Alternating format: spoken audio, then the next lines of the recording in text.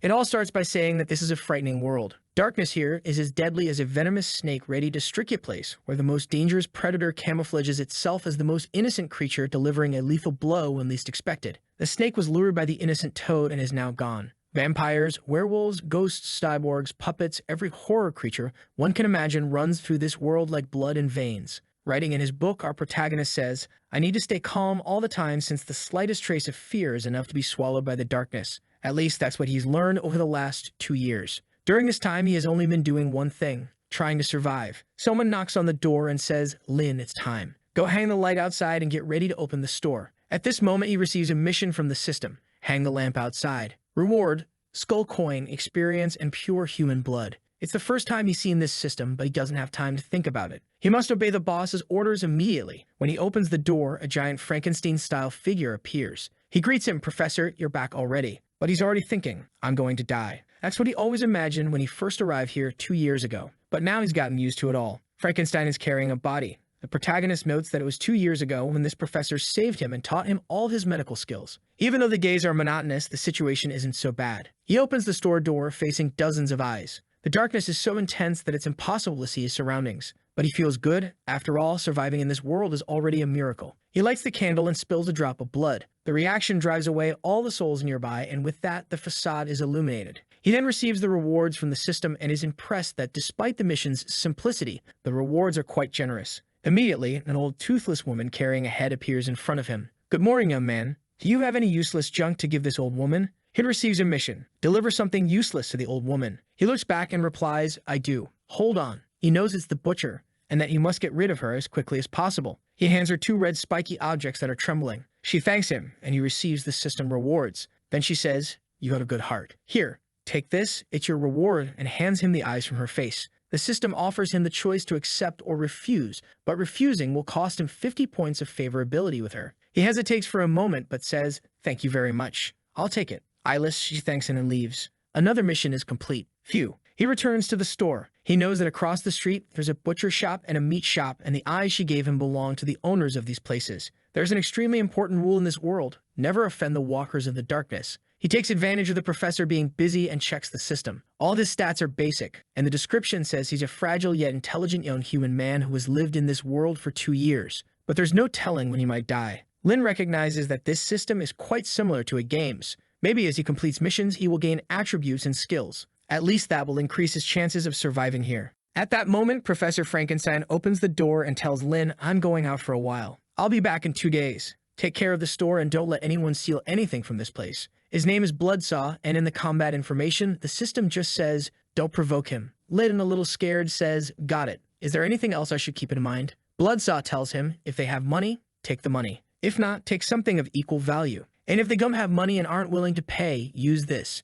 handing him Bloodsaw's blade. The system warns that it's extremely sharp and easily cuts through flesh and soul, but the more you use it, the more it craves things. Lin just thanks him before leaving. Bloodsaw adds, "Don't forget to feed the little baby after closing the shop. He hasn't eaten for a long time." He receives the same mission from the system. Bloodsaw warns, no matter what you hear outside, never leave the range of the soul lamp. If someone asks for your help, ignore them. Close the door and windows at night, and no matter who calls for you, stay quiet. If someone comes in, kill them all. Got it, Lin says. These 2 days are going to be torture. Sitting at the table with the blade, he's just waiting for the time. As soon as the clock strikes, someone knocks on the door. "Excuse me, is the owner there?" He approaches the door and looks through the peephole, seeing a little girl holding a doll. The system gives him a mission: help take care of the injured doll. In the system's attribute window, it warns of a wandering soul from the valley looking for her mother with the doll as her ally. Whoever dares to steal her doll will end in her belly. With tears in her eyes, the girl pleads, "Please, my doll is hurt. Can you save her?" Lin looks at the soul lamp and sees that the reaction isn't very intense, meaning the girl isn't that dangerous.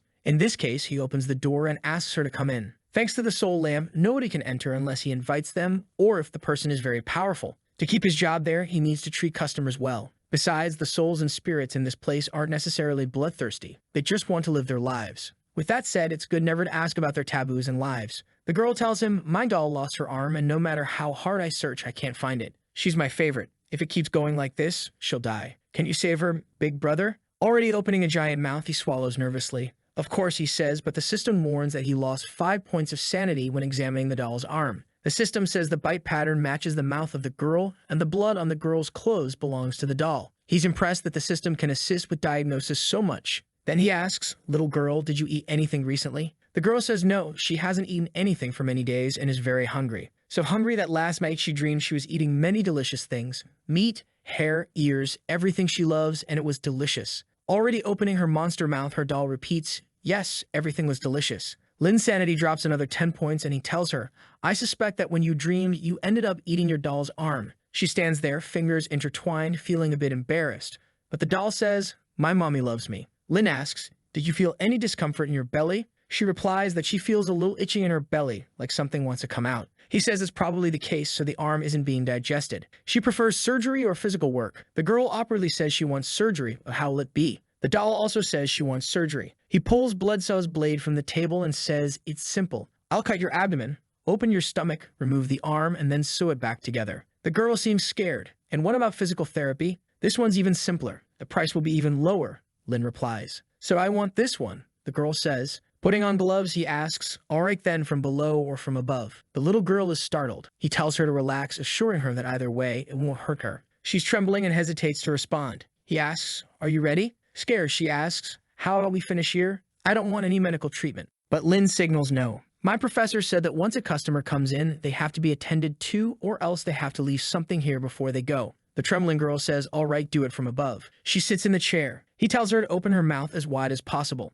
Lin smells a terrible odor coming from her. He puts a metal circle in her mouth to prevent her from biting and pushes the arm inside her stomach. The girl is writhing in agony, but he tells her not to move. It'll be over soon. He searches inside her stomach until he finally manages to pull out the arm. She's agonizing in pain, and he confirms, "You really accidentally ate your doll's arm. She just didn't tell you because she knew you were hungry. In the future, I'd advise you not to digest strange things." He then opens a drawer. "The cost to put this arm back on the doll will be 30 skull coins. Do you want me to proceed?" The girl says yes, struggling to speak. The doll in desperation says, "Please, no, Mom." But he reassures the doll that he'll reattach the arm easily. He manages to reconnect the doll's arm, earning a lot of points in the system. He hands her a medicine to use on the doll once a day for a week, and she should be recovered. He pours the medicine on the doll's arm, and she agonizes once again, running to the girl's arm, asking to leave. Lin looks at her and says 10 for physical therapy, 30 for sewing, 70 for medicine, a total of 110 skull coins. "Thank you very much. Hope to see you again." The girl seems timid, takes some coins from her pocket, and throws them to him. "I'd only have 20, she says. He stops for a second, then says, "You still owe 90 coins. You can use part of your body as collateral. It's okay. I'll do it for free for you." The girl takes a step back, afraid. "I still have 10. "Great, now you owe 80. She says he can keep the medicine. She'll buy it next time. "All right, now you owe 20 coins. She asks if she can pay on credit and then come back to pay later, but Lin says it's a small store. They can't offer credit. "How about leaving an eye as collateral? You can even keep the medicine, and I'll give you 40 coins in change." Covering her eyes, she asks, "Can I pay with something else?" He asks, "Like what?" She lowers her head, looking a bit embarrassed. "With my body," she says. Lin is taken aback, wondering what she's thinking. He stands up, staring at her. She asks, "Can it be?" But he replies, "I don't accept your body. I just want your right eye. Relax, when you earn the money, you can buy it back." She cries and says, "All right." The doll says, "No, Mom, don't do it." But the eye has already been taken out and stored in a jar. He then receives a lot of items and money from the system. He looks back. "All done. Please come again to Sanguine Blood's pharmacy. I'll be happy to serve you once more." She leaves in tears, saying she'll never come back. "I don't want my mom." Lin finds this reaction odd, and the system gives him a quest. The blood puppet is looking for its mother. Help her find it. 200 favorability with the girl, 100 with the doll, and a special reward. He ponders a bit, staring at some hair, some ears on a plate. Those are some of the items he's been receiving from the system. He's sure that little girl has done much scarier things. Oh well, it doesn't matter. I'll talk about it with her next time. Lin notices that he's been earning a lot of skull coins, which is the currency of this world. It's a shame he hasn't been able to leave the store in the past 2 years. Looking outside, seeing the crowd of eyes, he thinks having money isn't a problem. Right. Maybe in the future, I'll have a chance to use it. At that moment, a pig without an eye enters the store. He's the owner of the butcher shop in the Valley of Wandering Souls. He's your friendly neighbor and is very happy to share a prey he just caught with you or share you with others. Lin looks at the pig, noticing that the lamp is turning very red. "Welcome to Sanguine Blood's pharmacy. Is there anything I can help you with?" He thinks that thanks to the action of the soul lamp, monsters usually don't attack him, especially because if they do, he can use the power of the soul to suppress them. However, this doesn't work properly with those extremely corrupted ones. In the end, it's a ruleless world. The pig passes through the door and enters the shop. Damn, that old lady. She tore out one of my eyes just because of junk. Next time I see her, I'll... He interrupts himself as he sits at the table. Where's Bloodsaw? Bring him now. I need a new eye and I'll pay with prey I just caught. Lin responds, my teacher went out to take care of some things. If you be anything, just talk to me. He receives the mission from the system. Help the pig monster find the new eye. The pig stares at Lin. Oh, it's you. The system warns that the crisis has increased to 89%. They are silently staring at each other. Then the pig says, okay then, you do it. He picks up some items, organizes them, and says, we have human eyes, pig eyes, eyes of dead bat specters, and puppet doll eyes. Each one has its price. Which one do you want? The pig looks at them all, thinks for a moment, looks at Lin, and says, I think your eye is the best. Lin loses 10 sanity, and the crisis increases to 91%. He asks, mine? The pig responds, why can't it be yours? Lin feels a bit awkward, but suddenly takes his eyeball out. The system warns that his life is in danger and says he lost an organ. With the eye in his hand, he says, okay, this one here costs 200 skull coins. No refunds, even if it doesn't connect to your body. The pig is startled, disbelieving. Impossible, absolutely impossible. When that old lady pulled out my eyeball, I was agonizing in pain, but he, a mere human, didn't even hesitate to remove his own eye. With that, the crisis drops to 50%. He stands there, staring at the pig with the eye in his hand. The pig thinks, I understand. He's not human. He was transformed by one of those creations from Bloodsaw. Lin approaches with the eye. The pig says, I don't want yours, I want my own eyeball. If you don't have it, forget it. The crisis drops to 45%. Lin puts his eye back and says, your eye is with me. The pig is surprised. He shows it to him and asks, it's this one here. The pig asks, where did you get it? Lin tells him that this morning he found a kind-hearted lady who gave him this toy. The pig looks confused. The butcher, she's a monster capable of removing my head, and she gave my eye to a pharmacy apprentice for what reason? Minus 30 sanity for the pig. Lin just looks at him while the crisis is already reduced to 20%. The pig asks, she gave it to you and you're just going to give it back to me. Lin says, I'm not giving it back to you, I'm selling it to you. The market value is 200 skull coins. The pig understands and agrees. Okay, I'll buy it then. The crisis is now at 10% and Lin asks, do you want to do this here or on the operating table? The pig says he wants to do it here, thinking no one has the courage to lay on that operating table. Lin tells him to rest his head on the table and stay still. If it hurts, he can scream. The pig jokes, scream in pain. Lin then pulls out the blade and heats it on the candle. The pig trembles, wondering why he's heating a knife to reattach an eyeball. Lin approaches and says, you have some blood clots and some stones in your eye, but it's all right, I'll clean them for you. Don't worry about the price, it's a complimentary service. The pig seems reluctant and his sanity drops by minus 10.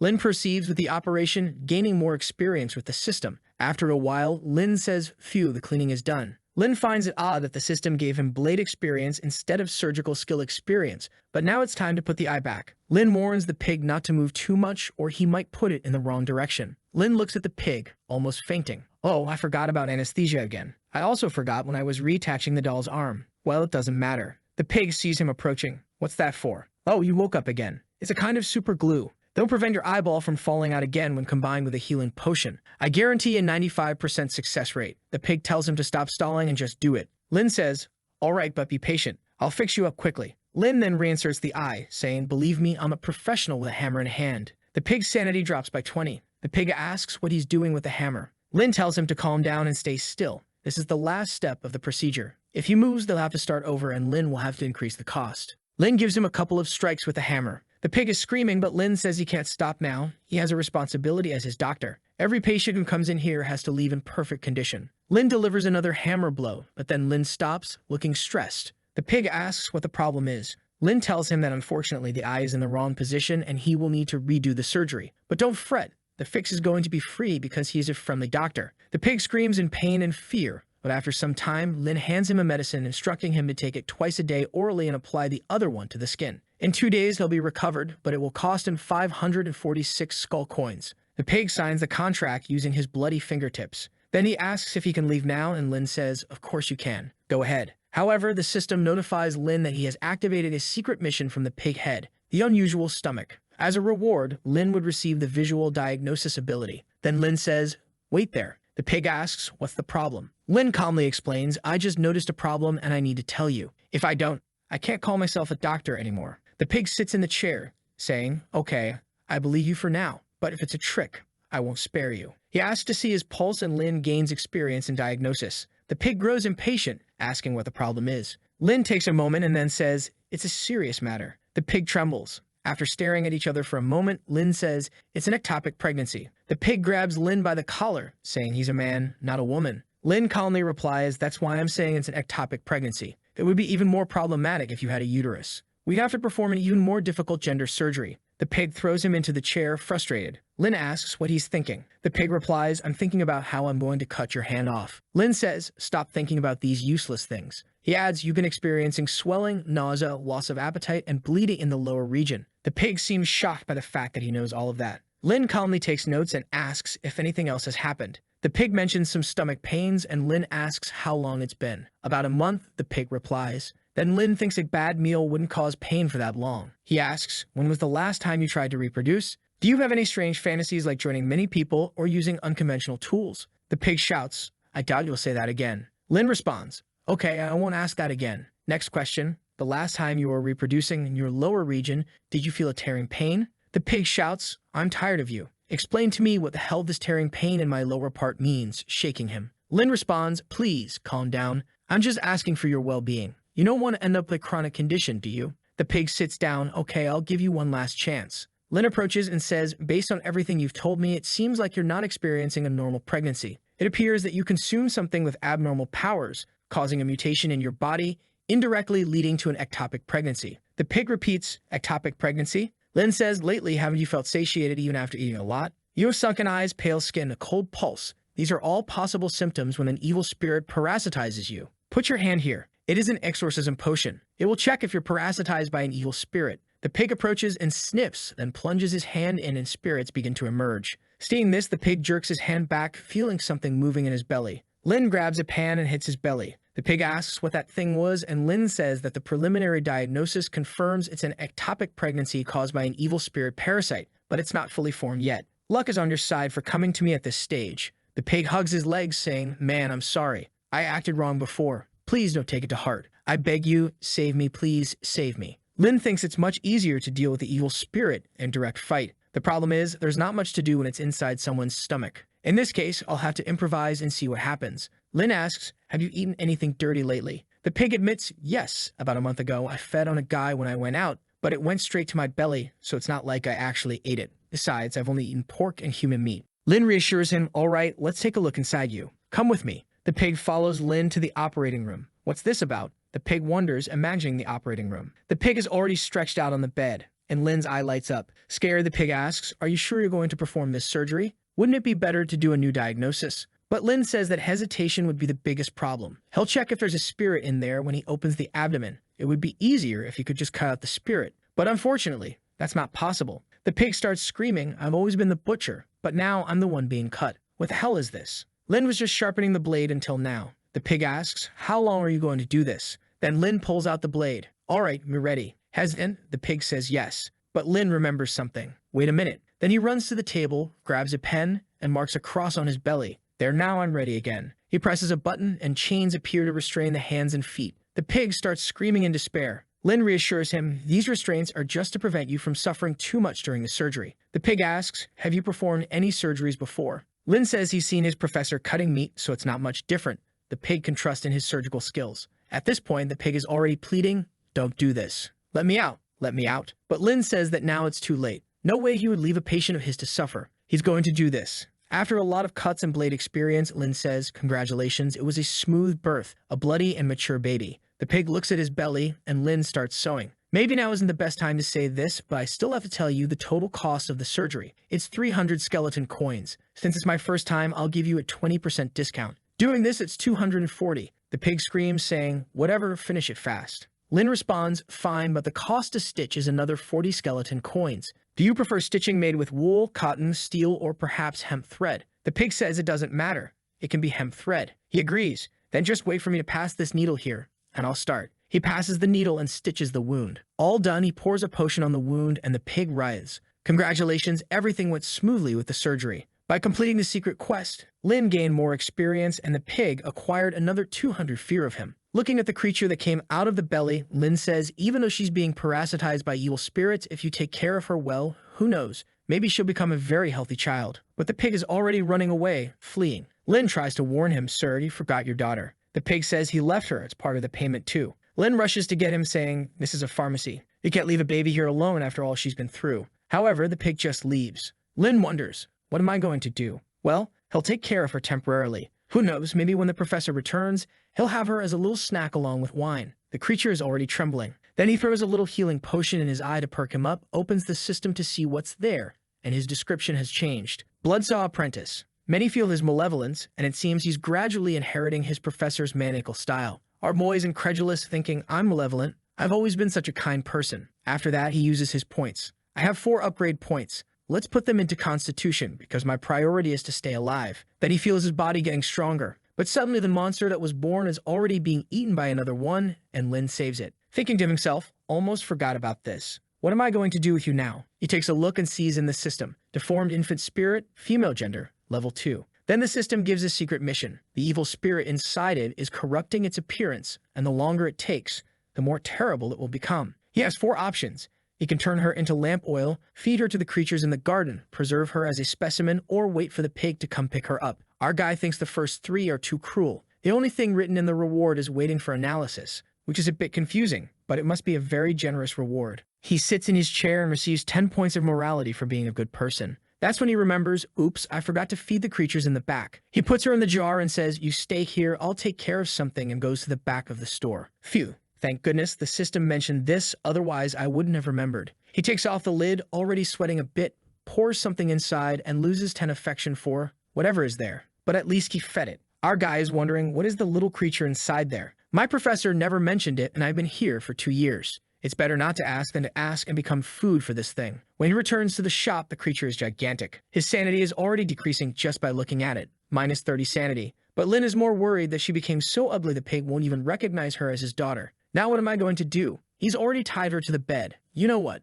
I'll do them a big favor and give her a makeover. Otherwise, she'll scare everyone on the street. He grabs a tentacle to take a closer look, and it stops moving, putting 10 more fear in the child. Poor thing. He tells her to relax. He's just going to work on her appearance. Another 10 fear added, but he's all happy there, mistreating the creature until someone knocks on the door. When he opens it, there's a burnt mummy standing there. Ah, welcome to our store. The system shows a 99% burn evil spirit carrying a great malice against anything that's beautiful. The creature cries out, I want to change my face. The system activates the Burned Ghost Face Change quest, rewarding 50 skeleton coins. Our guy says, all right, take a seat. Wait a little while, I have another surgery to finish. Coincidentally, it's also a plastic surgery. Do you want to sit here and watch? Let me show you my excellent medical skills. No need to be nervous. Although I have no experience with plastic surgery, when I used to sculpt clay, they turned out quite beautiful. Changing a face is quite similar. It's like working with bread dough. The important thing is the elasticity and resilience. Not too dry, not too wet. I need to apply the right amount of force to fix the faces. The mummy gains 10 fear. Lin starts. He slaps it, rolls it, tosses it up, and pulls it to the side. The mummy is shocked, losing 20 sanity points. He grabs the head, places it on the table, and stares at it. There's something wrong here. This store doesn't seem normal. The mummy asks what he's doing. Well, this child here is very ugly, and as a doctor, I just want to give her a prettier face. The mummy comments on his unique technique, thinking he won't fix it this way. Then he accidentally squeezes too hard, realizing he's crushing her head with each movement. Oops, sorry, I squeezed too hard. He sees the creepy smile of the human losing 20 sanity. The mummy thinks, I knew Bloodsaw left someone to take care of his shop. I just didn't imagine it was someone crazier than him. Does this mean I'll become this horrible thing, like those creatures in the back? He hears a sound and wonders if Bloodsaw is coming, losing 40 sanity. But our guy appears, apologizing for being late and sharpening the blade. What's wrong? He asks, but scared, the mummy ran. The system says the quest failed, but he gained 400 fear from the creature. Congrats for getting his first client with extreme fear, earning 100 coins for it. Our guy wonders why the creature is so afraid of him. He was polite and smiled the whole time.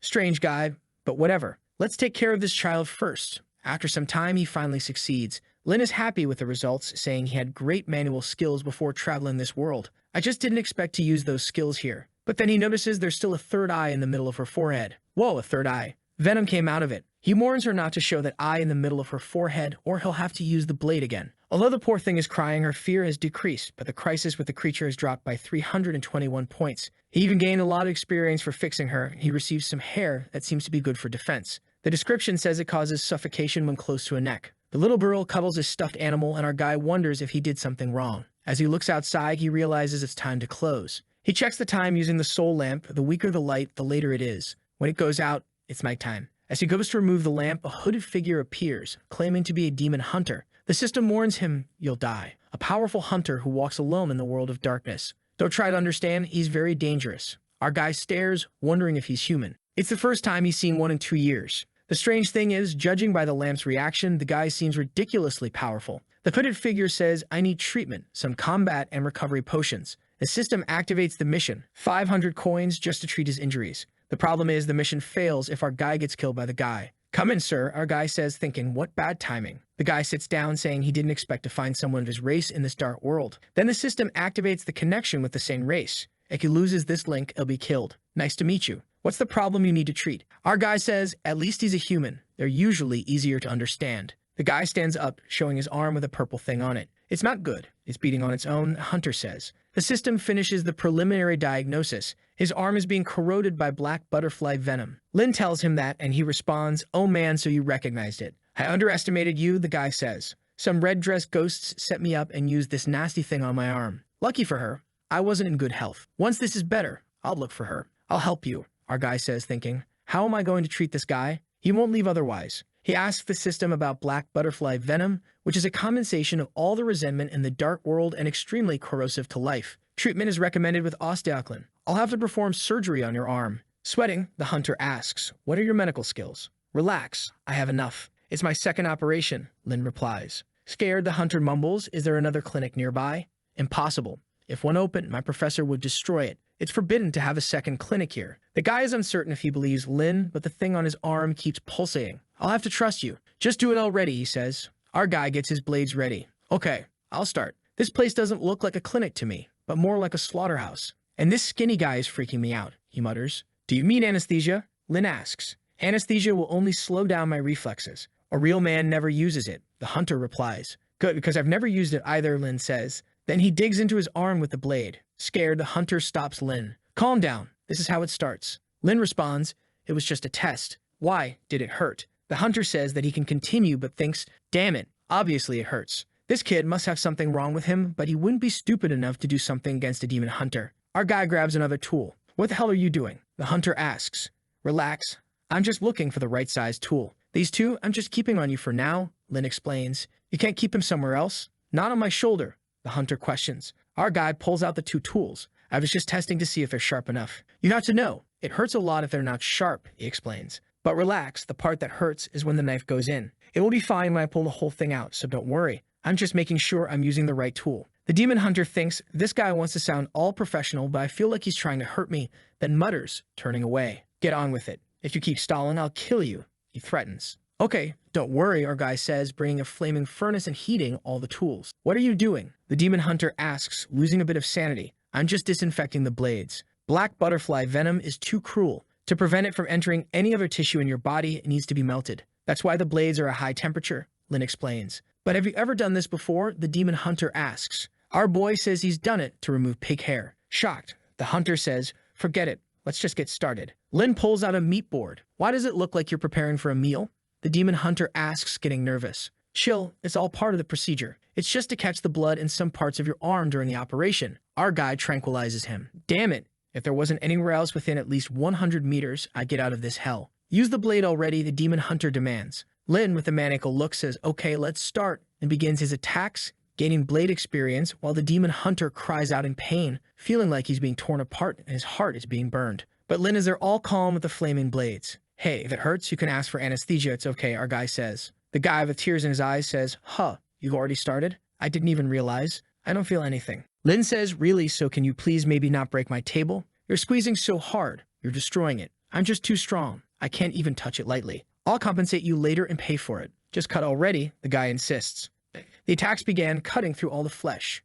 Wait, please stop. The guy pleads, but it's too late. I thought you'd stop, but you didn't. Damn it, he exclaims, literally banging his head against the wood. What are you talking about? If I go slow, you're not satisfied. If I cut fast, you complain. Now that I'm halfway through, you're asking me to stop, Lin retorts. But this isn't surgery, it's torture. Why are you cutting so thin? Just rip it out. It's like you're making noodles. What do you want? Hurry up and finish, he demands. Ah, that's it. Why didn't you make it clearer? You want me to finish with a single cut? Lin asks. What do you mean by a single cut? The hunter wonders. It's a quick cut, but if I hit an artery, you might die. I'd rather not do it that way, as I'm a doctor and my patients are like children to me. I can't allow them to die with a simple treatment, Lin explains. Of course, you can always opt for anesthesia, he adds. Just cut already, then I'll never come back to this place, the guy says. Lin replies, don't worry. When I'm done, I guarantee you'll come back later. The poor guy's lying there, drooling. Our guy made a mountain of stuff from his arm. He looks at his back. Did the devil do this? he mutters, picking up the stones. Our guy pours some 75% alcohol on the wound. Phew, the wound's clean, he says.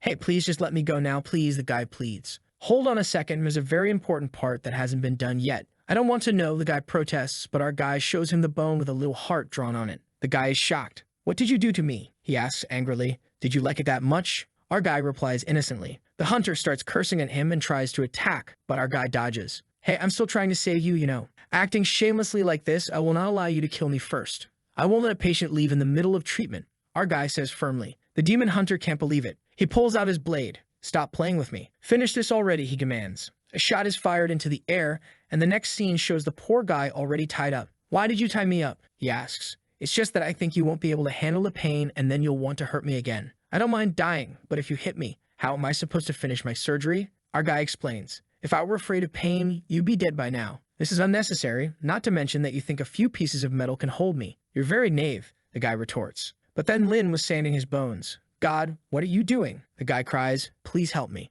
Our guy reassures him, I'm just scraping the bones, relax. I told you it would be painful. What are you scraping my bone for? The guy asks.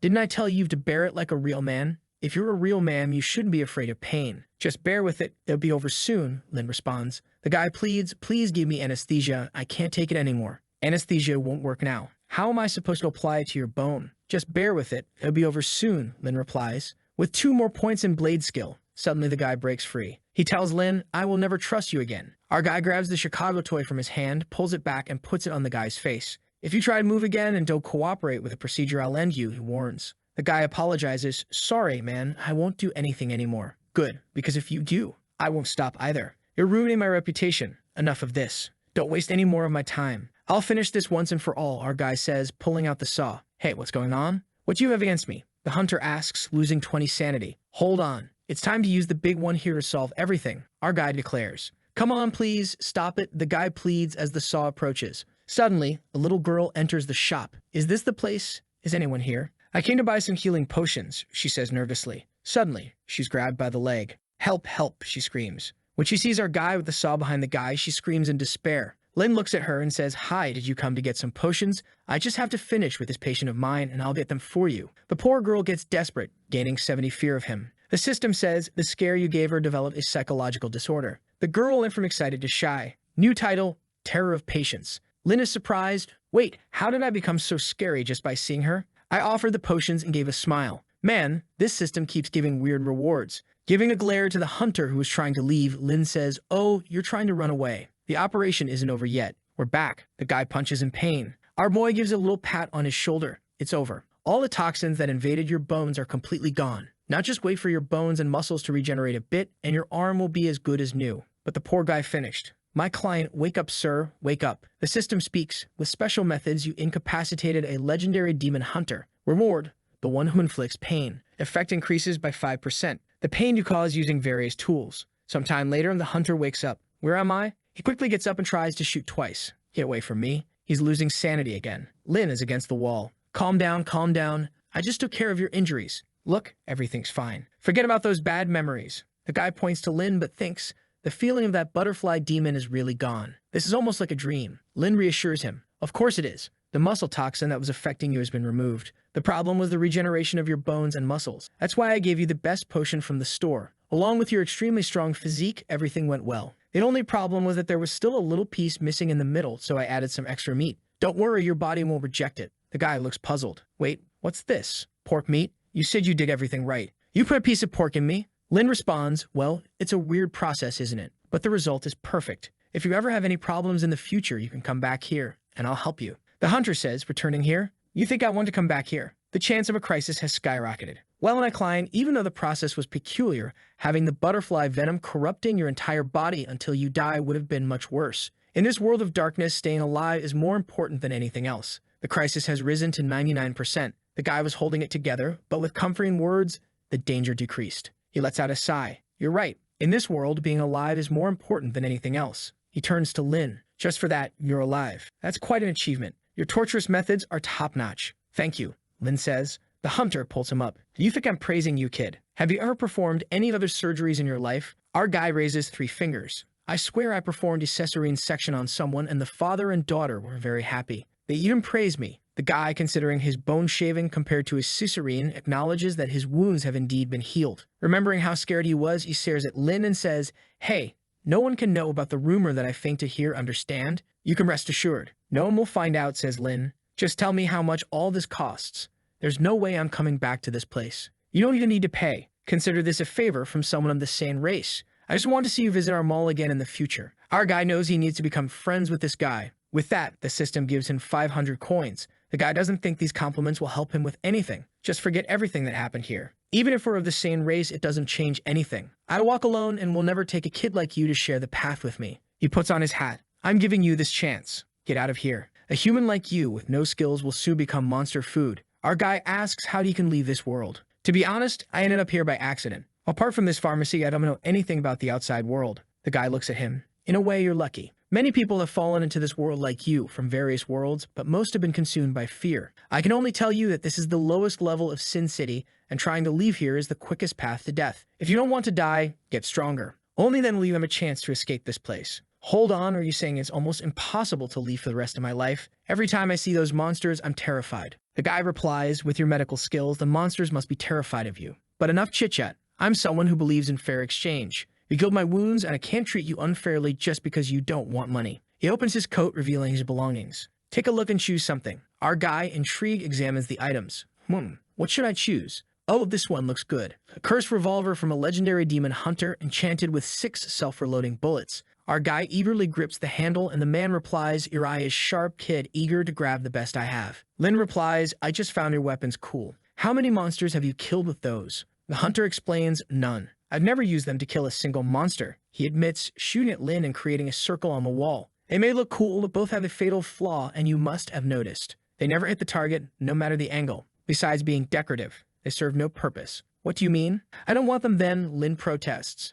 But the hunter insists, as a man of justice and integrity, once you've chosen them, you can't refuse them, or it would be disrespectful on my part. You have a chance. Take them, or I will do something. Our guy considers, then decides to take them, thinking he'll dispose of them later. Good choice. Just know that due to their curse, you can't voluntarily get rid of them. They can only be transferred through a fair exchange. Luckily, your intense desire attracted them, as curses like to find someone to pass on to. It's not easy. You're clearly trying to pull a fast one on me. This surgery was a lot of work, and I owe you this big favor. As an extra reward, I'll remind you tonight, no matter what you hear or how terrified you get, don't go outside and don't open that door. Seems like something extraordinary happened here." Lin asks, "Is it a monster or what?" But the man disappears into the shadows. "I think it's better if you don't know. If you manage to stay alive until tomorrow, maybe we'll meet again." Lin reflects on how his teachers said the same thing before going out. Tonight, he needs to be much more careful. There's half an hour until darkness. No visitors should come during this time. He stares at the little creature on the ground, already level 7. This child keeps leveling up. Soon, it'll be difficult to deal with. Then he uses the Chicago kid's toy, barely missing the target.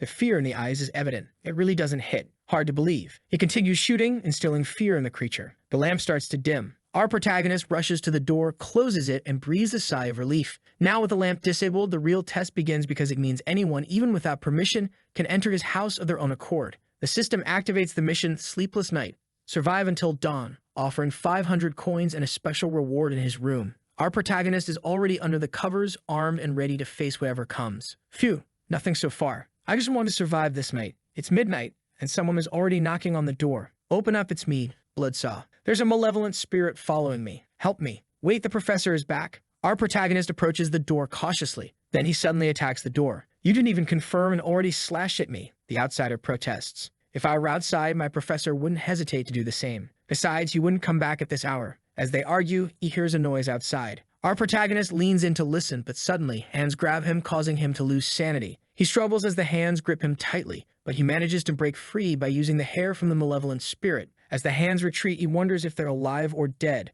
but decides it's better to be safe and delivers the final blows. You killed the deceiver of flesh and gained 100 experience points. Phew, I managed to survive, but the monster knocked on the door right at midnight. Who knows what this night still holds? As he cleans the floor, the system gives 2 warnings. The root level monster is approaching, and the crisis level is at 100%. Our protagonist, already at the door, wonders if it's the creature they've been mentioning. He waits, and the hand starts to move. Suddenly, he's being pulled. He grabs his knife, smelling something awful. When he looks, there are 2 huge eyes staring at him. He quickly hides again, but the eye is right behind the door, facing him. Darn it, this monster's heartbeat is so loud. He hears licking sounds. It's kind of cute until the lick reaches his face. No, that's not cute. Forget that. He loses 40 sanity, trembling. I can't panic. If I do, I'll be eaten. The monster licks his cheek lightly. Doctor, I found you. Open the door. I have a toothache. A toothache? Is the monster not here to eat me, but to get a dental checkup? Our protagonist responds, our little clinic doesn't receive patients at night. Those are the rules and I must follow them. But the creature threatens, open up or I'll eat you. Reluctantly, he opens. Hello, my dear client. This clinic will serve you level, race, and abilities unknown. The monster complains about a toothache, unable to eat. Don't worry, I can definitely help you. A toothache is such a small thing. It'll be quick. He calms himself thinking it's horrible, but it's a client like any other, just another day. As he approaches the monster's mouth, he activates the system's mission to treat the toothache, offering 1,000 coins, 50 favor with the unknown creature, and no penalties. He thinks, of course there won't be any penalties.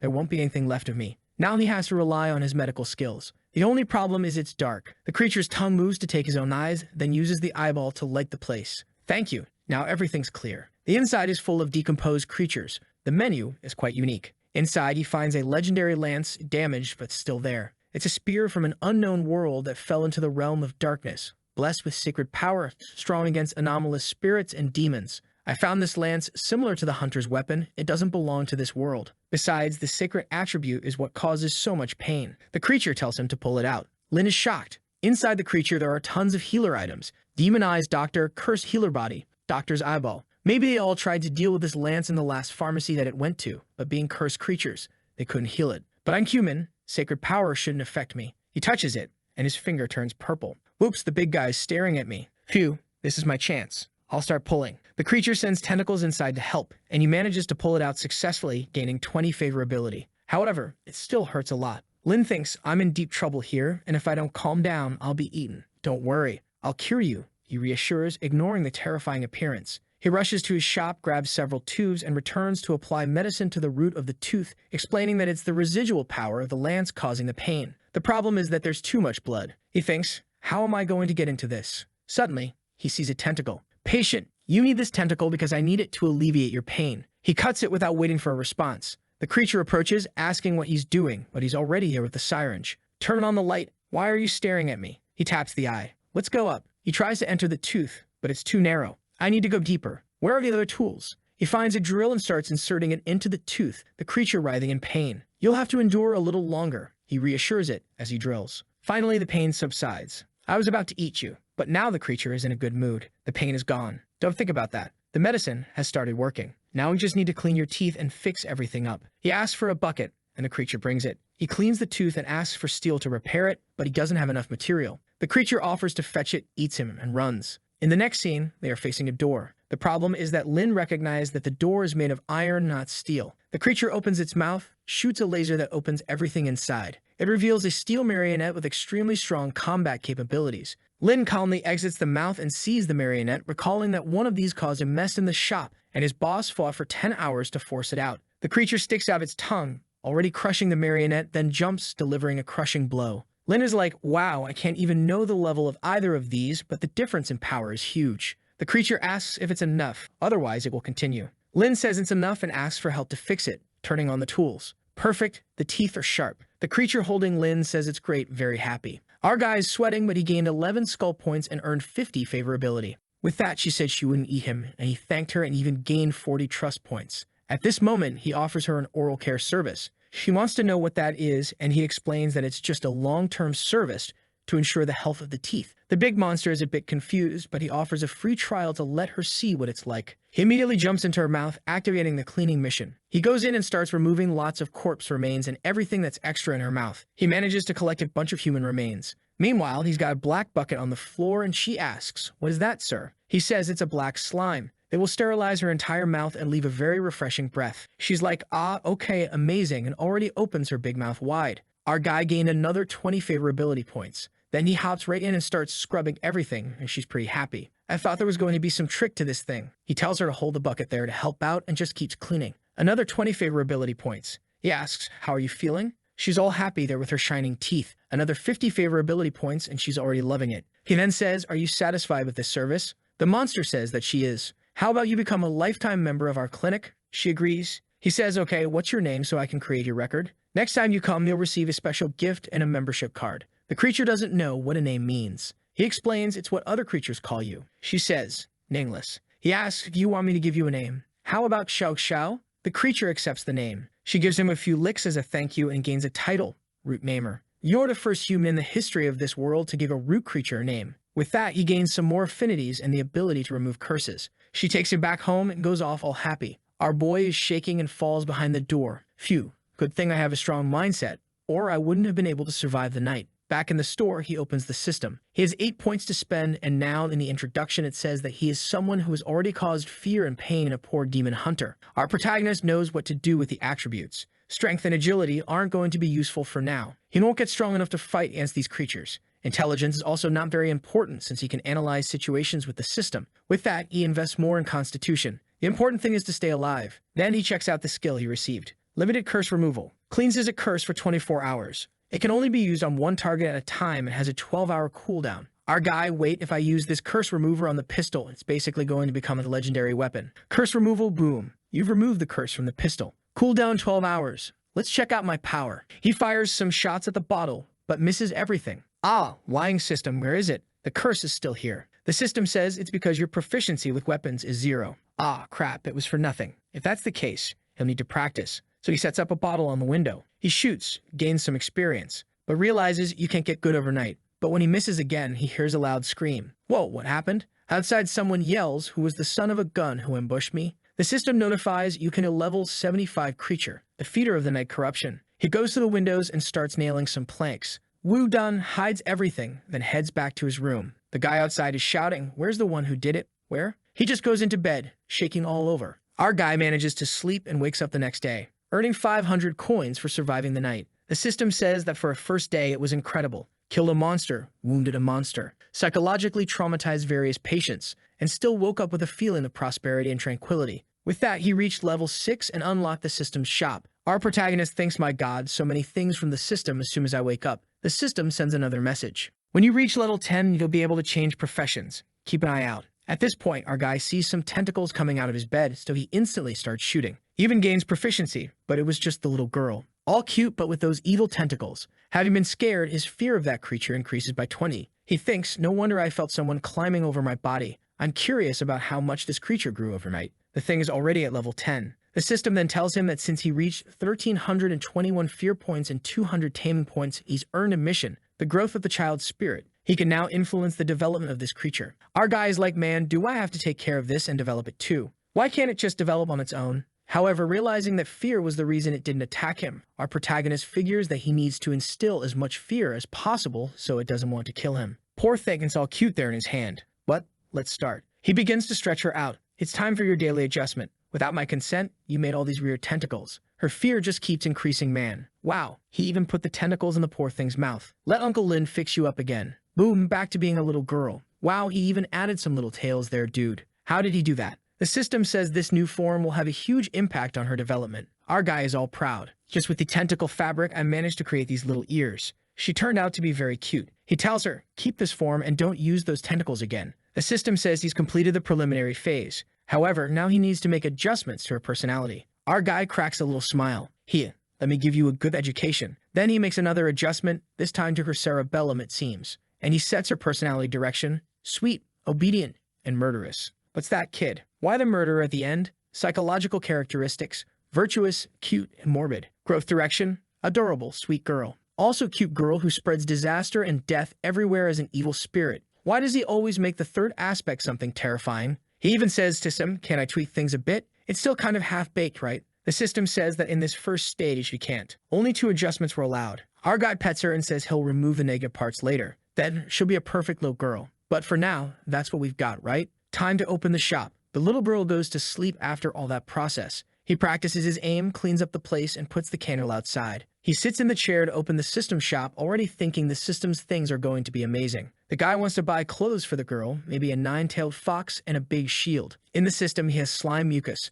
a charm that attracts money, baby diapers, a growth elixir, magical meat blocks, and a succubus's enchanting perfume. Our guy doesn't seem to like it. What the heck is this system? Refresh this, I want new items. The system says that function is not yet available. Be patient. At 5 a.m., the items change. Well, out of all of this, at least he's going to buy the toxic slime. It could be used to make some potions in the future. But then he sees the unlucky cat that also brings money. He thinks, well, I'm a very lucky guy, right? Here, I guess I'll buy it then. There goes 200 coins for the big cat that appears in the store. He looks at the diaper, checks on the little girl. Well, maybe I need to use this here. Buy it too. Man, for someone who didn't like the store, he's buying everything. Seeing the growth elixir that helps wounds heal, he thinks, yeah, this will help me a lot. Finally, something decent. Buy that too. Man, he's unstoppable. Today is the day the supplier comes to restock, so he's going to replenish all his stock. At that moment, the butcher lady enters the store with the same question as always. Young man, do you have something useless to give to this old lady? The system assigns the mission, and he brings out a bag of things he received yesterday. The old lady even asks, boy, do you have all this to give to me? He says, yes, ma'am, I can put it in the cart for you. She thanks him. Once again,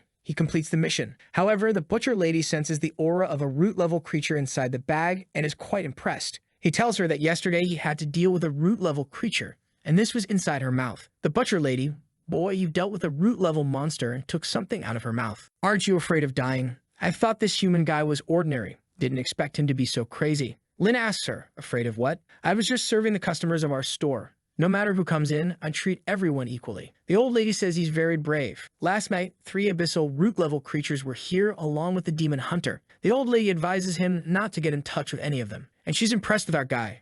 She tells him that in the 3 nearby villages, all the people were killed by those monsters. The protagonist says he served a demon hunter yesterday. She says maybe that's why he didn't go attack the Valley of Souls. Lin replies, I don't think that's the case. He was a pretty cute guy. I'd say it's impossible for him to be cruel. The old lady is puzzled. Cute. How do you find that guy cute? Our protagonist responds he was quite friendly, to be honest. The butcher lady is impressed by him, and he gains more reputation. She looks down thinking, as expected, there are no normal existences in this dark world, especially those who seem to be normal. She says, young man, the items you gave me are very valuable. I won't be able to digest them for a while. And this thing here that I picked up is quite useful. You can have it. Wow, what's this? A heart? Our guy loses 10 sanity points. Heart of a faceless demon. Cursed object. Can be connected to the heart of a target. However, it requires a lot of fresh blood to work. The old lady says if you want someone to die, just think about them with this heart and use your most vicious methods. Boy, you will be able to reap much joy. Lin knows there's nothing ordinary that this old lady brings. Just by the description, I know it's a lethal weapon. She then leaves.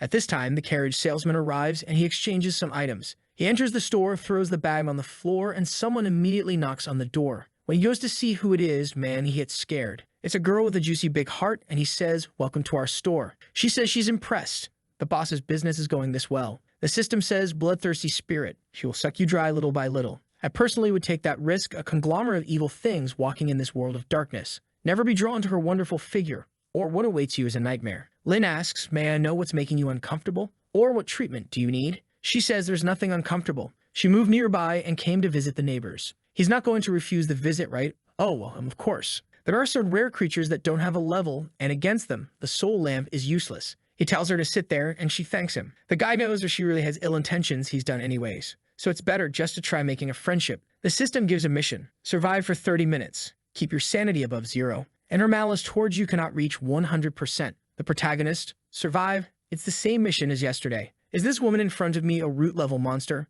The girl points to him, boss, you don't seem to be a native of this place. Aren't you afraid of being eaten by an unfriendly customer? Loses 10 sanity right away. There's silence. He says, I am somewhat afraid. But the job of a doctor is to save lives. If someone is my patient, I will take care of that person. This is my principle. She stands up, very interesting. But what if someone isn't your patient? The voluptuous monster comes closer to the side. He asks, what do you mean by not a patient? She whispers in his ear, like, what if I'm here to eat you and drink all fluids in your body? The crisis went to 61. But Lin has a stoic expression and tells her, impossible, sister. You're too beautiful, and your outer beauty surely reflects your inner beauty. For a girl as elegantly poised as you, even a meal must be worthy and graceful, like that of a noble. She steps aside, saying he knows how to talk. Phew, the crisis decreased a bit. She sits in the chair. Do you really think I'm beautiful? Lin says, of course. Then she opens her monster mouth. And now, giant worms came out of it. 30 sanity less. Next, she's moving closer. She says, I'm beautiful.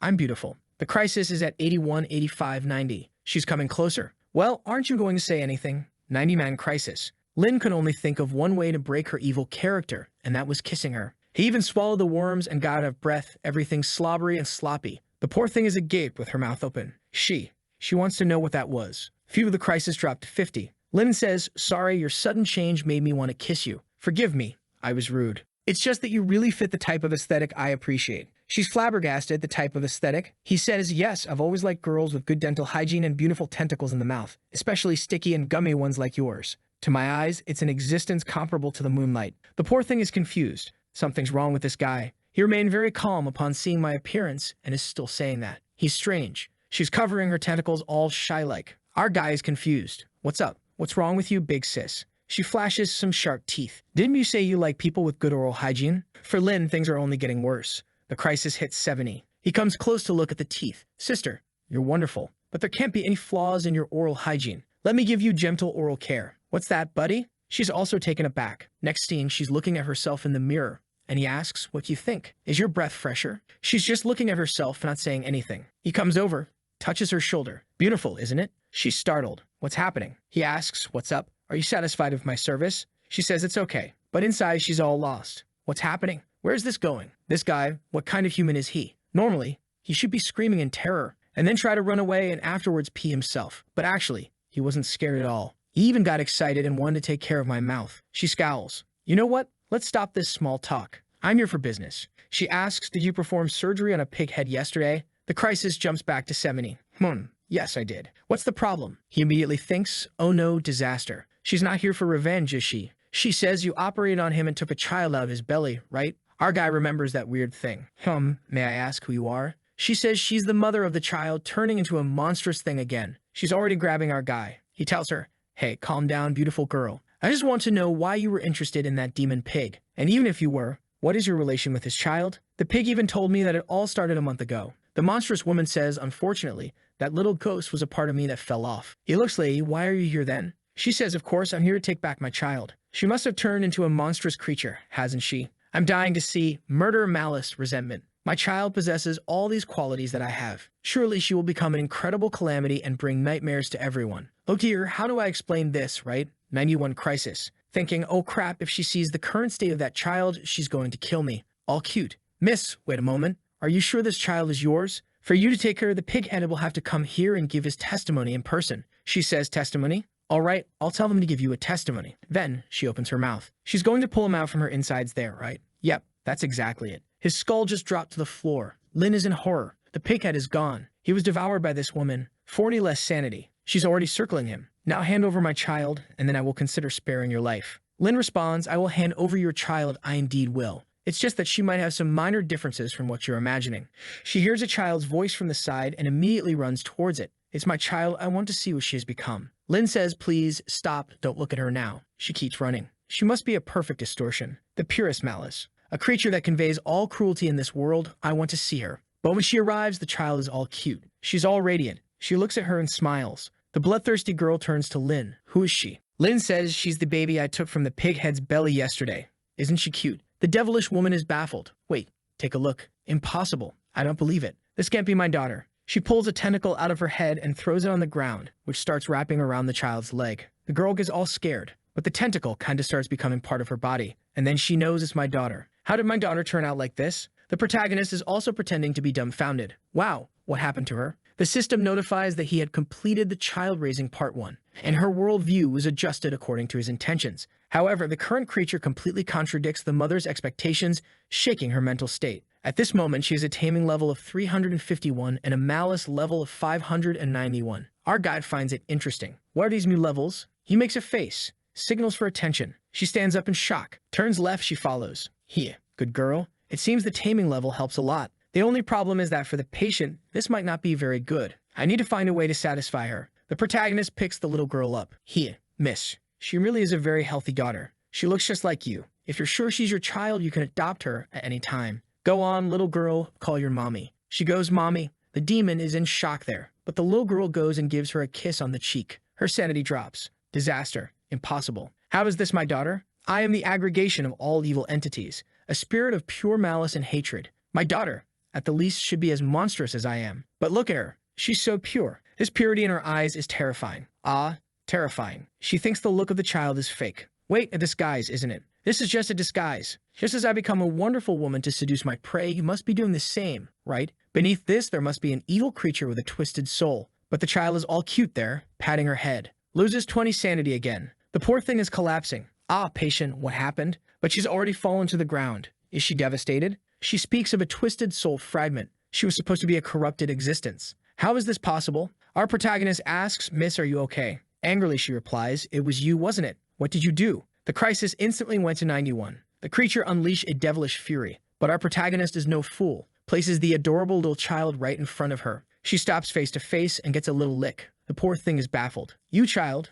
don't come closer. But he's just holding her there, man. She gets closer, and the crisis drops. Ah, the blonde-red ghost wants to flee the store. The system gives a mission. Make the malevolent mother accept that the child is her daughter, while eliminating all her hostility towards you. My God, but the system loves to give me some strange missions. But eliminating her hostility depends only on this child. He says to her, take a look at this beautiful little girl. She's so healthy. I think you should be happy. The monster replies, let me ask you something. If your child was born as a creature, would you be happy? He responds, shouldn't I be happy? She thinks, ah, damn, I almost forgot. He's a pervert that got excited even with a monster like me. Of course, he would be happy if he had a creature child. She, now with that terrible horse face, says, all right. But what if you had a girl with her appearance? Huh? Would you still be happy? Our protagonist asks, my daughter with this appearance? So cute? I would be even happier. She's lost. What kind of disaster are you? Happy with a monster, happy with a cute child. This doesn't make sense. But enough of this talk. You turned my daughter into this thing, didn't you? I won't forgive you. Lin interrupts her and says, let's put this aside for a moment, okay? Let me ask you, would you really be happier if your child turned into a corrupted spirit covered in tentacles?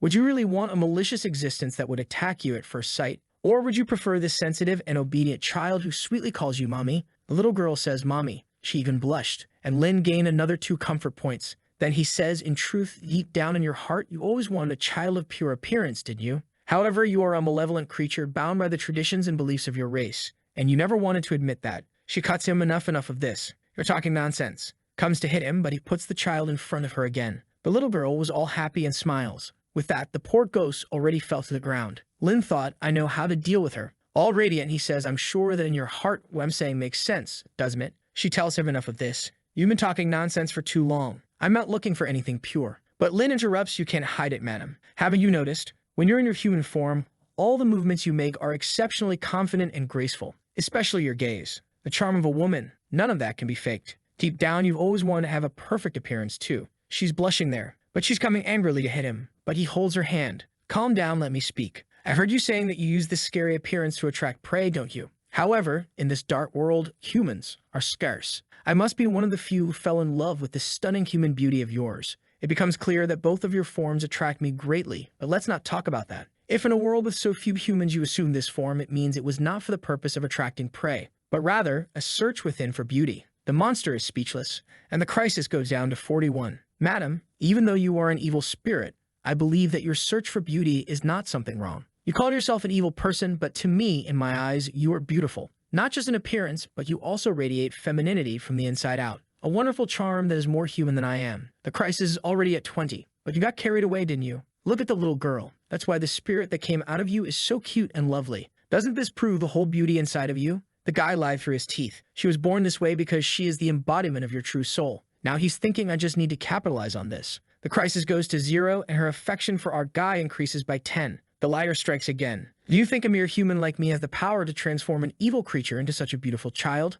Of course not. I've already gained a bunch of experience from sweet talking. She's all blushing. Boom, he sends the child. Take advantage, madam. This child is the most precious gift sent to you from the heavens. A beautiful little girl like this, who in this world wouldn't like her. The devilish one comes closer, but somewhat lost. Lin asks, so what do you think, huh? She replies, maybe it makes some sense. With that, mission completed. You survived for half an hour and earned a bunch of experience, coins, items, and 1% attraction from any woman. Even threw in the K-pop face there. Picks up the child, saying, forget that obsession in your heart and embrace your little girl. She's already all cute and now just looks like an alternative girl with tattoos all over her body. Lin says, stop waiting and come on already. He gives her the child that goes for a little lick. She's like, this is the feeling. I never imagined what it was like to be a mother. This is affection and joy. I don't want to have these sensations, so why do I like them? Our guy says, how about that, huh? Like the genuine feeling of happiness and sweetness? She says she's not used to it, but he says it's all right. For a first mother, these uncertainties are normal. It's like the first intimate time. It's always with a feeling of strangeness. She's already shaking her head there. What are you talking about?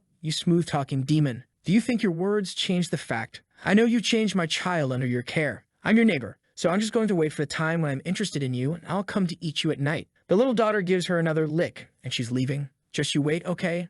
I'll be back. but Lin tells her to be careful and to come back anytime. Woody sits down in the chair, relieved. It's clear that I need to improve my combat skills. If I get into a situation like this again, I won't be so lucky. Especially now, considering that she might come after me at night, I need to get stronger. Well, at least tonight the professor will be back and then I'll be safe. Speaking of which, the system gave me something special, didn't it? Infectious aura, passive ability. When trying to persuade someone, it greatly increases the chance and reduces the target's malice towards you. He activates the new skill he acquired and someone knocks on the door. He gets serious, goes there, and opens it. The skull guy with the creature behind him has arrived. Black Knight. Extremely strong combat ability in attack and defense. A knight of death with an intense will to battle. He wants to challenge all those who are strong in this world. Lin thinks, here comes another tough one. It's definitely one of those elite bosses. The knight says, give me some combat assistance potions. Your reward will not be small. He receives a mission from the system. Prepare enough potions to satisfy the knight. Lin says, welcome. This is the right place. In the entire Valley of Souls, our shop has the best potions.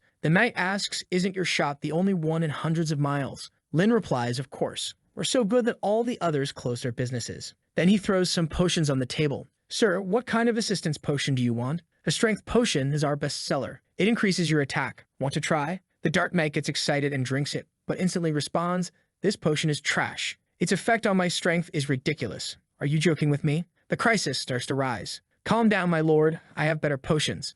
I will choose here. Once more, Lin is scared. Geez, if I can't make the potion this guy wants, will he resort to violence? He picks another one. Try this one then. This will satisfy you. Maximum tier Berserker Potion. Significantly increases abilities but puts the target in a Berserker state. The guy snatches it from his hand and starts to drink. Lin thinks this one can't go wrong. Its effect is unparalleled. He will be satisfied. But bang, he slams it on the table again. What a trash effect. This type of potion is only good for weak creatures. For me, it's almost insignificant. Lin tells him, calm down, sir. I'll get another one here. Just give me a moment. 20% crisis. Take this one. Trash. 30% crisis. This one here. Trash. 40% crisis. This is the best I have. Wow, this one's inspired. 60% crisis. The knight is clenching his fists. Your shop can't make a decent potion, huh? You're wasting my time. The crisis already went up to 91. Lin realizes the guy is about to attack him. The madman already reached for his sword. 97-98. Lin says, just a moment, sir. Our shop has a potion that I'm sure will satisfy you. Just give me a little time.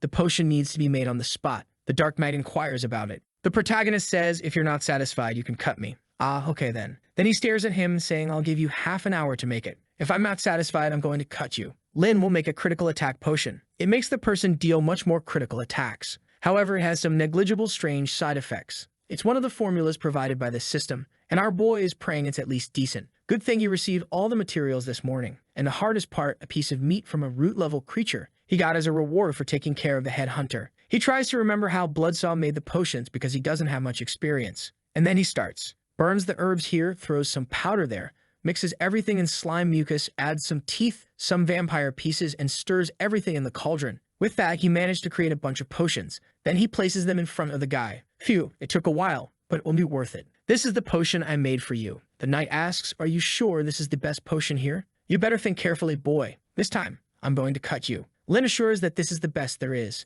However, now everything depends on its effectiveness, of which he has no idea. The knight opens the potion, smells a stinky scent. Strange, the smell is horrible, but why do I feel like my power is increasing? Then he takes a big gulp, while holding his nose. Lin is just watching. The armored guy throws the bottle on the ground. This is it. This is the power I wanted. And I can clearly feel my body strengthening. It's like a wild woman dancing inside of me. I don't know that feeling, but it must be crazy. Our protagonist thinks, well, it seems the potion's effect is strong. The armored guy lets out a shout. All the armor shattered, throwing punches around, going crazy. I want more. Such a potent potion. I walked through hell for years and I've never found something as good as this. He immediately asked our guide, what potion is this? What's its effect? Our guy says, this is our special critical chance potion. You deserve to have it. The knight asks, critical attack potion? I didn't expect an abandoned place like this to have such a good potion. With this, I will be able to take down that demon hunter. Our protagonist says, sir, this potion really has an explosive effect. However, I need to be responsible and remind you that it has a tiny little side effect.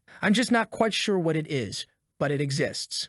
The knight replies, side effect, look at this explosive physique, this terrifying power. I'm not even afraid of death, let alone a little side effect. But a breeze from the door and wow man, the guy went bald. He sees the look on our protagonist's face and asks, are you in shock? Look at these perfect muscles. Lin nervously swallows while he can't say anything. Then stuttering, he says, patient, the side effect appeared. The knight's side effects, I don't feel anything. But then he touches his head, and the two are staring at each other. My hair. It hits the ground. Is this the effect you mentioned? The two fall silent there. I'm going to kill you. He comes at him and the protagonist says, you said you're not even afraid of death. What's the problem with going bald? You became the strongest bald guy. It's a small price for power, isn't it? Just a tiny one. The guy seems to be in a dilemma there. He thinks, well, I'm a warrior seeking strength. Going bald is not a problem, but my long hair matched my Black Knight vibe. But it doesn't matter. The potion's effect is incredible. I feel almost twice as strong. It's very good. He goes to the mirror there, striking that Ziz pose. So what if I'm bald? The important thing is true strength. When he looks in the mirror, his bald head looks like a shining lamp. Then he says, hey, I don't mind being bald. But why do I look like a lamp? The protagonist, I guess these special effects make you more unique, right? The knight, now covering his head, asks, how many of these potions do you have? Lin says, well, including the one I gave you, I have 10 more. The guy immediately shouts, I'll take them all. The protagonist replies, are you sure you can handle the effects? The knight grabs him, points to his head, and says, give me everything, no dawdling, or I'll kill you. Next scene. He's already leaving the shop with his shiny bald head. Our guy, goodbye, come back anytime. Then we see the Black Knight wandering around the ruined world. He jumps off his horse. There you are. I thought you were going to run. Face to face with the demon hunter, who says, I thought you were afraid to face me. But perfect, I've been waiting for you for a long time, Black Knight. The knight draws his sword. Today, either you or I will die. The hunter replies, you were no match for me decades ago, and it's still the same. But the knight pulls out the potion. It's still uncertain who will emerge victorious. Boom. He's already exuding a purple aura. The hunter recognizes the powerful effect and says, even with all possible medicine, the gap between us won't close. At that moment, he sees something strange. It seems like there's something shining on his head. How odd, there's even a sound effect. Wait, it shines again, what's that? Then the hunter says, apparently, Black Knight, you have a very powerful secret trap, don't you? But the knight replies, I don't use hidden things like you idiot. However, his head is reflecting and shining so much that the hunter is sure that it is some sort of secret blinding effect. Energy bomb, a sacred scroll. I got it, a magical reflection crystal. The knight yells, get out of here, it's none of those. I told you, man, I'm not carrying anything. The hunter replies, my god, but the shine is blinding. The knight then reveals, this is the small price to defeat you. I became bald, but stronger. Then suddenly, he jumps to strike with his sword. According to that human, my critical hit is maximized. Today I will bury you. The hunter thinks, darn, he's too bright, I can't see his movements. But he skillfully manages to escape, and the knight strikes the ground with his sword. Next scene. Someone knocks on the store's door. When Lin opens it, it's the hunter, all battered. Lin asks, just one day, how are you already so injured again? He enters, stop talking nonsense, just take care of me. I'll pay you double. The system issues the mission. The guy collapses in the chair, saying I encountered an old subordinate of mine who was never a match for me. And today, for some strange reason, he was extremely strong. Every attack of his was a critical hit. Lin asks, a critical hit. The hunter says, yes, that cursed one had a shiny bald head. It kept blinding me all the time, and I couldn't defend myself. Darn it, he enchanted his own head with the holy attribute. I'm sure it was when he took that potion. If I find out who gave that potion to that guy, I'm going to cut him into pieces. The protagonist thinks, oops, could it be me? It seems he was the demon hunter the knight wanted to defeat. Good thing he doesn't seem to suspect me. I have to find a chance to slip away. Some minutes later, Lin says we are done. I have some bottles here of healing tonic. 200 coins per potion and you won't even need surgery. However, at that moment, the hunter sees a bottle on the table. The hunter says, hey, that's the same potion that bald guy drank. He looks straight at Lin and says, pretending to be innocent, kid. I didn't expect it was you who had given that potion to the bald guy. Lin pretends to know nothing. What potion are you talking about? I have no idea. The hunter yells in his face, going to keep pretending? I saw the bald guy drinking something exactly the same shape as that one on your table. Lin says, was the bald guy a Black Knight with a horse? Yeah. Why? Okay, if that's the case, he really came to my shop and bought a lot of potions. He was very generous and gave our clinic 10,000 coins. The knight asks, 10,000? What kind of potion is so expensive? Capitalistic Lin strikes. My chance to make money has arrived. Then he starts his sales pitch. My great customer, who just released the incredible critical potion. It defeats monsters in the competition. It's an exclusive collection. The hunter interrupts him, began seller. Shut up. Stop selling me this thing. I just want to know why you're helping a creature of darkness hunt your own race. Lin says, I think you're jumping to conclusions, sir. First, I didn't even know the knight was going to hunt you. Second, he came to buy various things and was very generous. There was no reason for me not to sell. Third, since he bought this potion to deal with you, why don't you repay him with kindness? The knight throws Lin to the ground. This seller is trying to deceive me. But to deal with that guy, I have no choice. How much does it cost? Our guy, the price per unit, is 2,000 skull coins. However, considering our friendship, I'll give you a 20% discount. 1,600, almost a bankruptcy price for my shop. Suddenly, the knight draws his weapon to Lin's head, saying, I can also kill you here and take over your little shop. It's not impossible, right? Lin replies, but we share the same blood. We're of the same race. What are you doing? Our relationship, it's better than relatives, man. Our friendship, it runs through my blood. Just because of that, I gave you these 20% off. Then you come and say you're going to kill me? That hurts my heart, you know? Lin grabs his hand to pretend that he's being abused. Let go of my hand, kid. He lets go. Phew. What a disaster. How many potions did that old guy buy? I want several too. Money is not a problem for me. Hurry up and prepare them. Then he looks at everything and brings 10 critical potions plus the potion I used to heal your arm. A total of 16,900 coins. Let's round it up to 17, right? You can pay with 17 black skulls. The hunter threw the money and left. Dude, Lin just thanked him. I think he forgot to warn that you would get bald. However, with that, you completed the system mission. Happy with the profit. I made a lot of money today. Wait a minute. With this potion going around, everyone's going to end up bald. I think I'm going to start a hair transplant business. Buy a critical damage potion and get a hair transplant free. I'm going to make a lot of money. And then see the bald knight searching. That darn hunter was badly injured. He didn't go far. I can feel his presence. He's nearby. I need to kill him. This is going to greatly increase my ranking in the dark world. It's been hundreds of years. I can't miss this opportunity. That's when he sees something coming from behind. He turns around. Found you. Wait a minute. What's this light? What's coming? Why do I feel a sense of familiarity? The hunter got really ugly. What a huge head. The knight is startled. Is it you? The hunter says now we're going to finish our battle. The knight calmed down. You too? Yes. I may have gone bald, but got much stronger. Thought you were the only one going to be bald. Now that I am too, you better get out of the way. The knight says, it seems we're back to square one. However, mine is brighter than yours. He forces his head, raising it to 300 lumens. Oh yeah, then check this out. I just increased the frequency of mine. It's shining brighter than yours. A skull guy is getting up to 400 lumens. Mine shines brighter. The two start a contest of who shines brighter. Suddenly, take this sword strike. Enough with the jokes. The skull guy asks, why did you go bald like me? You're copying me. You must die. Then the fight begins. An open exchange back and forth. Meanwhile, our little boy in the shop earned an achievement as a potion seller, in addition to reaching level 6 and unlocking the vision function. He's confused. Vision? What does that do? The system explains that it's an illusory domain, a mirror of things that have existed for thousands of years in this dark world. He thinks it seems similar to the idea of being in a field of consciousness. The system then says that each time he enters, it will cost 500 skull coins. Wow, that's expensive. But what can you do? I made so much today, so let's take a look. He clicks on the little eye and is transported, appearing in the middle of a green nothingness. He asks, is this the so-called vision system? The system explains yes, and that there is the 11th abyss of the world. This is vision zone number 900. In this zone, the Supreme Being prohibits any kind of conflict. Our guy looks at the big eye there and thinks, is that the so-called Supreme God who observes everything? At that moment, he asks the system, do you have anything to do with this so-called Supreme God? Because I feel something familiar when I see you. The system says no relation at all and gives him 1,000 coins. Peculiar. The system forms a rune on his arm and says he can check the information. But be careful so that no creature that discovers his true location. He then transfers 1,000 gold coins from his profile to his profile within this world. In this place, everyone has an attribute window. His panel shows Lin, human race from another world with no identity, with 1,000 coins and a medium danger ranking. Around him, there seem to be only some ghosts. At that moment, he receives a message. Blood. And that message warns that a battle is happening in Ghost Alley. A hunter versus a black knight. Whoever wants to watch has to pay 20 coins. He asks, how does this work? Can you really get information like this? He pays the 20 coins and gets transported. Wow, am I in Ghost Alley? The visuals are so immersive, but really on hearing the sound of a fight happening. He looks around and goes to see who is fighting. Is it the hunter and the black knight? They're fighting again. A message alerts that it's the black knight ranked 171 against the hunter ranked 143. In the chat, everyone is talking about the fight. Some guy wrote, damn, I want to see the hits, but I just keep looking at those bald heads. Lin is confused. What's this? Why does it feel like I'm watching a live stream on YouTube? I didn't imagine this dark world was so modern. Well, if I can expand my business in this vision world, that would be good. Just imagine providing medicines, assistance, everything would be more convenient. But if I can get in here, surely the boss can too. Why doesn't he use this to do marketing for the store? He then takes a look at the conversations and sees there's a regional chat. He's like, wow, man, it's just like an online game. In this chat, someone's saying, be careful with that doctor's shop. When I went there, he was on top of someone with a chainsaw,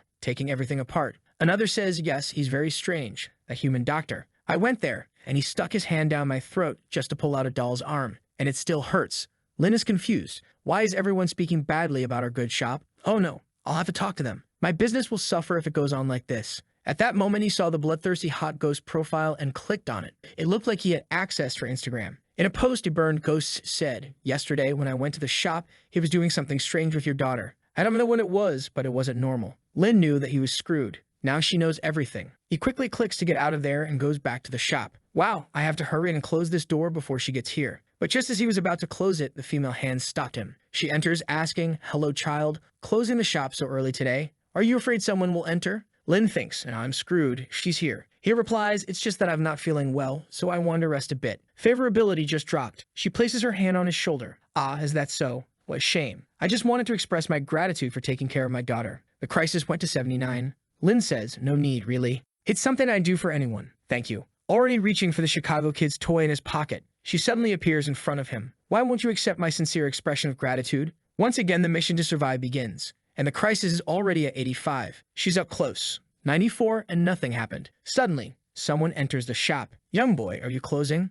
When she looks back, it's the butcher old lady. Lin says, "I'm feeling a bit unwell, so I wanted to rest." Lin asks, "How was your day, Grandma?" The butcher lady says, "I'm old, not many people care for my stories. But what you gave me today is something very interesting." Lin replies, "Don't worry, I have something new here for you." Then he picks up the hunter's and the skeleton's hair. "Look, all that I've gathered." The old lady questions, "When I was coming here, I saw the two bald guys fighting. Did you shave their heads?" Lin responds, "Yes, both of them are good customers." The old lady is amazed. "I didn't expect someone so peculiar to appear in our ghost alley. Everyone here seems to be related to you, young man. It's very inspiring." Lin says it is his great pleasure to help everyone. If she wants, she can come in and rest. The old lady thanks him as she enters. Lin thinks, "I was lucky that the old lady showed up, otherwise this woman might have killed me." Moreover, he completed the mission to escape the woman's malice and received a curse diagnosis. The old lady then asks Lin who this woman is. He says she's a client and neighbor who just arrived, a very friendly and beautiful girl. The Blood Witch tells him, "Since you have another person here, I won't bother you. I'm going to cook something really delicious tonight, and I want you to come to my house." It's number 45. Yumor refuses, showing him what he likes the most. His sanity takes the usual dive, and he receives two possible missions. One to refuse and one to accept, both of which he has to survive. See you next time. Phew, finally she's gone. "Don't come back, woman." The old lady tells him to be more careful, not to provoke spirits like her, or they'll torment him forever. Lin thanks the old lady. "If it weren't for you, I'd have been dragged off, right?" She says he deserves it to be protected. Without him here, Ghost Alley would no longer exist. But Grandma will only help you this time. What happens from here on out isn't her concern. And off she went. Looking at the clock, Lin knows that he was lucky this time. He just wishes the boss would arrive soon to save his life. However, time is passing and the boss isn't coming. He's pacing back and forth, unsure what to do. "I could try staying in the shop and survive the day. But if I'm not as lucky as yesterday, I'll be eaten by monsters. I can go as a guest to the red dress woman's house, but that seems like an even worse disaster. No, I have to calm down. You know what?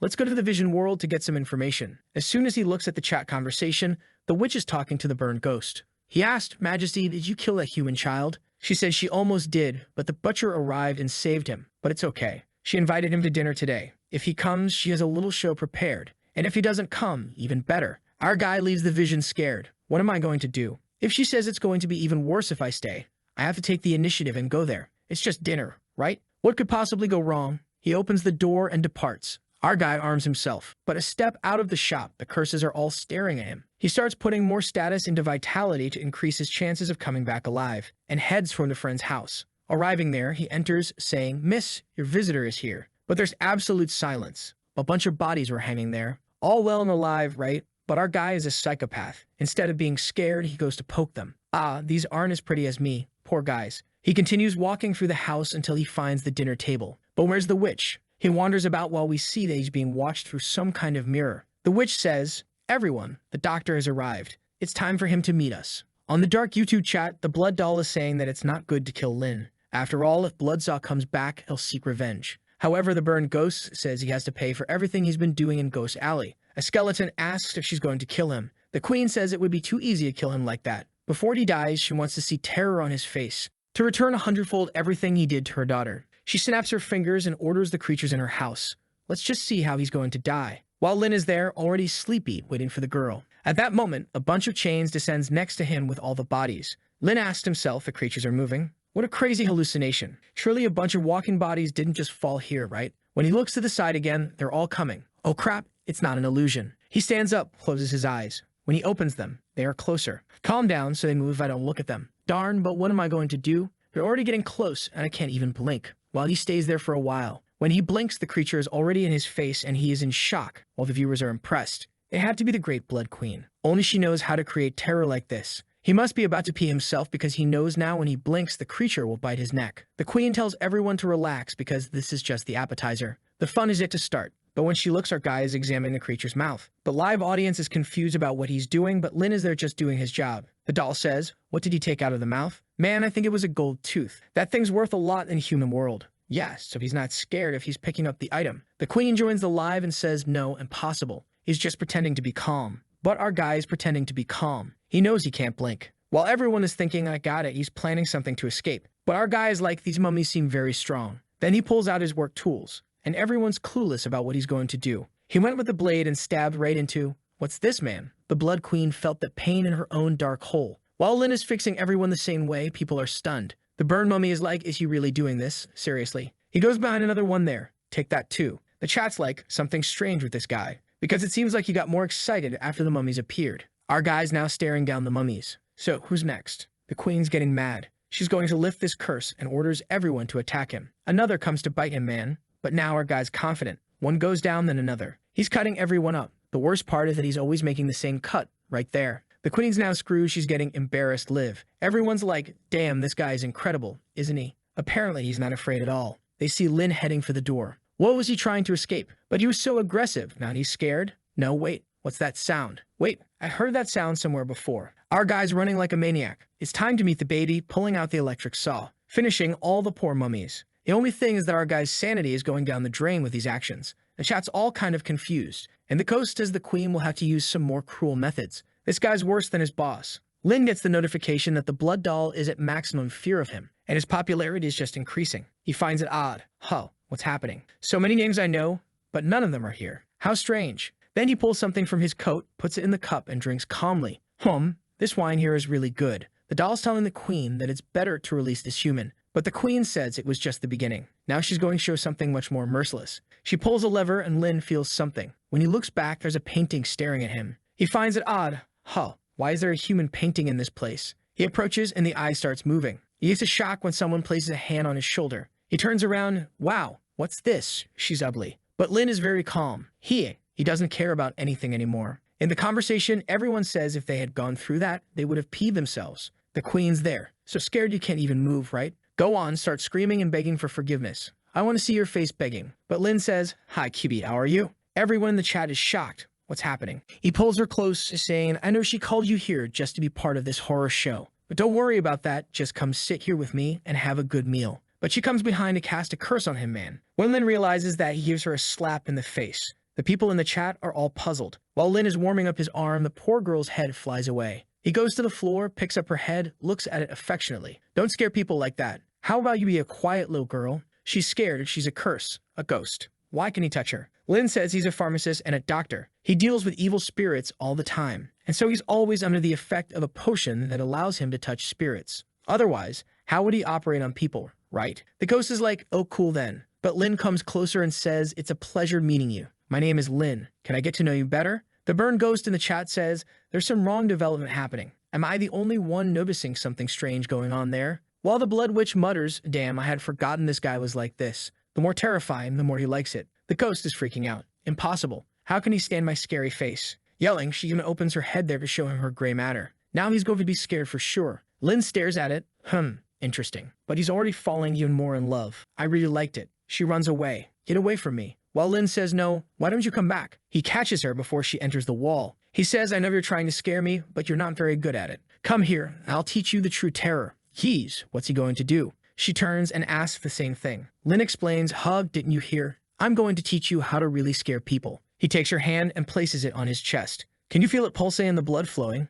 "What you're holding is my heart." The ghosts are all wide-eyed, but Lin's sanity is also going down. He gets close to her face. You have to learn to slowly feed the fear into people's hearts. The target has to feel this sensation of tightness. Then looking into the eyes, you have to slowly let the person tear out the heart until the heart appears in front of them. She's staring at it in panic, speechless. The queen is also in shock. Then Lin says, and at this moment, all you have to do is, the poor ghost stands still. Boom. He gives her a scare. Everyone in the valley starts losing sanity and going crazy. And in the house, the ghost lets out a scream. Everyone no longer wants to watch, turning it off. This is getting scary, queen. Stop it. Lin says, I was just playing with you. This here is just the heart of a faceless demon, not mine. But what did you think? You enjoyed it, didn't you? However, this lesson, I think, was perfect. You learn how to use visuals, sound effects, and even the most important part, which is to surprise someone. Learn everything. He's just looking at her while she's done for. The poor thing is crying. Don't come any closer.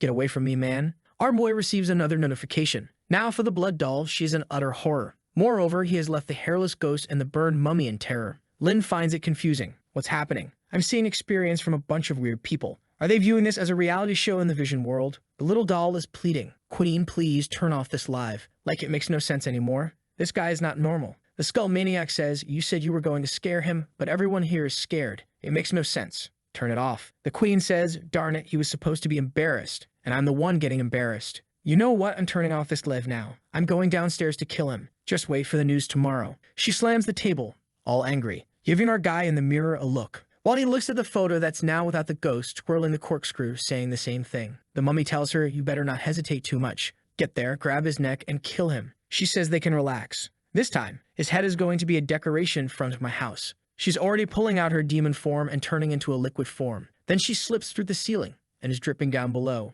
She appears, saying, I tolerated you for too long, but now I'm going to kill you. The ghost says, Master, he said he was getting impatient, so he went to try and find you. Maybe he just went back out. She thinks, this kid. Even the creatures in her house are now avoiding him. She sees him passing by a window and rushes to catch him. When she arrives, our guy is holding the little girl in his arms. She immediately tells him to let go of her daughter. But little bro says, that's not how you treat a visitor. You invited me here for dinner, but I haven't eaten anything yet. Just tried to scare me down there. The queen tells him to stop the small talk. She knows very well what he did to her daughter. He better not try to say the same things he said during the day. Clearly, it was he who changed her appearance and kept pretending that it's a reflection of her kindness and beauty. He needs to be torn apart now. Our guy raises 3 fingers, saying, I don't know what they told you, but I swear I have no intention of deceiving you. But right at that moment, lightning strikes. How crazy, right? I don't know why that lightning struck right at my promise. Does it increase the credibility of my words? She just approaches and he falls on the bed. Ok, it was me, ok. It was me. But madam, you have to understand that I had no ill intentions.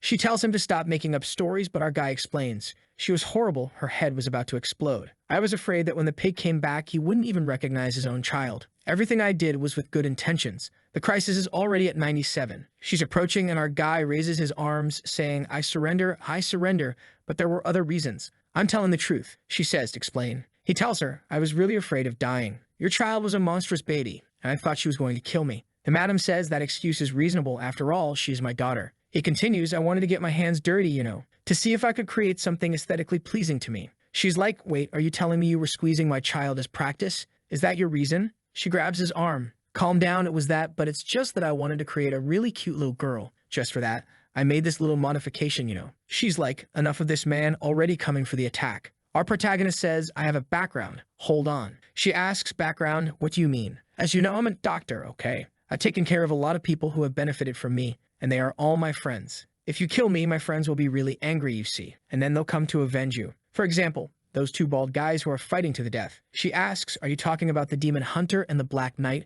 Are they your friends? You think I'm going to believe you? Our guy goes into his pocket and pulls out the 2 pistols. You don't have to believe me, but you must recognize this, right? She couldn't believe it. Wait, those are the hunter's revolvers. He's like, exactly. She asks, why do the hunter's revolvers he values so much are with you? He explains it's because he and I are of the same race and he's very fond of me. So he handed me this weapon for personal defense. He said if I'm in danger, just fire a shot and he'll come to help me immediately. As you know, he's on the other side of the alley. 1 bullet and he won't take long to be here. Poor guy, he's there sneezing. Then Lin goes into his pocket. Oh, right, there's also this. She once more asks, what's this? This strand of hair? He says, this here is a lucky charm given to me by the Black Knight. She's confused. Is that the knight's hair? Exactly. Today, when I gave him a haircut, he said I might need it and handed it to me. It has a curse on it. She asks, a curse. What curse? Then Lin explains to her, if anyone tries to attack me, he'll know because the hairs on his chest will stand up. Just think about it. Do you think he would let anyone shave off all his hair? But I did, and nothing happened.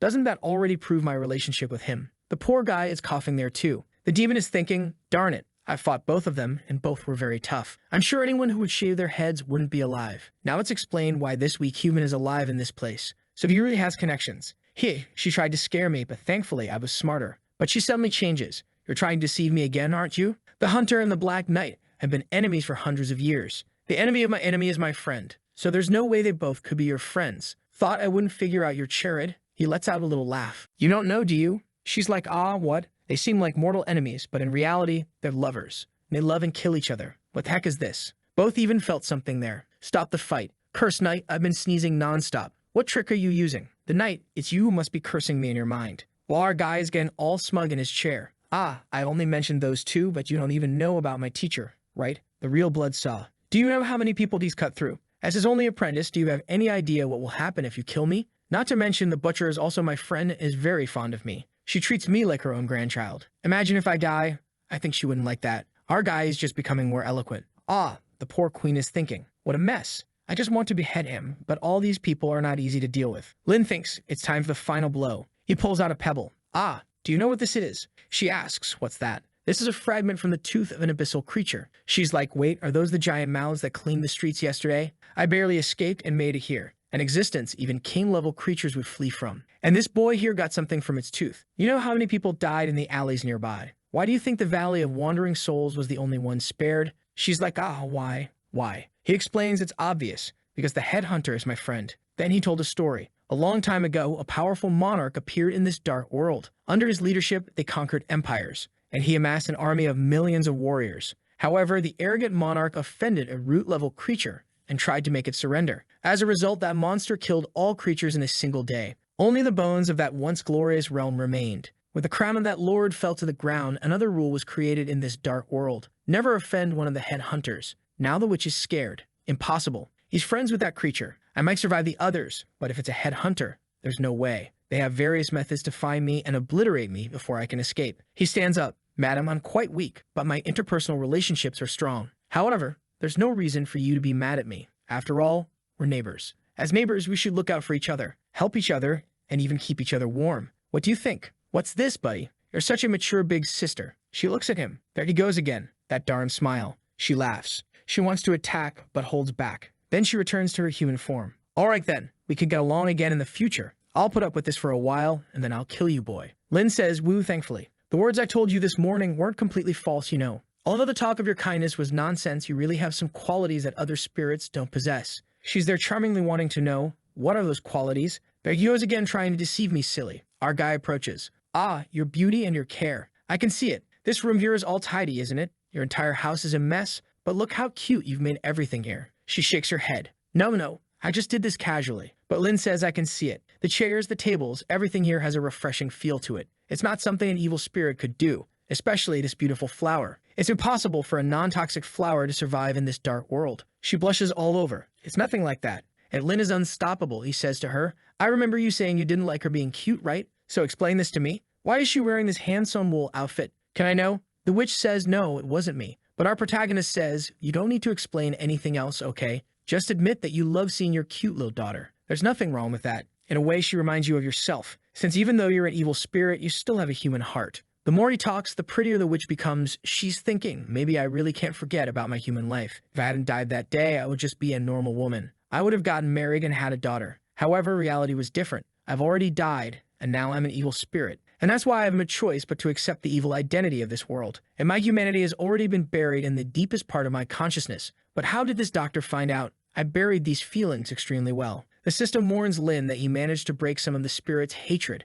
but our boy is unstoppable. He needs to completely end all of her hostility. So he makes an offer. Madame, I don't think you like turning into an evil spirit very much. If you want, I can help you become permanently human. She seems to doubt him. Huh, you think you can? Stop kidding yourself. Just because you fixed my daughter, do you think you can do the same with me? You don't understand, her evil spirit hadn't taken shape yet, but mine already has. Speaking of which, you've only seen my face, haven't you? She then starts to transform, her leg all bloody. Wow, it's getting really ugly. Stop it. She says, I don't think you've seen a truly corrupted spirit yet. Are you still confident in changing me? The little kid is even crying, the devil mother talking. Damnation, pain, resentment. I am the embodiment of all that. Do you think you can solve this with your hand? Our boy's sanity is plummeting. The poor thing is thinking, now I'm screwed. She's so ugly it's beyond my knowledge. But I need to stay calm. If she realizes I'm scared, she'll eat me. The crisis is already at 99, almost reaching 100%. Our boy closes his eyes and says he has a solution. He's going to use that curse correction ability he received. However, the system warns him to be careful because her curse is extremely corrupted.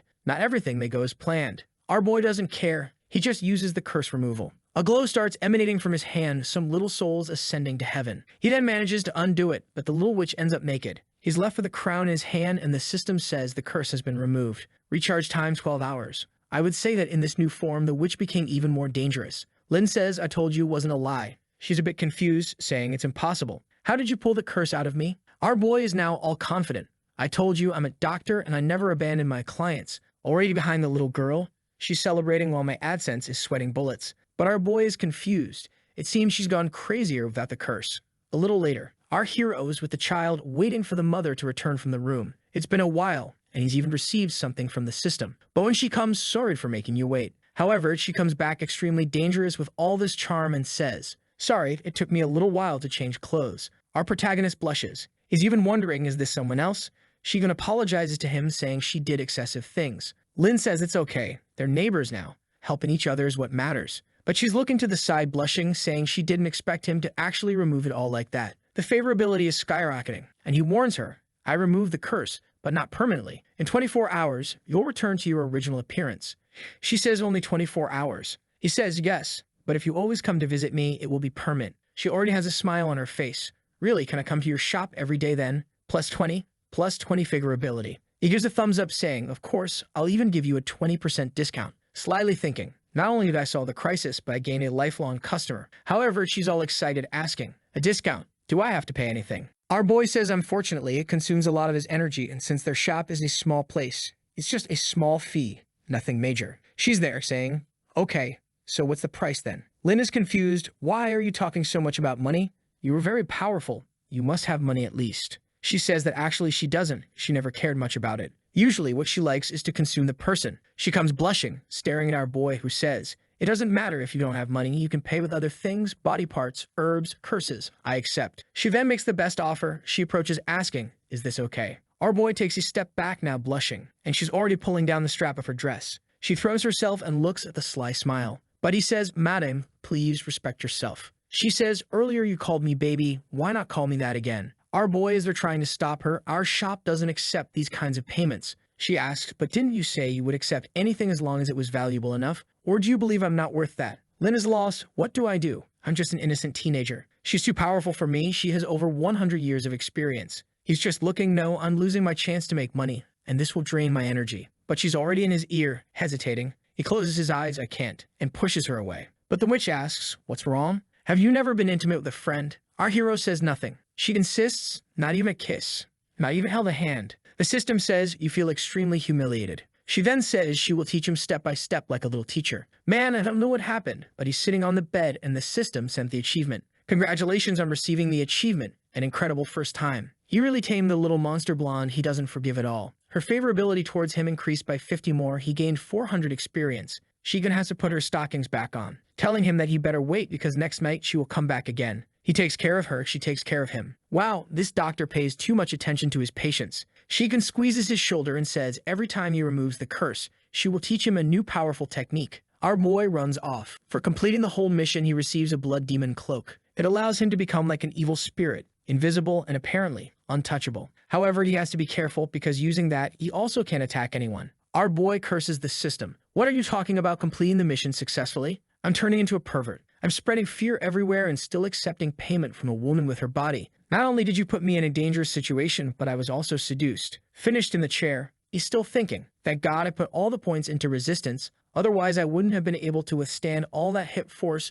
Truly a wicked girl. I will definitely continue putting points into Constitution. Our boy is getting ready for the visit, sneaky guy. But it's at this moment that he notices something. It's been 3 days and the professor hasn't returned. Did something happen? He then enters the vision world, spending 500 coins, and checks the YouTuber's chat. The blood doll is asking, Queen, how did things go? That human apprentice of blood saw, how was his death? Tell me. The queen says yes, he received his punishment. The doll asks, how was it? Did he suffer a lot? She says yes, he was powerful, but after striking him with great force several times, in the end he was finished. The burnt mummy asks, what do you mean he was powerful? What happened? She says everything went fine, she ate him. It just happened in a different way. Our boy is there. Damn it, this woman is so open-minded. She's telling everyone. Worse still, it's in this chat here. The whole city will see. Ah, forget it.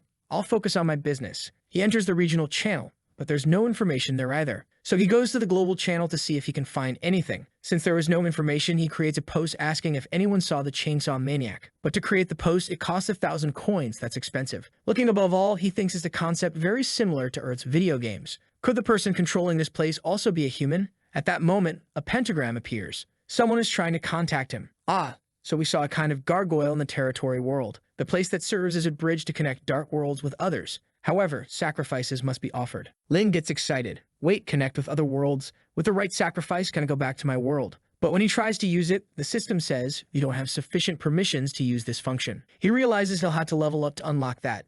But at least now he has the trading area, and he decides to go take a look. Several shops selling spells, powers, weapons, and one with a skull selling high-level stuff suitable for humans. Another one also sells organs and limbs to connect to other people, and even one there that sells some friends who can knock you out all night. Our hero feels like it really resembles a video game. Was the creator of this world a kid addicted to the internet? The system explains that he can teleport into any shop he wants, and that to open his own shop costs 10,000 gold coins. So he decides to create one with the name Bloodchain's Pharmacy. But when he clicks, it says duplicate information. The Bloodchain's Pharmacy store already exists. Him? What do you mean? Wait, teleport? And he appears in front of a big door. Does the boss already have a store here? So he opens the door, but the shop requires a password to enter. Unfortunately, Sarah never told him. Since he has no idea, he decides to guess based on what the professor likes. He starts trying some. Single 200 years, the disciple is the cutest. What the hell is this? Obviously, he misses everything. I love you, Lin. You got it right.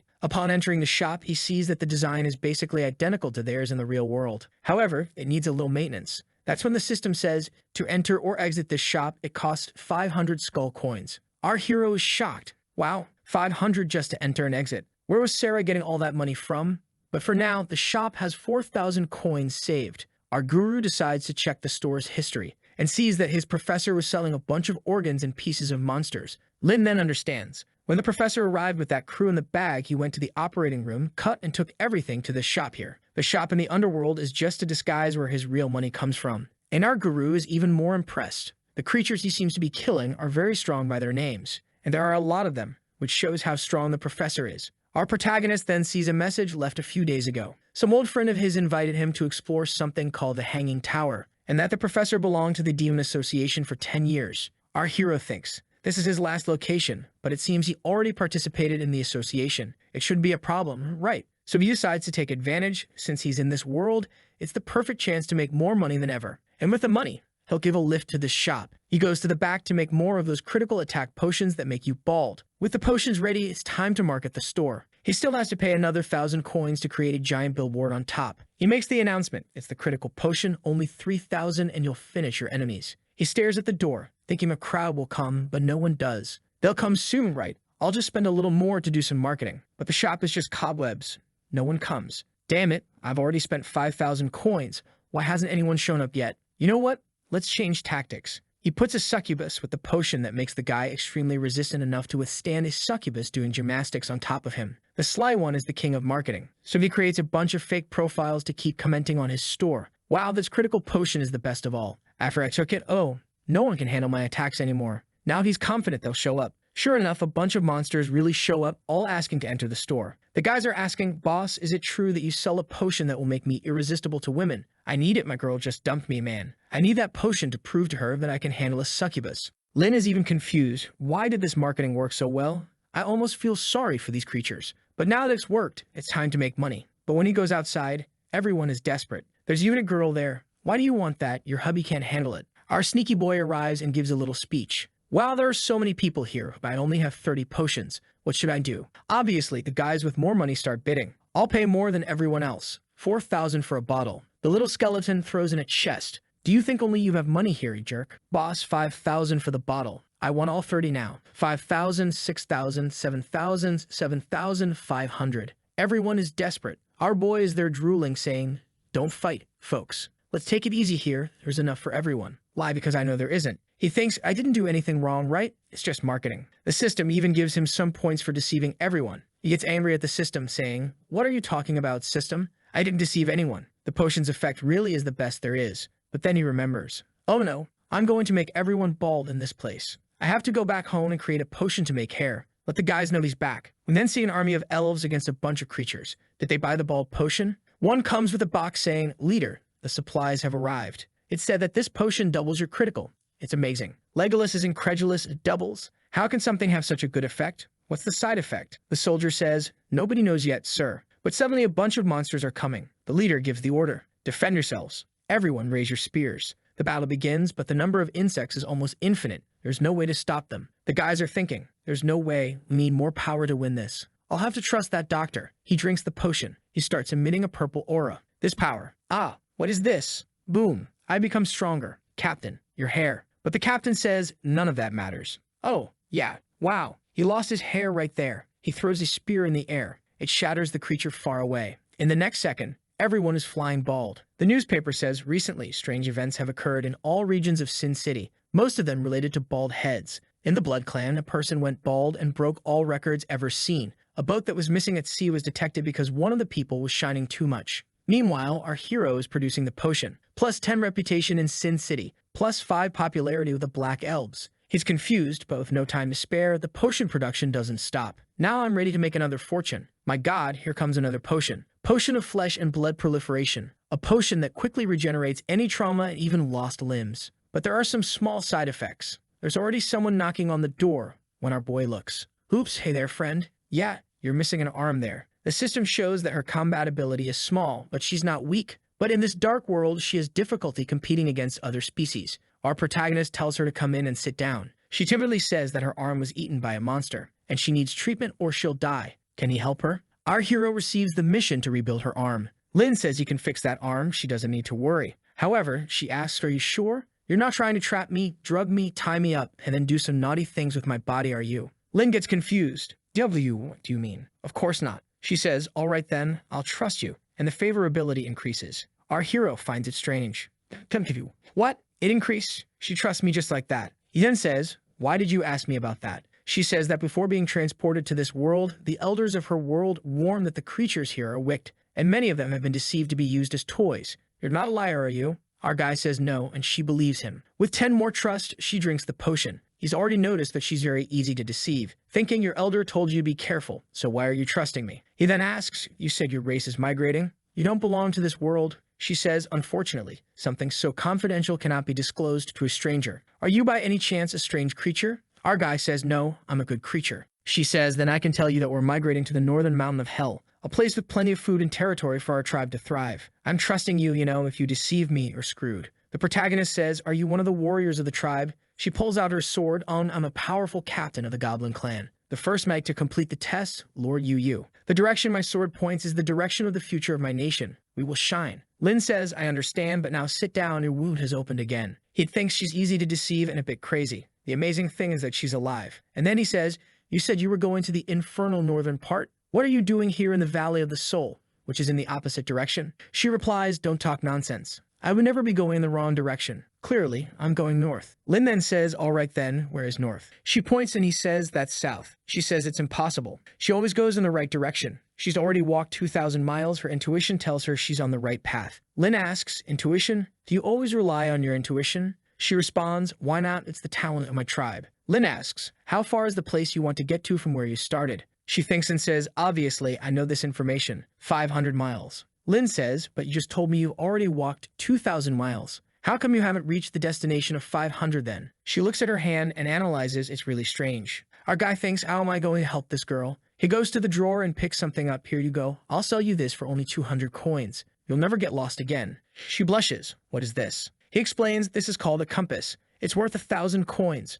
But for you, my friend, I'll make it 200. She gets all excited and he gains 60 more trust. However, he loses morality for this. The system congratulates. It's clear that you sell any junk for any price. Our guy touches her shoulder and says, as a friend, I have to warn you about something. She says, what? Lin explains when someone says they're not a bad person, it doesn't mean they're good. And when they say they're good, it doesn't mean they're not lying to you. Understand? She says, thanks, but I don't even remember anymore. Lin thinks, apparently there's nothing I can say to her. While she's been surviving until now, she should be able to keep surviving. He asks, where did that wound come from again? She says it was a bite from a giant. Unfortunately, it's much stronger than me. If I hadn't dodged, I would have been eaten whole. So graceful. Lin says, okay, but he's confused. Why is she talking about it with such pride? He then asks her to take off her armor for the exams.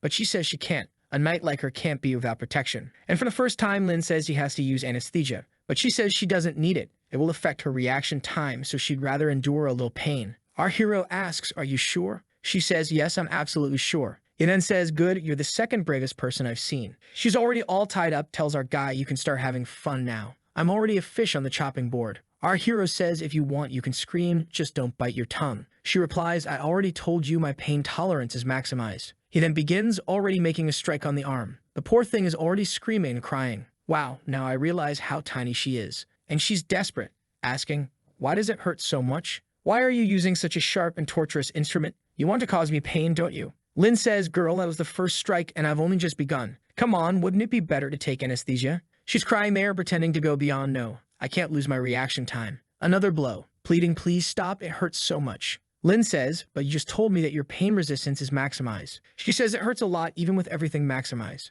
But our guy isn't going to stop now. She stands up, opening her mouth, saying she's going to bite him. She's tired of him, but he already puts the tube in her mouth, saying, stay still there, it's almost over. Lie, this has barely begun. He gains experience, gives her another cut. She cries desperately. After a while, phew, we're done. The system gives him the points. The poor thing is destroyed there. He removes the thing from her mouth. I told you, man, it was quick. Now we can move on to the next phase. Then he frees her, and the girl gets up saying, wow, it feels like I woke up from a nightmare. Our protagonist says it's a normal reaction. She points to him. You're the first man to make me feel so much pain, and also the first to put such a big thing in my mouth to the point of making me drool. Why she said that, I don't know. Our hero says it was just so she wouldn't bite him and she wouldn't bite her own tongue. But it's certain that this will generate some misunderstanding in the world. However, she's all shy, saying she was impressed by his generosity, and he gains more favorability. Our Lin is confused. What kind of person suffers so much and increases favorability? He then pulls out a green vial and says, now that we've dealt with any potential infection, we need to start building the next arm. However, before I begin, I need to ask you, do you have enough money? She asks, is it an expensive process? Lin feels so sorry for her that he decides to even offer a fair price. She then replies that of course she has all the money, and she starts searching in her bra, pulling out a bunch of coins. However, Lin notices something. Her black skull coins are painted as if they were normal coins, so she doesn't know the value of those. With a handful in her hand, she asks, is this enough? He says, of course, it's more than enough. Already thinking that now he'll have to give his best. He gets up saying he'll fetch the best potion of all. He's going to use the new potion that we don't even know the side effects of yet. He warns her that it's a new potion, so he's not sure if it will work. However, with a foolish look, she already takes it, opens it, drinks it, looks at him and says, my resistance is indeed very high. Potions don't work very well on me. Our hero asks, then why did you come to my shop? She says, to try my luck, right? What if you have? I don't know, a metallic arm for me, you know. Our guy looks at the potion. Damn, it was the perfect opportunity to test this. Had to be someone with immunity. But the system gave it to me. It has to work. Doesn't make sense. If this potion worked even on those with immunity, the price would be much higher. He turns to her. Trust me, I'll make it work. If it doesn't, I won't charge you anything. She replies, okay then, what do you want to do? And instead of drinking it, he pours it on her arm. The bandages fall off and her arm begins to reconstitute itself. Our hero is excited, but she still seems, it seems like the effect was kind of, well, strange. Installing a metal arm now, that's when she starts to notice that it's working. She's surprised. Doctor, it's really working. It's kind of incredible, isn't it? Lin thinks, wow, the recovery is better than I expected. And apparently no side effects, it's perfect. She says she's impressed. He's really a very capable man. He tells her, hold on, don't fall in love just yet because we don't know the side effects. But he gains another 50 favorability. He then asks, what did you feel when you drank it? She says she felt kind of numb. Anything else? She says, well, it's quite comfortable, but it also felt like something else grew. I don't know, strange. Our guy is confused. Something else. What do you mean? A big tail then starts coming out of her back, and our guy has lost his sanity. The all slimy tail is caressing her face. She's there, all innocent. Oh, don't tease me like that, doctor. You're a good doctor if you can't do this so casually. Favorability is increasing, so she likes it. But Lin says, could you open your eyes and take a look? She sees it and gets kind of confused, the thing caressing her face. Looks to one side, then the other, sanity already dropping by 60. Poor thing goes into shock, throws herself on the ground wondering, why do I have a tentacle on my body? Lin says, calm down, I'll help you stay calm. But her sanity is just dropping. She says the thing is entering and going too deep. He asks, going. She says it's in a strange and tight place. He then pulls it, gives it a stare, but it's coming out of your shoulder. Hold on a second then, and then gives it a hack. Disconnected, the thing is still following her. Our guy smashes it. She asks, hey, doctor, what's happening? Why was there a tentacle coming out of my shoulder? Lin shamelessly says, don't worry, it's just a small side effect, nothing major. She's confused. What kind of potion did you give me? I don't mind growing tentacles, but what if something even stranger grows? Clearly, it's not a restoration potion, but a mutation one. Our protagonist throws out a saying that must be Chinese. The rich depend on technology, while the poor depend on mutation. He still says, look at your arm, it's already grown a lot. Just use a little more and it will return. She timidly asks, are you sure? I think that thing will come back too. Olin says, don't worry, if it grows back again, I'll cut it off for you. Just trust me, Don't you want to see your entire arm back? She replies, okay, last time. He uses more medicine, and the big tentacle is already coming out again. This time, it really was a tail, and he immediately cuts it off. However, the thing is now coming out from all over her armor. Our guy is slashing away. Even butterfly wings are sprouting from her back. She gets excited. Don't cut those. But it's too late. He already did. She says, I told you not to cut it. 10 minutes later, she's lying there on the bed, and he finally completes the mission. He asks, how do you feel? She says she feels like her body is covered in strange things. Our guy tells her to stop lying. He already cut everything. It's just a hallucination. The treatment was perfect. He says potions cost money, but cutting off tentacles costs nothing. With that, feeling all sad, she heads for the door. Okay, can I go now? Lynn says, of course, just don't forget to leave a like on our store to get an 11% discount. But at that moment, he says, wait a minute. She asks, what's wrong? When you drank the potion, I didn't cut anything. Are you sure there's nothing inside your body? She looks at herself. I don't think so. He says, okay then. Maybe this potion doesn't always cause mutation. See you next time. Our guy thinks it was a success. He just has to sell it online now. But then he sees the bag of coins on the ground that used to be in her bra, and that's where she kept the coins. But when she left, she didn't even need them anymore. And then he understands it was that which grew. He needs to return the bag of money and prevent her chest from growing even bigger. But when he goes outside, there's no one there. He thinks as a doctor, I made a really bad mistake, and I'll need to find a way to contact her and apologize. But as the lamp is about to turn off, it's time to close everything. At that moment, he spits blood. And the system says the risk has been created. The Bloody Night mission has been activated. Try in any way to survive until the next daybreak. 2,000 coins and 2,000 experience. Oh, it's not going to be easy. Our guy sees some floating text warning him to be careful, and he recognizes that the handwriting is from the professor. It must be some kind of warning that something bad is coming. He grabs the potion, the heart, the pistol, the dagger, everything he needs to survive. Considering that the rewards are greater, the danger is much greater. The mission indicated that it was a dangerous place, so he decided to leave. And obviously, he's going to the red-haired girl's house to spend the night there, right, you rascal? On the way through the city, some souls reacted to his lamp, and the system crisis automatically went to 100%. Seeing this, he hurried back, running to the shop and closing the door. He realizes that whatever it is, it seems to be after him. While he's trying to go to the back door, there's something at the front door, which already broke the entrance. Our guy is there with everything. He has to try to protect himself. He hears a bunch of potions being smashed inside the shop, and he's just losing skull coins. What a damn thing, it's destroying everything. Losing all my money is worse than losing my life. I won't let this go unpunished. He tells the system to reactivate the Blood Witch's curse and deactivate the pistols. That way, she'll realize something's wrong. And with the curse removed from the gun, he can deal with it. He heard the sound getting closer, thought it was coming to the door, but then it moved away. Lynn wonders, is it going to the back? However, the monster's blow already went through the wall and him along with it. Our Lynn fell to the ground, already coughing up blood. The beast used a portal on the wall. Oh man. Our guy is almost losing consciousness as he looks at the door. When he manages to see what it is, and it's a really ugly big creature this time. Hellwalker, extremely evil, combat ability, an incomparable and powerful creature. It gets stronger by absorbing other creatures. Our guy's leg already has some tentacles climbing up coming out of it, and that thing is consuming his flesh and blood. The beast does a quality analysis and decides that he's not good to be absorbed. It blows up our guy's leg. Man, did it have to be all this? Well, poor thing, he's finished. The monster still feels that he lost the ability to move and needs to be finished off now. Our hero's lost heart pounding. He fires a shot that went into the eye and pierced. The big guy is going crazy. He takes advantage to put on the blood cape that turns him into an untouchable evil spirit. While the beast is going crazy, undergoing a transformation, he's just running away and hiding. He throws himself into the barrels there, all beaten up. Damn it, I should have imagined that a beast of this level would easily find my location. These days have been so easy that I even forgot that you can die at any time in this world. Our guy feels something strange in his leg. Some kind of mutation is about to happen. He tries to stop it, but can't. The system warns. Side effect, proliferation beginning. Your body will undergo a level 1 mutation. Some tentacles start to come out. It has advanced to level 2 mutation. More flesh and blood tentacles and even an eye on the back of the neck. The beast is still going crazy, thrashing around, until our guy is coming and hiding. The big guy feels his presence and sends an attack. Man, but now he's all Spider-Man hanging on the wall. Look at the psychopath smile. Now you're finished. The bullets are all going through the creature. As it is of sacred attribute, it easily pierces. Or not, actually, the creature stopped the bullets and threw them away. And then our guy gets terrified again. The deal is to run, my son.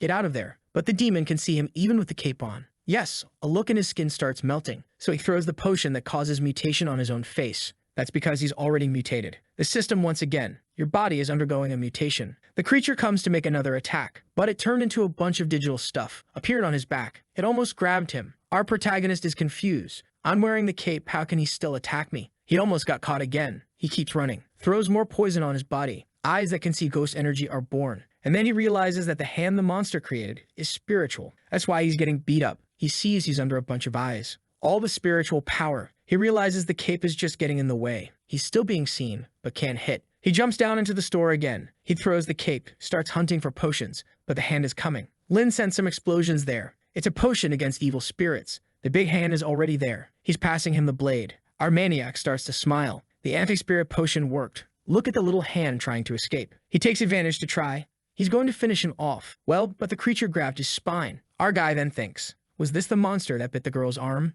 As soon as he sees that the monster is 100% back, he understands. Probably he's resistant to the potion too. If that's the case, what is he going to do? Can't hide, can't run away, can't kill. The potions don't work. The creature is pulling his spine. Let go, man. Our guy says he still has a chance. Turns around, throws himself on the ground. But man, he broke your spine. And now, however, he took advantage to cut off the arm. It's the enemy of biology with a broken spine walking, breaking walls, running. That's because he's got that cursed heart inside him. But the system warns, you have to be careful when using this, because it's very likely to take control of you. He's psychopating, saying it's time for them to have fun. He tears out the heart, points to the big guy, throwing some spirits into him. The curses seem to be entering his flesh. Not only entering, but circulating through the creature's body. Our hero is just confused. Will it work facing the creature? The system warns that the effects are taking over the creature. Its energy center and cells are being weakened. Finally, our boy is confident. However, the creature starts an emergency repair. Seeing this, he already pulls out the saw blade. I have to finish this while it's weak. But the big heart inside him is absorbing everything. Because in the description it said it's a heart that needs a lot more blood. He falls to his knees, screwed, one more potion, one more gulp. Saying I need to survive at least, regardless of what I will become. He let out a yell. There's something coming out of his eye. The system still warns. You have reached a level 3 mutation. Your physique and willpower cannot fully control this mutation. Current mutation, snake brain. You control 31% of it. Our boy says it's the only way, and sends the snake to eat the heart. However, when he's finally ready to return to combat, the big guy is back too, already giving him a stare down. The system warns that the creature has returned to spiritual form. Our boy tries to flee again. Once this creature reaches 100%, there's no way he'll get out alive. But look what he sees coming from afar. Will she save our boy? But she's also a bit beaten up, peering ahead. She arrives at our protagonist and asks, "You're quite unique today, aren't you, sweetheart? Are you trying to do some kind of different performance?" Our guy says, "Yes, exactly." "But why didn't you come sooner? Didn't you realize your curse came back?" She covers his mouth and says, "Calm down, missing me so much from yesterday. I'm joking, of course I noticed. But I was dealing with something. After all, my daughter is growing up. And as a mommy, I need supplements for her. But seeing you like this, do you have a problem? Do you want my help?" Arlen says yes. "I'm being hunted by the monster. If you help me get rid of him, I'll forgive your debts for 5 months. She says just that. I'm not interested. Lynn increases it. It's all free for 10 months. However, she still says she's not interested. Our guy sees that the devil is coming and the system warns that the crisis is only getting worse. He turns to her. "So please name a price at any condition." She licks her lips and asks, "You didn't want to surrender to me last time. So if you come to beg on your knees in front of me and kiss my big toe, I'll help you." Our protagonist asks if it's about romance. She says that's not the case this time, it's just humiliation. He then refuses and says, "If I survive, see you next time." The little girl was proud, thinking, that's right, never surrender. Even the mother liked it. She grabbed our hero, pulled him, and threw him into an adventure in the mountains, saying she finds him very cute. Not even with his life at risk could he abandon his honor. The favorability increases. He says, "Of course not, but what are you going to do?" Now the little witch is going to help. She uses her Tokyo Ghoul power, already throwing a bunch of claws on the ground. But the creature is defending everything, and even analyzes to devour her as a priority. Can she do it? Even though she transformed too. Even though the devil is staring at our guy, our protagonist warns her to be careful. He has a kind of hand that can pierce anything and hurts even the soul. From afar, he climbs up and watches the fight. They're both so fast you can't see anything, just the creature being cut. He's impressed, saying she's wonderful in combat. He didn't know she was like this. He starts trying to cheer her on from afar. "Madam, you're very strong, so cool, so beautiful, so perfect, so sexy. Your tentacles are fascinating. You penetrate my heart." He's gaining favorability. I don't know what he's trying to do. While the devil keeps evolving, he's detecting threats and going to a secondary level. Our hero just finds it strange the blonde is tearing the creature apart, and he's still the main target. At this point, something passes by him. "What's this, man?" She spits out some creatures. There's an explosion from both attacks, but nothing happens. The creature comes at him again. She sent the Blee Blade to protect our boy. Already wrapping around the creature's tentacle, biting everything from the sides, coming in a Orochimaru style, piercing the eyes. Our boy, seeing a bunch of eye remnants on the ground, thinks, finally it's settled, but the eyes start flying. The blonde is already piercing everything again. Man, she did everything, huh?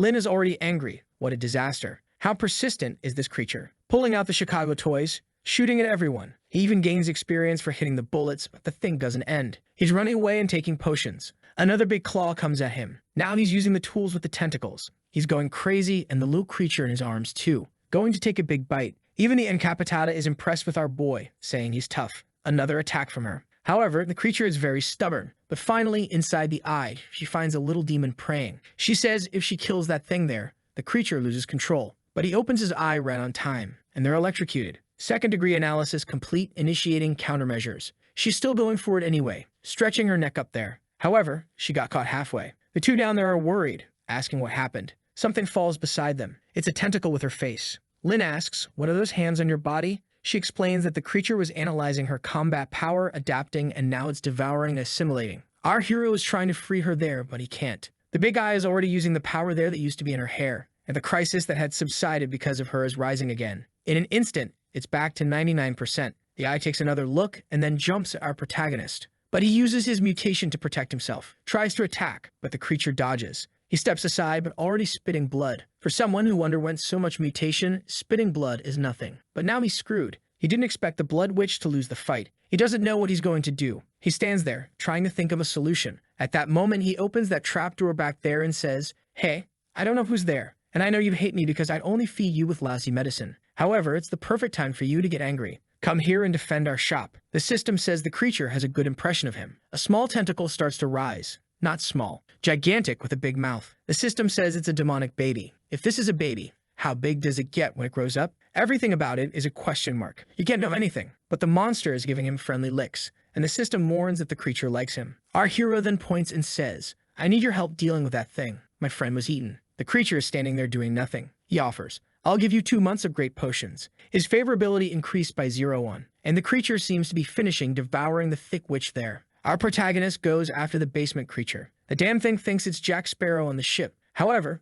the monster jumps trying to escape Sun. Lin says, "Come back now, I need to rescue my friend. I'll give you 3 months of potion." The creature returns, already giving him a lick. Our hero compliments, however, the system says the creature doesn't like that. Another attack coming towards them. The devil starts analyzing the basement creature to adapt to it too. Man, the creature draws some blue lines there that wrap around the creature and crush it. Our boy already warns, no way. He knows there's no chance. He's running towards a ball there with an eye with a portal. He already takes out his blood cape, touches the thing, and goes into something. Is it inside the creature? He's looking for something. He finds a hand buried in poles. It really was the thick friend, and they're inside the creature. But a piece of the brain is missing. Man, a lot of pieces are missing. There's just a little bit left of her. Is our boy the one to try to heal her with a potion? My boy, he's going to have to throw her into the potion pool. The creature again targets her to attack. Our Lin uses one of those curse hairs from the butcher to wrap around the creature's tongue that's outside as she pulls them both. However, the big eye is there again. "We're going to die here, son. Someone has to save our boy," because he's starting some kind of soul devouring. He's being buried in flesh as he tries to get out.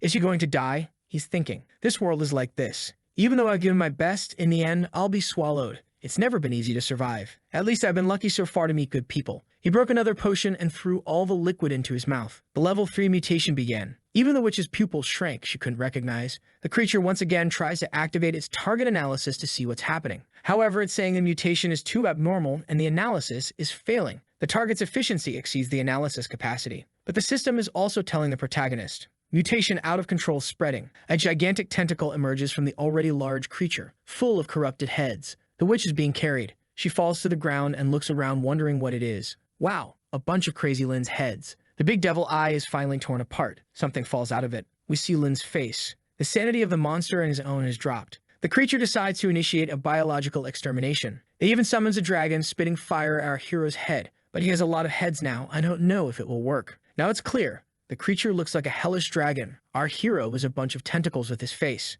But there's some mutation happening inside the creature too. The witch is confused, not understanding what's happening. All she can perceive is that Lin is becoming corrupted, turning into a fleshy thing. But the big eye is still trying to make analyses, but now it's finally breaking down. The system says there's a creature trying to engulf it, but it's undergoing a special level 9 mutation. Then a flash of light happens right in the middle of the eye. Special alert, mutant unit appears. Molecular reorganization system. Outside, the witch is trying to communicate with him, but he's just mumbling, sending out some rah-rah-rah. She gets scared, This voice of Lin now, why is it so similar to my Yule voice? She imagines that some part of her merged with him when she was being swallowed. There's a piece of meat there with eyes all twisted, forming a huge eye, the system warning that the whole body has failed. Body loss has reached 88%. The eye is even larger and more twisted, and the witch feels that the puppet she was controlling somehow is dying. A hand comes out from the top of the big eye. Not even the witch knows what's going on. Then we see a blood moon and a clock tower. Inside it, there's a cauldron with some operations going on. And the guys there are receiving a warning. Flesh Golem Type 3 has 98% of his body damaged. The guys say, "Master, we lost contact with Type 3 sent to Blood Peak. These bastards are all from the Demon Association." The Master responds, "Are you kidding me? Type 3 is the most advanced of all demon hunters in the Association. Unless it's a root or king level creature, nothing else in this dark world can be its opponent. Looks like these rebels who don't want to return to the Association really are powerful.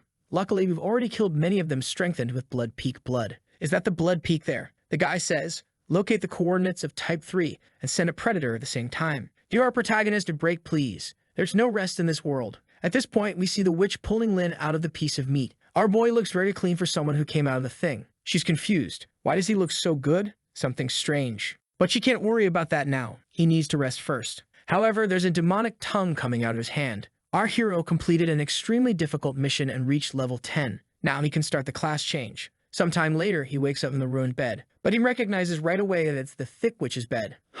He wants to know why he's here. Was I swallowed by the creature? She appears. "Lin, you're awake? Did you survive too?" She comes running, wanting to know how his body is. "Are you feeling anything? Is something wrong?" He stops her and says, "Wait, explain to me what happened." He explains that it's been 2 days. Since he doesn't remember, she'll tell him everything. Later he asks, "So is the monster already dead? Did all that evil stuff come out from inside it?" She's making a seductive face, saying yes, and then she pulled out his body. She's thinking someone capable of killing something so powerful isn't common. "Lin, you're making your big sis more and more interested. All that fighting had its advantages." Lin wonders if it might have been the excessive use of the potion. The level of mutation caused him to enter an unconscious state, however.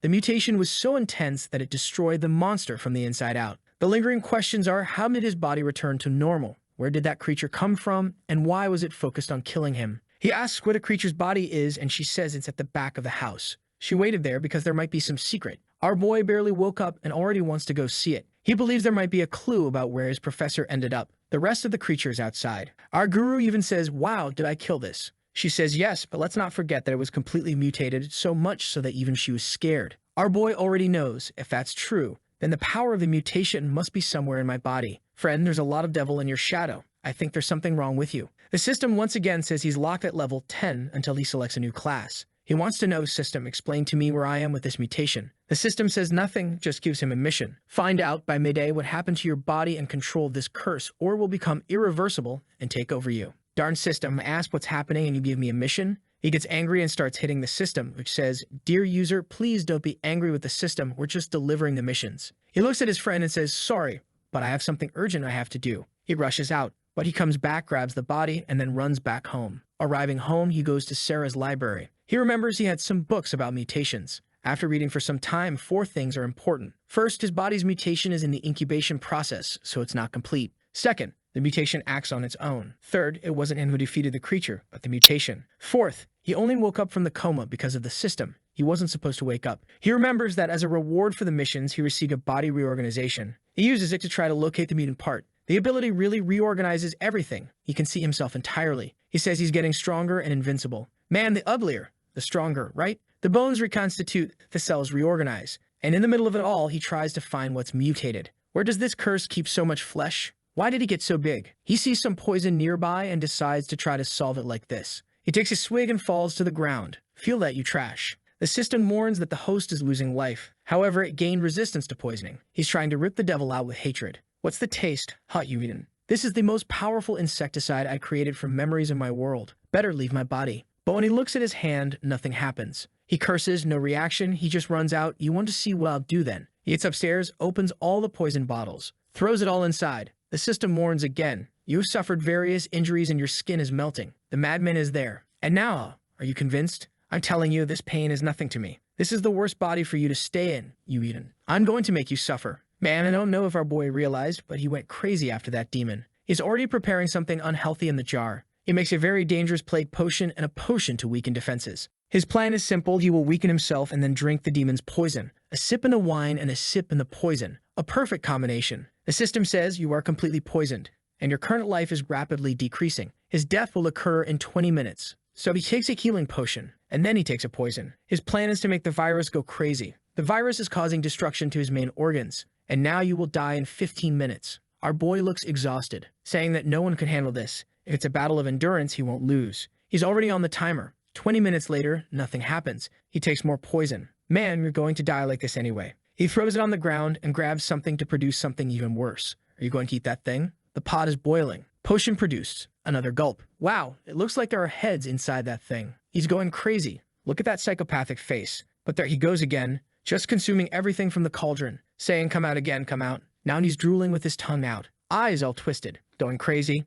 Come out, come out. Something came out in his hand. The system says, question mark, question mark. It's afraid of you. Our boy was looking at his hand and the thing coming out. 10 more of fear. However, the thing started to go back into the body. He said, "Oh yeah, take this." He goes to take another big gulp. 15 more of fear. 20 more of fear. What's this? The little arm is running away. Taking control of the protagonist's hand, he uses the healing potion on himself, while our boy drinks poison on the other side. The devil is saying, "My God, enough of this, man. You're getting addicted to these potions already." 30 more of fear. He's spamming all the potions at the same time. The creature is exhausted now. I can't take it anymore. The feeling of being poisoned and then healed. My mind is being destroyed. However, she saw that the protagonist is going crazy. This guy can't take it anymore either. But he gets up. Just one more. Just one more. It's getting good now. The creature's fear keeps increasing. Enough, man. Don't drink more poison. But our hero says, it's just one more medicine. Just one more. Falls to the ground. And now, did he kill the creature? He's crawling to try to grab the healing potion. Got to the pot.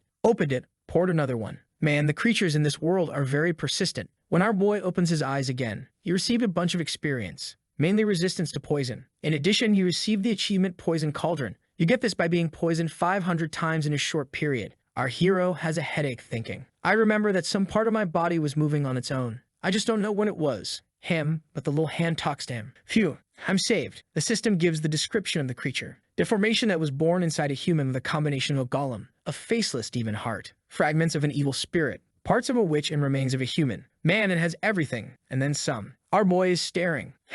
Already runs to get more poison, but the hand says, "Enough for God's sake. I'm going to eat you." Our hero responds, "Now I know why I couldn't drink the poisons anymore." The big creature that was in a fight, trying to eat him, until something activates. Apparently, the desire to control the creature. Cause it to freeze because the devil is saying, "Are you trying to control me? A trash human like you is the one who needs to be controlled." One hand is fighting the other there. Our boy won't back down. Takes a punch to his own hand. Ironically, when he hits his hand, he also loses life. The creature's hand tries to lick him, and he bites its tongue. Takes the opportunity to run away with it. Into the operating room. Going to try to rip it out. Grabs the hand to try to immobilize it. The blade is already coming down. Oh, damn it. Managed to block it with a little blade. The crazy Lin says, "I just want to give you a cut, man. Then I'll put you in a medicine to turn you into a wonderful species." The fight goes on and on. Our boy loses his blade, and the hand takes the opportunity to strike him right in the thigh.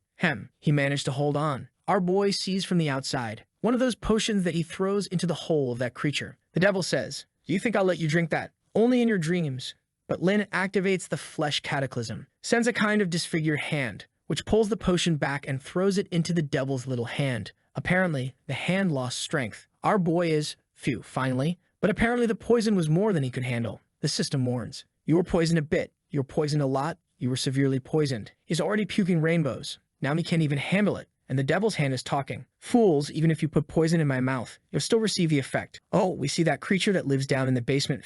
Something falls there. The rest of that devil's poison. She takes a sip and seems to like it. Our hero is vomiting down there. Now even the creature below wants to kill him. "Are you trying to give me this?" But the devil's hand takes the chance to remove everything too. The hand speaks. "Just wait until I finish puking. I'll kill you." Our boy falls to the ground and says, "A truce. In a little while I'll cut you." The devil's hand says, "All right." She's not feeling hungry now. Our boy replies, "Let's live in peace." She makes a pinky promise. "All right, good suggestion." Our boy, "There's no reason for us to fight like this, right?" "Yeah, man, why is that?" "We're both losing out. Two consciences in the same body is something quite acceptable if you think about it. Yes, we can live calmly and peacefully, but they've already started trying to kill each other again. Even though they're fighting, our boy is returning to the shop. If I didn't have a customer to attend to, I'd cut you right now. Apparently, someone is knocking on the door. Our boy says, I'm going. When he opens it, a buffed goat. Creature of the alien race, level 69, powerful ability in close combat. Our boy just welcomes Sarah's pharmacy. The goat is kind of, what the hell is this, man? Looking at our boy there, banging a knife on the other. Yeah, welcome. I'm taking care of this place because the boss is away. So I'm the boss here. What do you need, my customer? Sanity has dropped a bit. The goat says, I'm a foreigner from a distant land and I'm kinda sick. I was passing by and came to see if the doctor could take a look. Our boy says, you found the perfect person. Whatever the illness is, I can cure it without medicine. Our boy says to the hand, damn it, stop attacking me. Can't you see I have a customer? The goat asks, what's going on? You know what, boss? This pharmacy here is a little different, huh? I think I'm leaving. You're too busy. Suddenly, a cleaver almost got the poor guy. Sanity has already dropped. Lin says, sorry, my little hand dropped it. The goat says, don't worry, kid, it's okay. What kind of place is this? What do you mean it fell? He clearly threw it at me. Lin says, come in, come, don't be afraid. But the goat is looking at all the destruction. What's this? Was there a war in this place? Lin explains that they're just going through some renovations. You're not going to tell me you think there was a life or death fight here. The goat looking, a lot of cuts. Clearly there was a battle, but our figure is already on the back, already sharpening the blade. The goat thinks something's wrong. Since I walked into this store here, why does he look like a psychopath? Already swallows hard and says, kid, I gotta go see, let me explain. I was rude, I walked in with my left foot first. I have to go outside and come back with the right one. Lin says, oh, was that it? But you're not going to leave me alone, are you? He responds, and if I do? The customer is always right, right? But the protagonist goes crazy, saying that if he leaves, he will have to be cut to death. Now it's bad for the goat. He's already in shock. If I stay, he cuts me. If I leave, he cuts me. Mine is 10 sanity. Sweating, he thinks it's very scary. Why does the owner of this store have to be so cruel? He asks our boy, why are you fighting with your 2 knives? Are you practicing your combat skills? Lin replies, combat skills. No, I'm just trying to cut off my left hand. The curious goat, but why? The kid says he can't explain, but just know that this left hand here isn't very good. It eats people. If I don't cut it off, it will eat even my customers. The goat's scared. Cannibalism? Lin turns around saying, relax. As long as I'm here, it won't be able to eat you. The goat wants to know,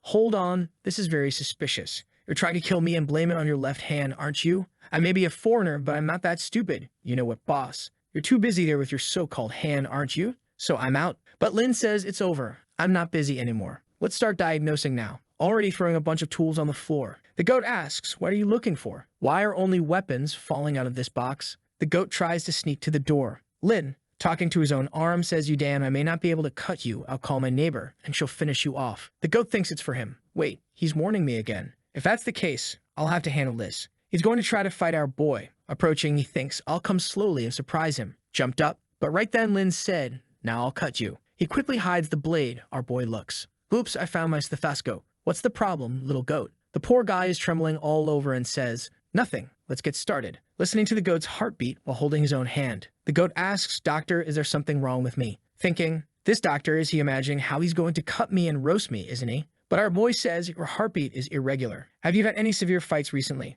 The goat says maybe, but thinks, damn it, he knows why my heart is racing. Our boy says he's showing signs of poisoning. The goat asks, what do you mean? Lin says your skin has some dark spots, your lips are purple, and your eyes are sunken. All signs of poisoning. If you're exposed to any kind of fear in this situation, the rapid circulation of the poison can kill you. The goat's in trouble there. Lin asks, have you been attacked by something recently? The goat says it wasn't really an attack. He was in a swamp and ended up dragging his arm near some vines. However, he only used some bandages since it wasn't serious. The system analyzes it, and the protagonist discovers that there's a vine called human-faced vine. However, he already has to defend himself from the hand again. Stop it. Are you trying to secretly attack me? The goat questions, human-faced vine? What's that? Our boy explains that it's a type of poisonous vegetation. It waits for creatures to pass by before attacking them. The good thing is that its poison takes a long time to incubate, so it's not fatal. Unless you get involved in certain situations. The goat wants to know, what situations? Lin tells him if you get scared of things and that fear speeds up your heart, everything can get worse.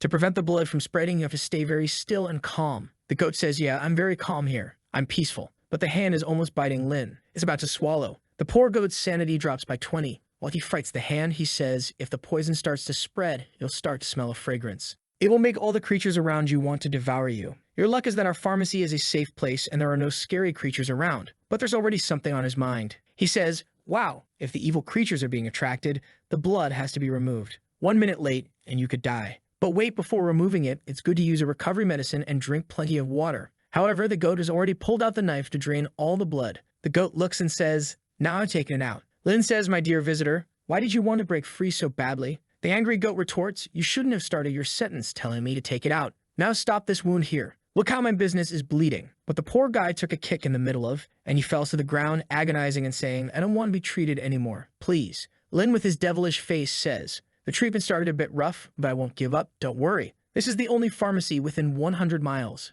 If you leave here, the poison will kill you. The goat says, stop lying. There are plenty of villages around here. How come this one is the only pharmacy? Lin looks at a pile of heads and says, yeah, there were other pharmacies, but they became studies for our shopping mall. The boat starts to pray. Please forgive me. I have an 84-year-old mother and a 2-year-old daughter. I just want to get out alive, doctor. Lin replies, don't worry. I'll remove that poison from you. I am a doctor, remember? From this door, you only leave with good health. Now come with me here. This is a somewhat violent potion. However, as long as you have an antidote to neutralize it, everything will be fine. Pulling out the siren, she explains, I can't say it cures everything, but it will leave you full of vigor. Bringing it with the devil's hand, the boat asks, how are you going to apply something so big in my bloodstream? He says it won't be in the bloodstream. It will be there. Lin, without mercy, he was about to inject it with a needle. The goat mentions that his starfish hurt less after the injection and starts to wonder if this place really is a legitimate pharmacy and not some nefarious operation. He stands up and asks, you're not planning to cure me just to cut me up again, are you? Our boy assures him that such thoughts are unfounded. Bloodsoft Pharmacy always adheres to the principle that customers are gods here.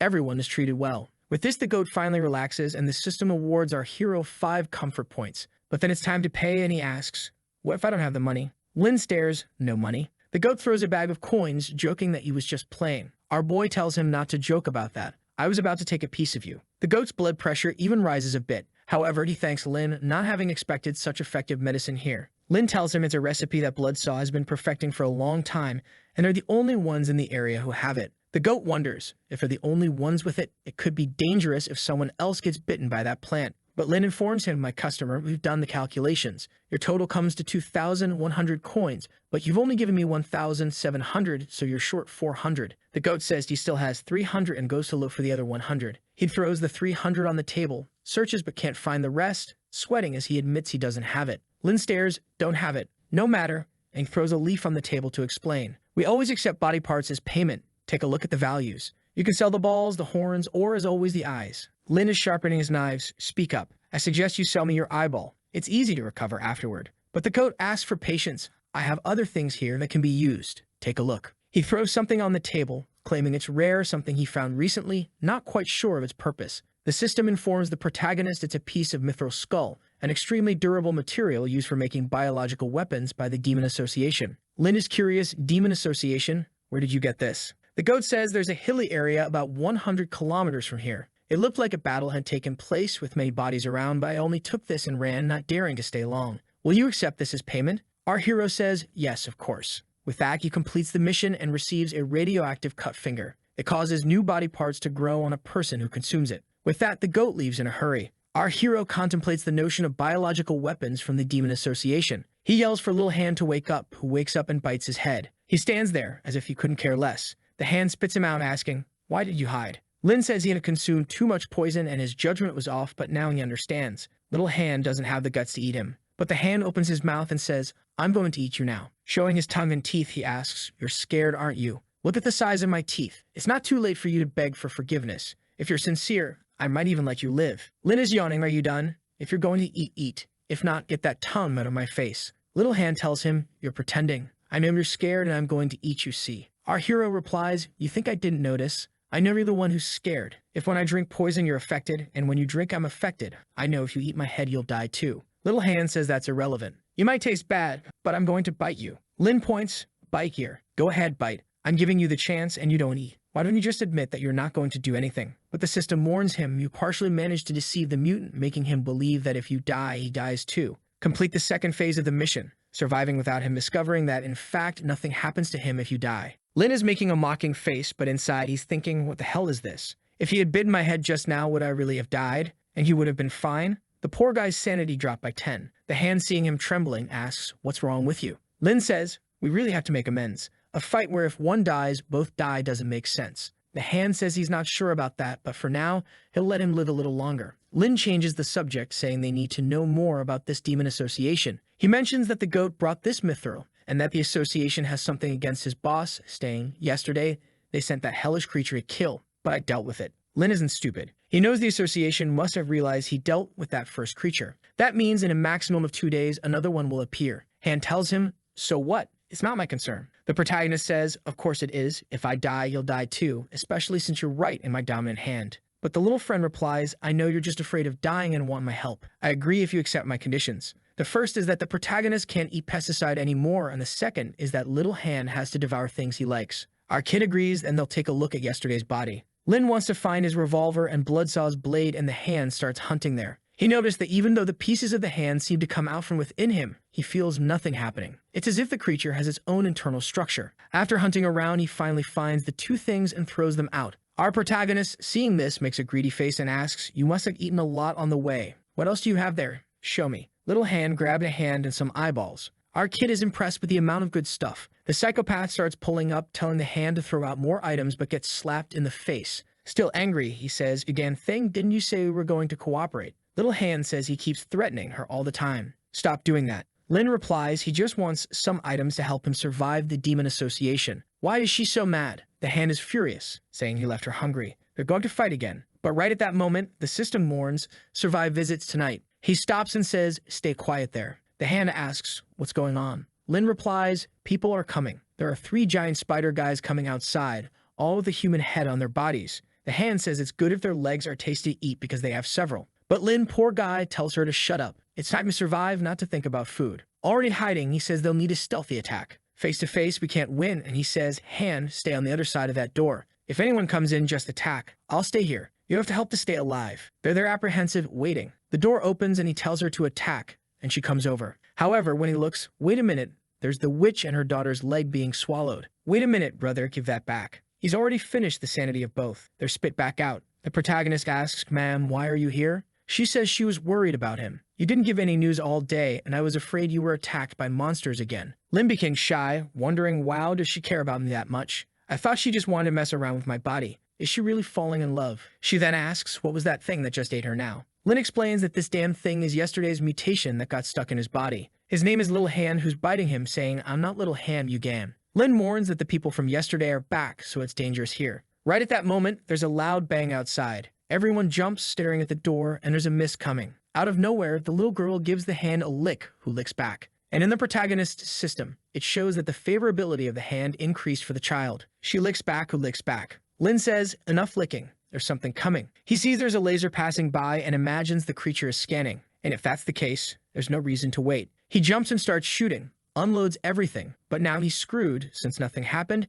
and the big creature is in his face. But Lin's decision is right. He knows this is a biological weapon that came to hunt him, so he can't keep hiding. However, after seeing him, the creatures confirm that he's a target that needs to be eliminated, and they go for the attack. Little Hand runs to pull him, saying, you idiot, are you trying to die? The system says this creature is the 120 type hunter, one of the most powerful hunting tools of the Demon Association, famous for its speed and agility. The 3 are running and Little Hand says, you better run. You won't be able to dodge this even if you try. She pulls him up again, trying to get away, but one's coming right at their face. But the thick witch defends. She's in combat, holding the 2 spiders. While our boy takes advantage, being a strategist, he moves aside and sends Little Hand to the blind spot, who tells him to shut up and not teach her to fight, and bites the spider. One of the spiders tries to analyze the hand, but finds out it's an unknown organism, and suddenly there's a tornado there. It seems it's being created by the witch's fight with the spiders, while Little Hand defends the protagonist, who's just shooting. He's just increasing his pistol mastery. Soon he'll be on the VCT. Another tornado rolls and Little Hand goes full force now.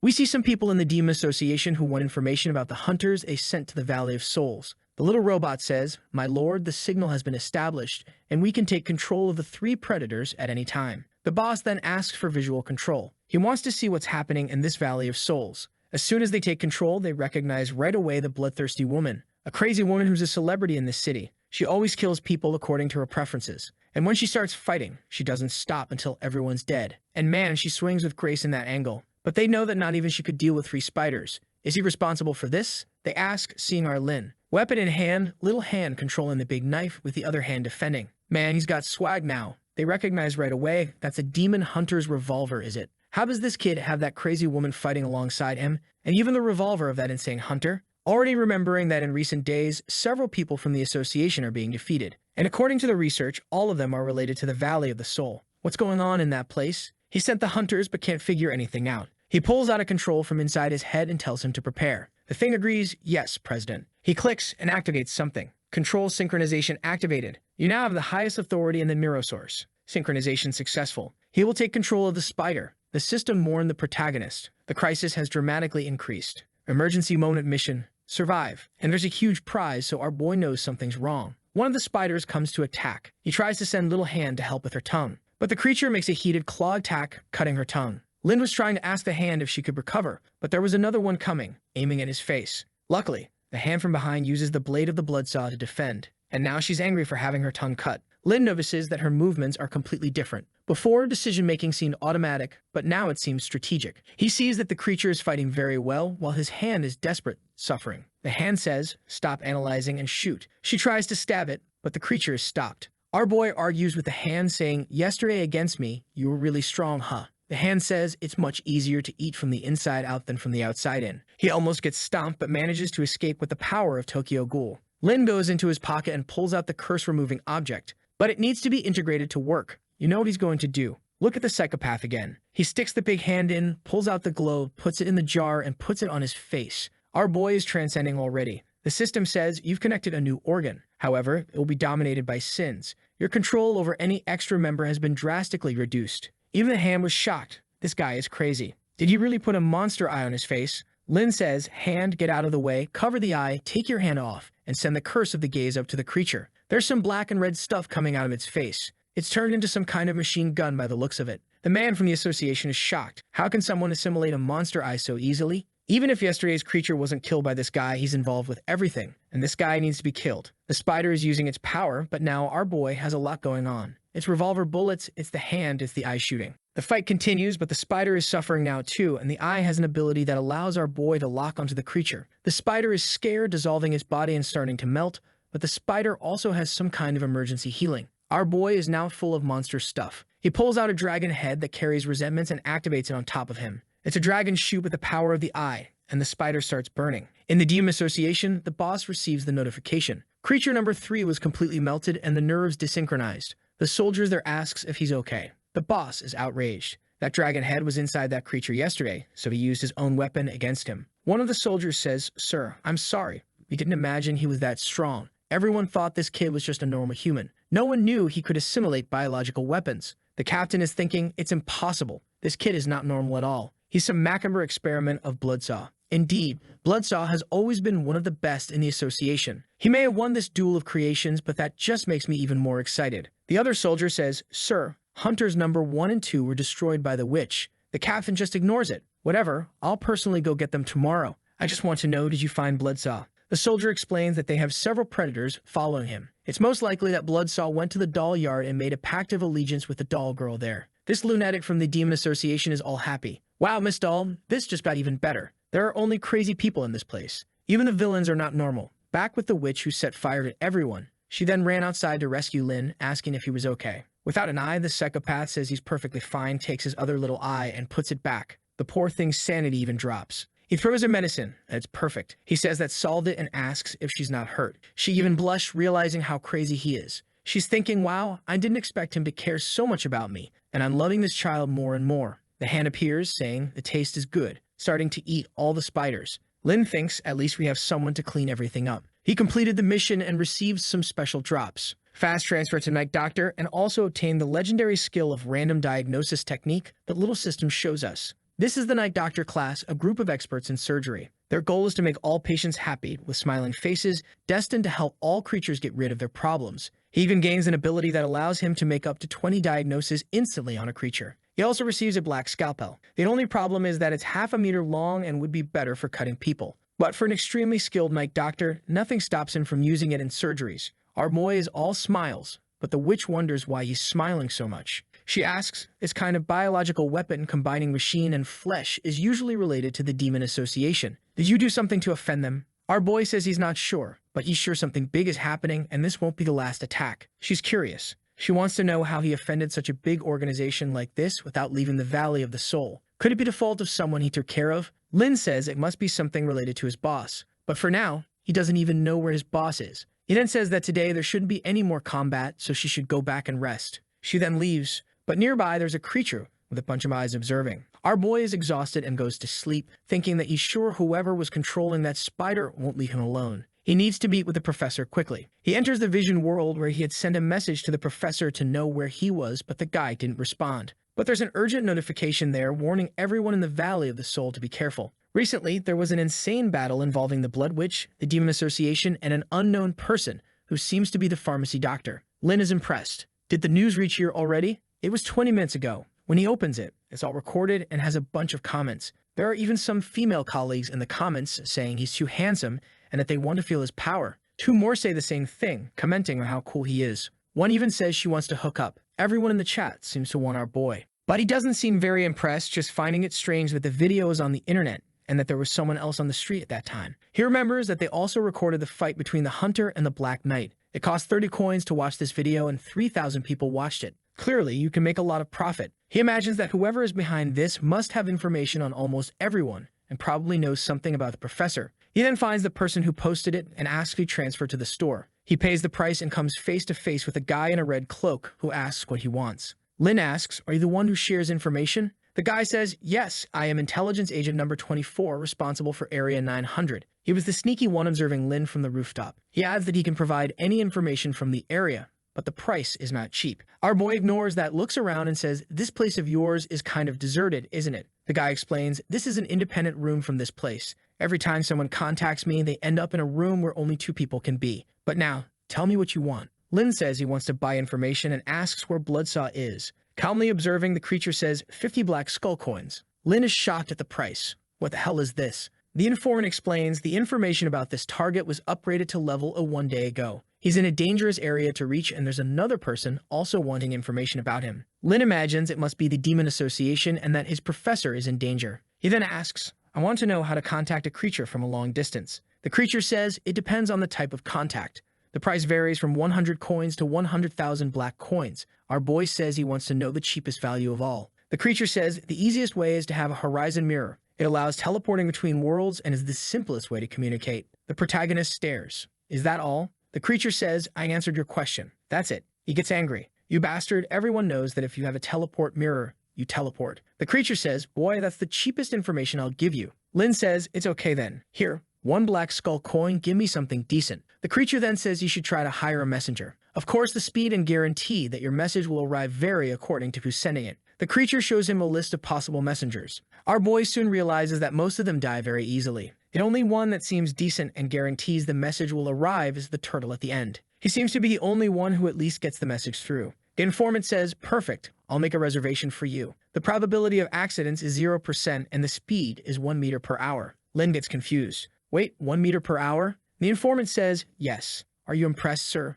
We increased its speed tenfold compared to previous years." Our boy thinks by the time this message arrives, everyone will be dead. "Damn, I wasted another 1,000 coins. The protagonist then asks the guy, is there anyone else there besides the turtle and the guys who are sure to die? The informant says, "Unfortunately, those are the only 4 here. If you're not satisfied, you can come back later to see." Our boy looks like a fool and asks, "Does the turtle guarantee he'll arrive? But it's terribly slow." "Yes." "Is the void bat fast but always dies?" "Yes." He then says, "You know what? Send me one of each." The guy agrees and says it's reserved. Just need to put your address there in the dark world and we'll send it to you. Since it's a biological creature, we can't send it to you here in the vision world. You'll have to put your address. Relax, we won't give it to anyone else. Trust us. Our boy fully trusts. He's crazy. After all, he had been warned. He doesn't remember by whom never to give out his address. The informant then says the fee to hire both will be 2,600 coins. Okay. As soon as you pay, we'll send them. Lin gets angry, saying, "I just paid 1,000. The informant says that was the price of the information. You have to pay the monster salaries.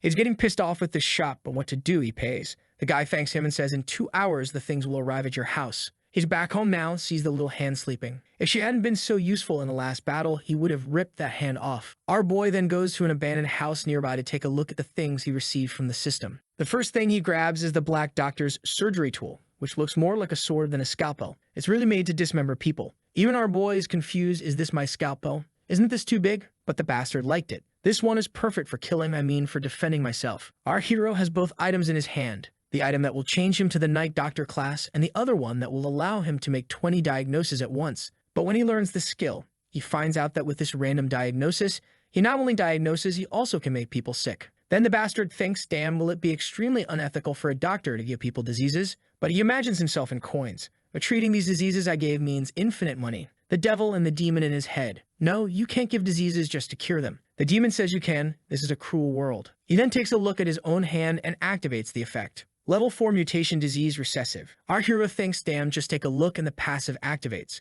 Should I use the active part and throw a bunch of diseases at the little hand? Better not. Whether you like it or not, this guy here is helping me. As much as he always wants to eat me, always beats me, threatens me with a knife. In the end, you know what? I'll punish you, he glares. The little hand starts talking, damn, I'm feeling kinda nauseous here. What's going on? I shouldn't have stomach ache, I don't even have a belly. Our boy gave him morning sickness, which is something that normally happens to pregnant women. The poor little hand starts vomiting. Our boy laughs, learn what will happen if you mess with me. But our protagonist feels bad too, a fool. Damn, this hand really passes everything on to me. You'll have to drink the antidote. Poor little hand doesn't even know our boy poisoned it. He gives the potion to cure it too, and she's all happy, thinking he's being nice. Now it's clear why he's in this abandoned house. When he sent the address, he put this random place. He is very clever. The delivery guy arrives and asks, your delivery has arrived, are you Mr. Lin? He says yes, and the guy comes sniffing, identity confirmed. He already opens his head and takes out the chest. Here is for you. To make it work, just open the scroll and spill a little blood. Sign here to confirm that you received it. The guy hands over the scroll, but there's some magic going on.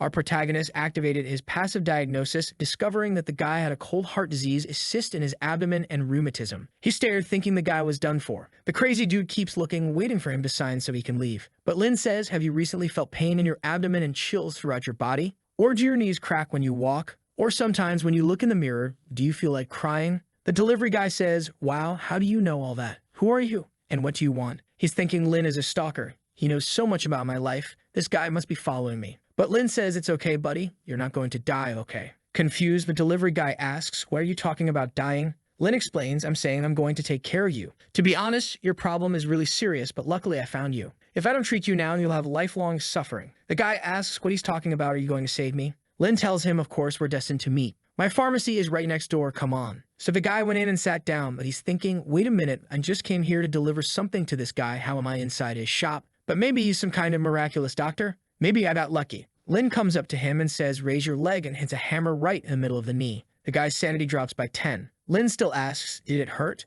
The delivery guy says, you bastard, that hurt like hell. Lin says if it hurt, that's great. It means the cause of the disease is right there. Everything is being caused by ice poison. At this rate, soon you won't even be able to get out of bed. The delivery guy says, but it didn't hurt that much, it only hurts now that you hammered it. Did you have to use such a heavy hammer? But Lin replies, regardless of the hammer, the important thing is that your disease is there. You don't want to cure it. Sooner or later, it'll penetrate all your bones and you'll be stuck. Do you really want to die just because of this? Come on, and don't be afraid. Your real fear should be not getting treated. Soon the pain will be as intense as a blade cutting your flesh. The guy says, okay, doctor, you convinced me. So Lin gives him something and says, this is the prescription for you and 2 kilograms of medicine. This one is a nutritional supplement to help you get stronger. And this one is to make you hungrier so you keep eating and your kidneys recover. The delivery guy looks at all that medicine and says, doctor, isn't this too much medicine? Our boy explains that's because you have several other diseases that I didn't even tell you about. The guy asks what else he has. Lin tells him, you're also feeling chills in your abdomen, aren't you? The delivery guy is startled. How do you know that too? It's impossible. Our boy warns, not only do you have a bone problem in your knee, but you also have a cyst in your abdomen. Of course, it's always possible to solve the surgery, grabbing the sword. Suddenly, on the operating table, he asks, Mr. Lin, isn't your scalpel a bit big? Why are you shaking holding it? Lin asks innocently, did you find it big? Don't worry, I'm a professional with the scalpel. The best in this place, let's start. The guy tells him to stop, and Lin asks, what's wrong? The man inquires, don't you need anesthesia for this? Lin is confused, how so, sir? He insists again, wouldn't anesthesia be normal for a surgery like this? Lin apologizes, I'm joking, I almost forgot, right? I'll anesthetize you, just a moment. The guy's sanity is just dropping. This guy is crazy, he doesn't use anesthesia. Why does he have such a big scalpel? After searching for a long time, he finds a little pot there. But unfortunately, it's expired, so he says, how about you just endure the surgery? The delivery guy says he can't, the hammer blow on the knee hurt a lot. Surgery without anesthesia, he's going to die. Lin explains that there is other way. The guy asks what form. Another form of anesthesia. He grabs the chair and wham, hits the guy in the face, knocking him out. Now it's just a matter of sleeping. Take that. With this, he's gaining a lot of experience from the system in abdominal surgery, healing the guy's organs and sewing him up. Sometime later, the guy comes out of the room all bandaged up. This physical anesthesia isn't very nice, sir, but Lin says the cyst was completely removed. There's still a bit of freezing poison, but with the medicine, everything will heal. Besides, after observing your case, I even prepared this new remedy. The delivery guy thanks him and says, I wish you and your shop all the best. Lin says he's always welcome. But now that everything's settled, can you pay me? It was a total of $3,000 for the whole procedure. He hands over the money and says, can you sign the document for receiving the items? You haven't even signed yet. Lin says he almost forgot, but when he touches the scroll, he manages to diagnose that something there is carrying a disease and gets confused. What happened? Why did my passive activate again? Whose hair is this? Was this delivered by someone else? The delivery guy says, no, I deliver personally. No one else touched it. Our protagonist thinks it must be the informant's hair, and he's full of disease. How beautiful. I mean, how sad. He takes the paper to sign and passes on the information. Mr. Informant, I received everything according to our contract. But I saw a strand of your hair, and being an amazing doctor, I diagnosed several diseases. It's good for you to visit my pharmacy soon, or you'll die. I'm waiting for you. Bring money. Your loyal Dr. Lin. And then he hands back the sheet. The delivery guy takes a look at the paper Lin returned, reads it, and sees that he wants to treat the master. Hud, does he want to take care of the guy just by seeing a hair? You know what? Goodbye. I don't want to get involved in this anymore.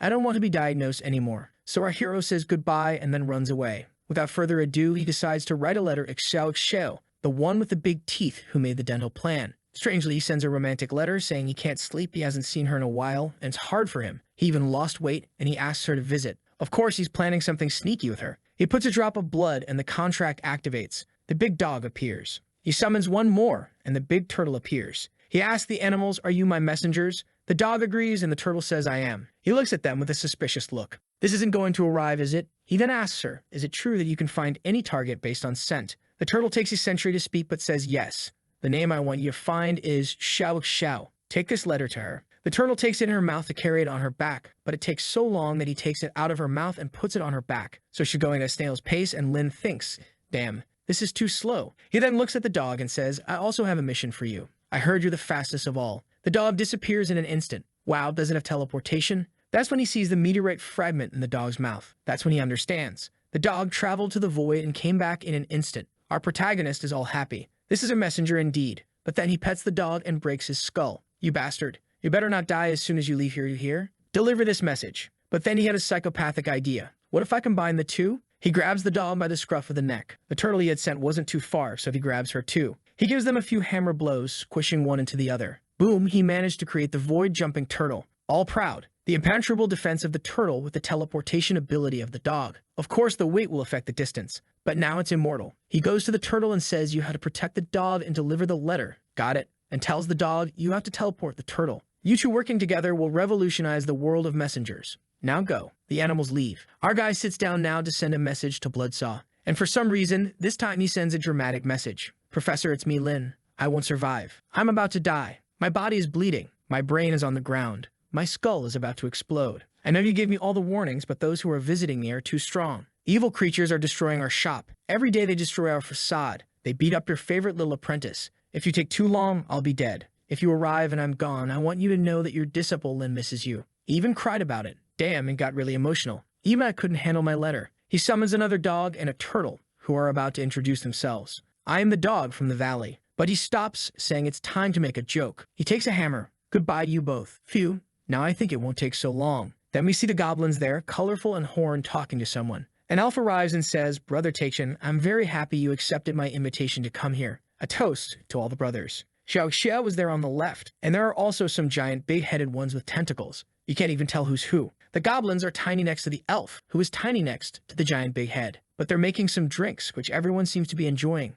Xiao Xiao gives a dazzling smile. Her tooth is too bright. The pale elf says, it's incredible to see my most beautiful and brightest niece ever. At that moment, the elf feels something. He uses magic and captures the dog and turtle, the protagonist who had arrived to bring the message. He grabs it and says, this is a messenger from the void. It must be for me. Let me take a look. When he reads it, it's for Xiao Xiao. Who is this? The protagonist's friend introduces herself. I am Xiao Xiao. He asks, is this your name now? She says yes. My niece, did you choose this name? The mother also wants to know, my daughter now has a name. I thought she would be upset, but she was happy for her daughter and went to pet her. Apparently you liked that name, didn't you? So from now on, that's it. Your name is Xiao Xiao. The elf looks at the letter. I want to spend my life with you and raise cats and dogs. Who wrote this letter here? He then hands it over. Here's your letter. Her mother also wants to know, who wrote this? The guy says the name is Lin. Xiao Xiao's eyes light up. The elf thinks to make her so excited, this Lin guy must be amazing. Xiao Xiao says she can't read and asks the elf to read it to her. He hesitantly asks, do you really want me to continue?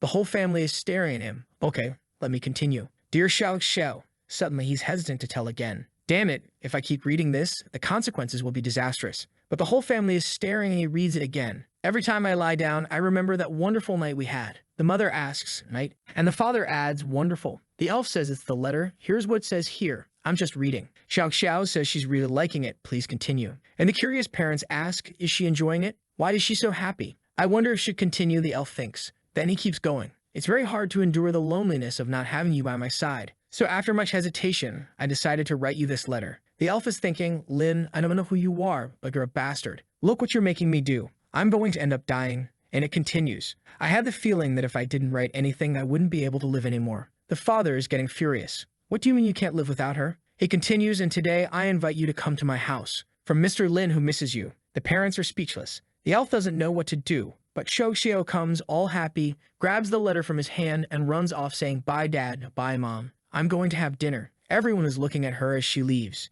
The elf is thinking, what dimensional creature is this? How is it possible to kidnap a creature of her level with a love letter? This guy, he's very strong. He's amazing. But behind him, the parents are staring. Poor elf says, damn, she's matured a lot lately. I guess it's her age. The father shouts and breaks everything, and everyone runs to follow her. But the mother holds him back, saying, you can't interfere in her relationships. The father hits his face on the ground. Then we see a castle on a red moon and a bunch of those spiders from the Demon Association going to attack. Inside one of them, someone with a neural system activated passes the command to attack everyone. The whole gang goes, but the poor things are being decimated by vines from the ground. The guys send the whole army, but a tree just wraps and shreds everything in half. When the spider takes a look, who comes as a new beautiful thing for this history. The spiders start analyzing, and the result is the same for all. Black Moon creature, extremely powerful in combat. The spider leader orders everyone to attack her from all directions. The boss is confident. The girl is standing still, and it's almost in her face. But then she stops everyone there with lines, throws her hand of all graceful, and that's it. Everyone explodes. She only leaves the leader alive to have a chat. She gets closer and says goodbye. It's over. The entire Northern Offensive group was defeated in 59 seconds. At this point, Turtle Dog is arriving there, but it gets stuck too. We then see a room with a bunch of puppets, and Bloodsaw is there too, who punches angrily. The puppet comes to warn him that a letter has arrived. He asks who sent it. She says she's not sure, they just found a messenger in the courtyard. But the name of the letter, apparently, is a certain Lin. Does he know this guy? Bloodsaw asks, Lin, how is that possible? She wants to know who this is. He explains, a child I adopted. I warned him he'd be attacked, but I didn't expect him to survive. Reading the letter, he gets confused. What's this? Why is he saying he's going to die? He throws it on the table and says to her, Madam, thank you for these 2 days, but I'll have to leave. If you ever need my help, I'll be grateful to repay your kindness. But when he tries to leave, she traps him and says there are many hunters out there, and you're not completely healed yet. I don't let you go out like this to die. Bloodsaw insists I don't care. Better than waiting for death is bringing death to those guys. And I'm going to make the whole Demon Association pay. The puppet thinks it's strange. He's usually so calm. Why is he so manic like this? Is it because of this letter? She pulls it out to read. The letter says, Professor, your apprentice Lin, I can't survive anymore. I'm going to die. My body is bleeding and my head is exploding. I can't resist anymore. If when you come back, I'm no longer alive, know that I always had a lot of affection for all the care you took with me. I tried my best to protect this place, but I think I'm going to die. In the end, your student just wanted to know one thing. Are you still alive, Professor? Well, next year on Father's Day, please burn my ashes. From someone who is dying but misses you, your little disciple, Mr. Lin. The professor is going crazy, shouting, Lin, it's my fault as a teacher. I should have sent you to a safer place. Demon Association, you killed my disciple. But I'm going to kill you all tomorrow. I, Bloodsaw, put my whole life against you. But the marionette holds him, saying she won't let him leave. Stay calm there. She says you won't be able to solve this problem now, and she thinks there's something strange about this letter. But Bloodsaw says, I'm sure this is Lin's handwriting. Do you think I wouldn't recognize the words of my son? The marionette says it makes no sense. Who dying writes such a giant letter? Bloodsaw stops for a moment, and she says, do you think that someone with their head exploding really would write such a fluffy article like this? Use your head. She gives him a slap on the face. Bloodsaw asks, do you think he's just messing with me? Why is he doing this? She shows an eye in her hand. If you don't believe it, take this. I'll accompany you to the horizon. They then appear at a shopping mall in World 900. She says, here we are at the corresponding place to the Valley of the Soul. I guarantee your apprentice is safe. Bloodsaw says you said that, but I still want to know what happened to him. She hits him on the head, you idiot. Just look at the regional channel. Bloodsaw then clicks to take a look, and everyone is saying they never imagined something like this would happen in the Valley of the Soul. Such terrifying creatures. It's good for everyone to dig a hole or stay in the basement. Today, it's guaranteed that the Valley of the Soul will be completely destroyed. The only thing they can do is rely on fate. Root-level creatures are appearing. Bloodsaw sees something entering the store and gets angry. My disciple. She asks what's wrong. He's in danger, and you're trying to convince me he's okay. He disappears before she can tell him to wait. Bloodsaw is thinking, disciple your master will at least collect your body. We then see Lin sleeping. A little tentacle goes to pet him. It scratches his face. And even before waking up, bang, bang, he shoots it twice. The system says you shot a root-level creature and gained experience for it. Lin then gets up and looks who arrived all cute. But our boy's sanity left with that. He takes the bullet out of her forehead and apologizes, saying it was unintentional. She asks if this kind of affection on the face is some kind of ceremony. Lin says exactly that, puts a band-aid on her, and she gets all happy, showing her big teeth, asking what he thinks of her tooth. Did she take care of it? Our boy gives a thumbs up, saying yes, it looks very good. But I'll need to do a more complete analysis. Come here. We then see someone observing the store with a spyglass. It's her father, and the crazy elf is all there too. He asks, do you see what that bastard looks like? The mother says he's cute, just too small. But the father doesn't approve, too small for her. He jumps up. The mother holds him and says, don't ruin their relationship. But the father insists, no, I'm going to kill him. The mother says, calm down, they're just talking. Besides, it's okay, that he's a little smaller. You weren't that big either, it humiliates the poor father who accepts it. I want to see if he'll have the guts to do something to my daughter. But they're inside. You can't see anything. Damn, I can't see anything. The mother holds him again. Stop there. We're just here to gather information, not to do anything. The father is fuming. The elf comes and hands him the listening device so he can hear the conversation between the two. Obviously, the conversation he hears isn't the most normal. Sha Sha asks, is this really what you want? Lin assures her and says, don't worry. I always do everything thoroughly. But Sha Sha replies, if you go so deeply, it will be strange. Lin says she doesn't need to worry. He knows how she operates. It hurts a bit, but it's nice. She learned his technique last time. Wasn't it good either? The father is going crazy. The mother tells him to calm down. Maybe it's not what you're thinking. The mother comes to listen along with the father. Sha Sha says, if we're going to do this, let's do it one at a time. Lin says it's okay. I'm ready to start. Don't get nervous and take a deep breath. The father is outraged. Bang hits the ground and flies off, but the mother holds him again. The father is shouting, telling her not to stop him, that he's going to kill that bastard. He's making my daughter do these things. The mother says he must be misunderstanding. She has a different body. They can't be doing that. The father stops again. The listener falls to the ground and the conversation continues. Lin says, did you see how normal it was? I told you that you wouldn't feel any pain. I'm skilled. Xiao Xiao says it's true. It didn't hurt. Lin then says it's okay. It was because you took it easy. But now he'll have to go deeper and explore her completely. The elf listening thinks, wow, these two know how to have fun. The protagonist is eyeing her ear, which is full of wax. He goes down and tells her that it's really all blocked. But don't worry, I'll prepare a potion that will fix it right up in no time. He gains more of her trust. He starts pouring the potion into her ear, rushing it and asking, how is it?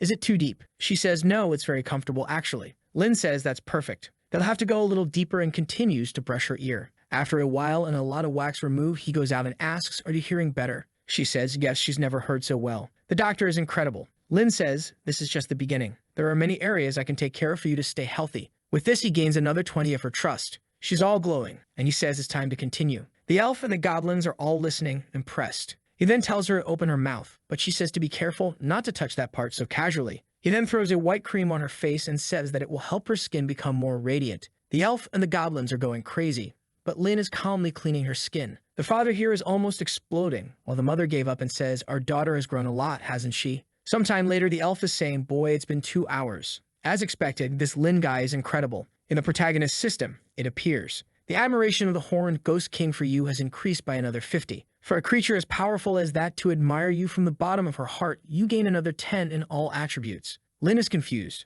Where is this guy? The scene then goes to the guy from the Demon Association arriving at the Valley of the Soul. And obviously, he brought another one of those terrifying creatures of his. All confident, he says, here we are. I hope that guy called Lin doesn't try to escape. When I capture you, I need to study you. How can someone integrate so many parts into their body? It would be an honor for your corpse. While Lin was still cleaning her, until an active mission appears. Try to survive as long as possible, or at least try to keep your house intact. Lin gets a scare. What mission is this that guarantees I'm going to die and puts the house as a priority? Good thing I had thought of a countermeasure. Look at the countermeasure there. He asks, Xiao Xiao, are you hungry? She says yes and asks, where's the dinner you said you were going to prepare? Lin says, the order has just arrived. It's definitely one of the biggest banquets. You'll be full. The scene goes to the association leader bringing his monsters. He tells everyone to stop. Look who's in front of him. Our confident guy who says, welcome everyone. I've been waiting for you for a long time. The association guy is impressed. Did you know we were coming? How brave. Why didn't you try to escape? Lin says he's asking the same question. How dare he come to the Valley of the Soul knowing that he's here? Lin is getting bold.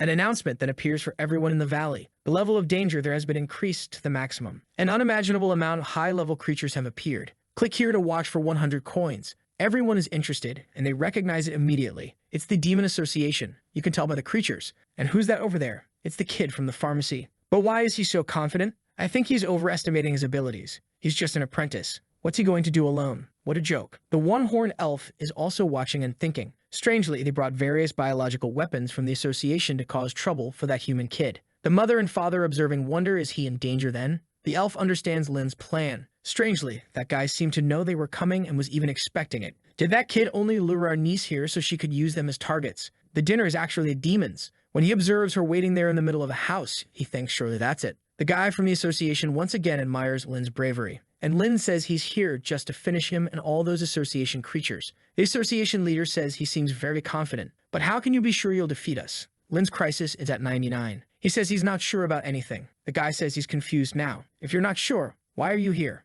The crisis hits 100%. The people in the city are all scratching their heads, thinking he's gone crazy. The association nutjob finds it strange. There must be some conspiracy here for you to be so confident. Lin says once the professor told him that a guaranteed victory card game isn't worth it. It's better when nobody knows who will win. Laughing like crazy, he says he likes to bet everything. It's only worth it when life is at risk. The people in the city are impressed. My God, I never even knew there was someone so brave in the Valley of the Soul. But he's crazy. The opponent is the Demon Association. He's being very arrogant. Lin is there pretending to be sleepy, saying it's very boring there. Better to go back home and sleep, just gaining popularity. The association nutjob is losing it. You're trying to provoke me, aren't you? But you're going to pay the price for that. He shouts and says, let's see how strong you really are. The creature gives Lin a look and starts activating all its powers. But our guy is stoic there. Hasn't made a move yet. The guy from the association asks, do you think all this confidence will save you? This is my Type 3 flesh puppet. The greatest war weapon in the history of this world. Not even a king would survive. Not even a root-level monster would be a problem. He shoots, and an explosion occurs.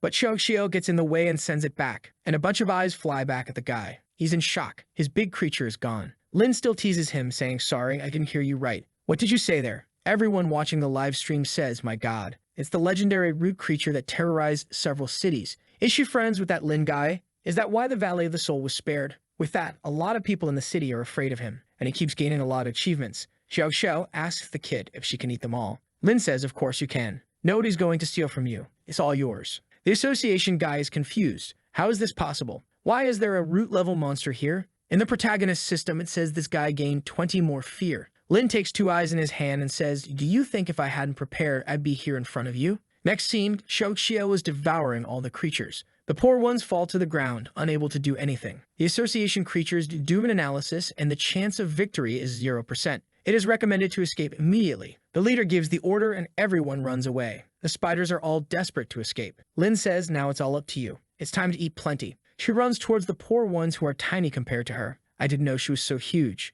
She grabs the spiders with her tentacles all at once. She swallows everything, and it's over. Saying that the mixture of robot taste with meat is delicious. The people of the valley are scared, not understanding what's happening. And they all come to the same conclusion. Maybe the valley was only spared because of Lin. Lin tells Shio, these guys run too fast. Why don't they just stand still so you can eat them? She pulls in with her tentacle and gets scared. She tells him to hold on tight and runs away with Lin, while keeps eating all the spiders on the way. Seeing Lin mounted on her, people want to know what the relationship between these two is, because clearly it's something beyond the ordinary. He's definitely the first human in history to ride on the head of a root creature. He is the Root Knight. A legend is born. These demons are all crazy. A guy says it's like an amazing queen asking a peasant to crush her into 4 walls. Lin is struggling to hold on, but the system alerts. You've obtained an epic achievement. Root Knight, the first human in history to ride a root creature as a mount. The protagonist is confused. What's this Root Knight talk? She's just my friend. That doesn't make sense. But just then, one of the big spiders is coming to get him. He quickly draws the hunter's revolver and shoots it. Xiao takes advantage, grabs one in her hand, and eats it. Lin says this is the perfect combination. I immobilize them and you eat. Now he's shooting in all directions. There's a Cyclops couple there in romance. The spiders are all fleeing. The protagonist is running. Poor Cyclops got crushed. Lin asks, Xiao, are you full? She says no, and he replies, then let's go after the big one who's trying to flee at any cost. The association guy is still running around thinking, what the hell? This is a dimensional disgrace for me. In less than 10 minutes, half of all the hunters are gone. Why did such a powerful creature come to this place? He calls the association to try to give him his location, but the association system says this is association number 5 machine and I will obey all your orders. He tells the guy to shut up, just give my location. But he took a hit to the head, hit the wall, and even lost his mask. Now he's face to face with Lin and Xiao Xiao. The association guys respond that they managed to locate him and are sending help. He wants to use a teleportation device to get out, but Lin picks it up from the ground. So this was your plan to escape. The guy denies it, saying, like I'm escaping. I was calling for reinforcements, and let me tell you, you better run fast. But on the walkie-talkie, they say, you can escape at any time, sir. Now he's sweating, and Lin thinks of wickedness and says, Xiao Xiao, this delivery wasn't enough, right? Let me order more for you. She's happy. He takes the walkie-talkie in his hand. Support request. I need a lot of military power here. I repeat, I am sending my location, and I need military support here. The poor leader is confused, not knowing why he's doing this. But over at the Demon Association, the guy's command is accepted. Yes, Lord Mechanical, we've got the coordinates. We're sending a team of hunters. But the poor guy is screaming down there for them not to go. You're all going to be eaten. Too late. The reinforcements have already arrived. There are mosquitoes, some ants, and some beetles. But when Xiao sees the creatures, she interprets everything as food. Lin points and says, let's start. She starts biting and eating all the bugs. The system alerts you. Xiao killed 10 mechanical insects. Lin grabs the walkie-talkie and keeps talking. We're almost winning. Please send more association soldiers. The little robot accepts the command again, saying it's an honor to serve you, President. We will mobilize all our sectors, and more reinforcements are coming. Lin keeps deceiving. Very good. Great support. I'll have to give everyone a promotion. The little creatures are all happy. Thank you, sir. Lin, blowing on the gun, says you better be careful not to be hacked. Do you have good identification skills? The little robots say yes. Don't worry. The association leader is going crazy. He takes advantage that there's a creature nearby, grabs it, connects to it, and sends a message. Someone is pretending to be me. Stop sending troops. But the robots apparently don't like him. They stare at each other and make an expression like they're following a sneaky plan and tell him, we know you're imitating the president. You won't fool us. The president is losing it for good. What are you guys talking about? There's unit password 035237. I'm your superior. Stop sending troops. But the little robots say, wow, you hacked really well. You even know our code. The poor guy takes even a critical hit, and Xiao is eating everything. He's finished on the ground. Our boy even earns an achievement. You destroyed the enemy's psyche without even fighting. The family observed everything. The mother was proud, saying, my daughter found such a good boyfriend. Look at this incredible meal he brought for her.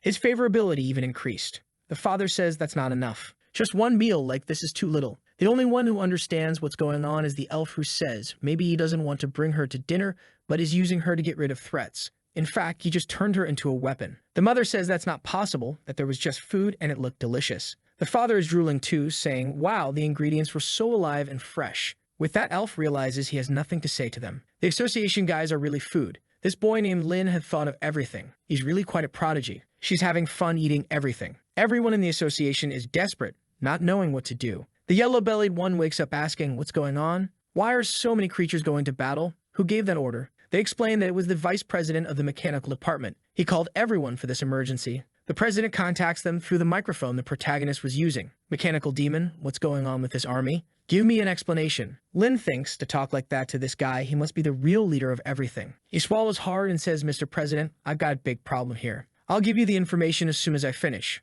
But the president says right away, you're not the mechanical demon. You just stole this communicator. The president is furious, saying, damn, he made us spend so many troops and treated us like complete idiots. It's a disgrace to the association. Send someone to finish this once and for all. The robots say, all right, sir. The leader is thinking the mechanical demon isn't so easy to deal with. I want to see who's putting an end to this. In the sky, some big bees appear. The protagonist sees them and thinks is the final boss finally going to show up. He even waves goodbye to the camera. First, he sees the protagonist and thinks a human. How did the mechanical demon die to this? But then he realizes a root level. Why is there a root level here? And why is there a human on top of it? But okay, you want to use the root level creature to humiliate me? Now you're going to experience the true potential of the association. Some chains then break and a giant creature appears. And the guy says, I want my body number 2. Everyone in the association is even scared. The president says, I want to go and experience this for myself. Back with the protagonist, he's asking Xiao if she's full. She says she's 80%, just missing something really good. Lin tells her not to worry. The main course is coming. A laser falls from the sky. It explodes the city and the demon arrives. It's a scary appearance the creature has. Creation of flesh and blood. Wing Lao, combat power top-notch biological weapon of the Demon Association, capable of dealing even with root creatures. Only one person in the association can use it. Xiao was big, but the big guy is much bigger than her. Our boy is scared too. The crisis instantly went to 100%. The system tells him to run. But Xiao is excited. The delicious final boss. The protagonist tells her to run away, but the big guy hits her, and she flies away. The mother and father didn't like it. They were scared. Lin asks if she's okay. She's glitching, wondering if she just got beaten up for food. She even lost a tooth. Seeing that her tooth fell out, the one she liked the most, she starts crying. Lin tells her not to worry. When they get back, he'll put it back. The father and mother are just watching. The elf tells them to calm down and stay calm. But now the mother has lost patience. Calm down? My daughter got into a huge fight now. Do you think I'm going to calm down? They both stare at him and go after him. Xiao Xiao is crying desperately. The protagonist tells her to relax, that he'll make a wonderful denture. But the monster steps close to them, points and says, today is the day you both die. Man, the protagonist is psychopathic. Real scoundrel, aren't you? I'll have to teach you a lesson, and already grabs the revolver. The confused president asks, teach me a lesson. A mere human defeated by machines. You think you're going to teach me a lesson? Someone invincible. Our boy points the gun, and the president asks, is that what you're going to do? That's a bluff, kid. But without hesitation, Lin hits him right in the forehead. The people watching are thinking, man, did he really shoot? He's really crazy. Even the big guy got glitched. What illness is this? How dare you shoot me? Don't you see the difference between us? The protagonist says he knows, but he'll never allow anyone to harm one of his patients. With that, his favorability increases a lot with Xiao Xiao, who is crying, and now he's considered a great friend. Another achievement for making friends with a root creature. He gives a thumbs up and says, you can count on me. I'm here. No one watching can believe it. I never imagined a human protecting a root creature. The monster is going crazy, saying it's interesting. Why are root creatures interested in him? Maybe his talent is winning people's hearts, but at this moment, nothing matters. He will even face root creatures at the adult level, and the one next to him is a child. It's no match for him. Lin starts bluffing and saying, did you imagine that I can summon more root-level creatures? Didn't you say I'm good at winning people's hearts? The president ignores him and throws everything at him. But look who's coming and exploding. If the president was big, the father is twice as big. Lin is now smiling, and everyone in the valley recognizes it immediately. It's the family that's been destroying all the places. But how is it possible for a human to be friends with a family like that? The demon is trembling. Wow, real root creatures have arrived, and 2 of them at once. In the protagonist's system, it says the crazy guy gained 20 fear. The president down there thinks something's wrong here. While Shokshio is going all happy. Dad, Mom, what are you doing here? The president is shocked to hear this,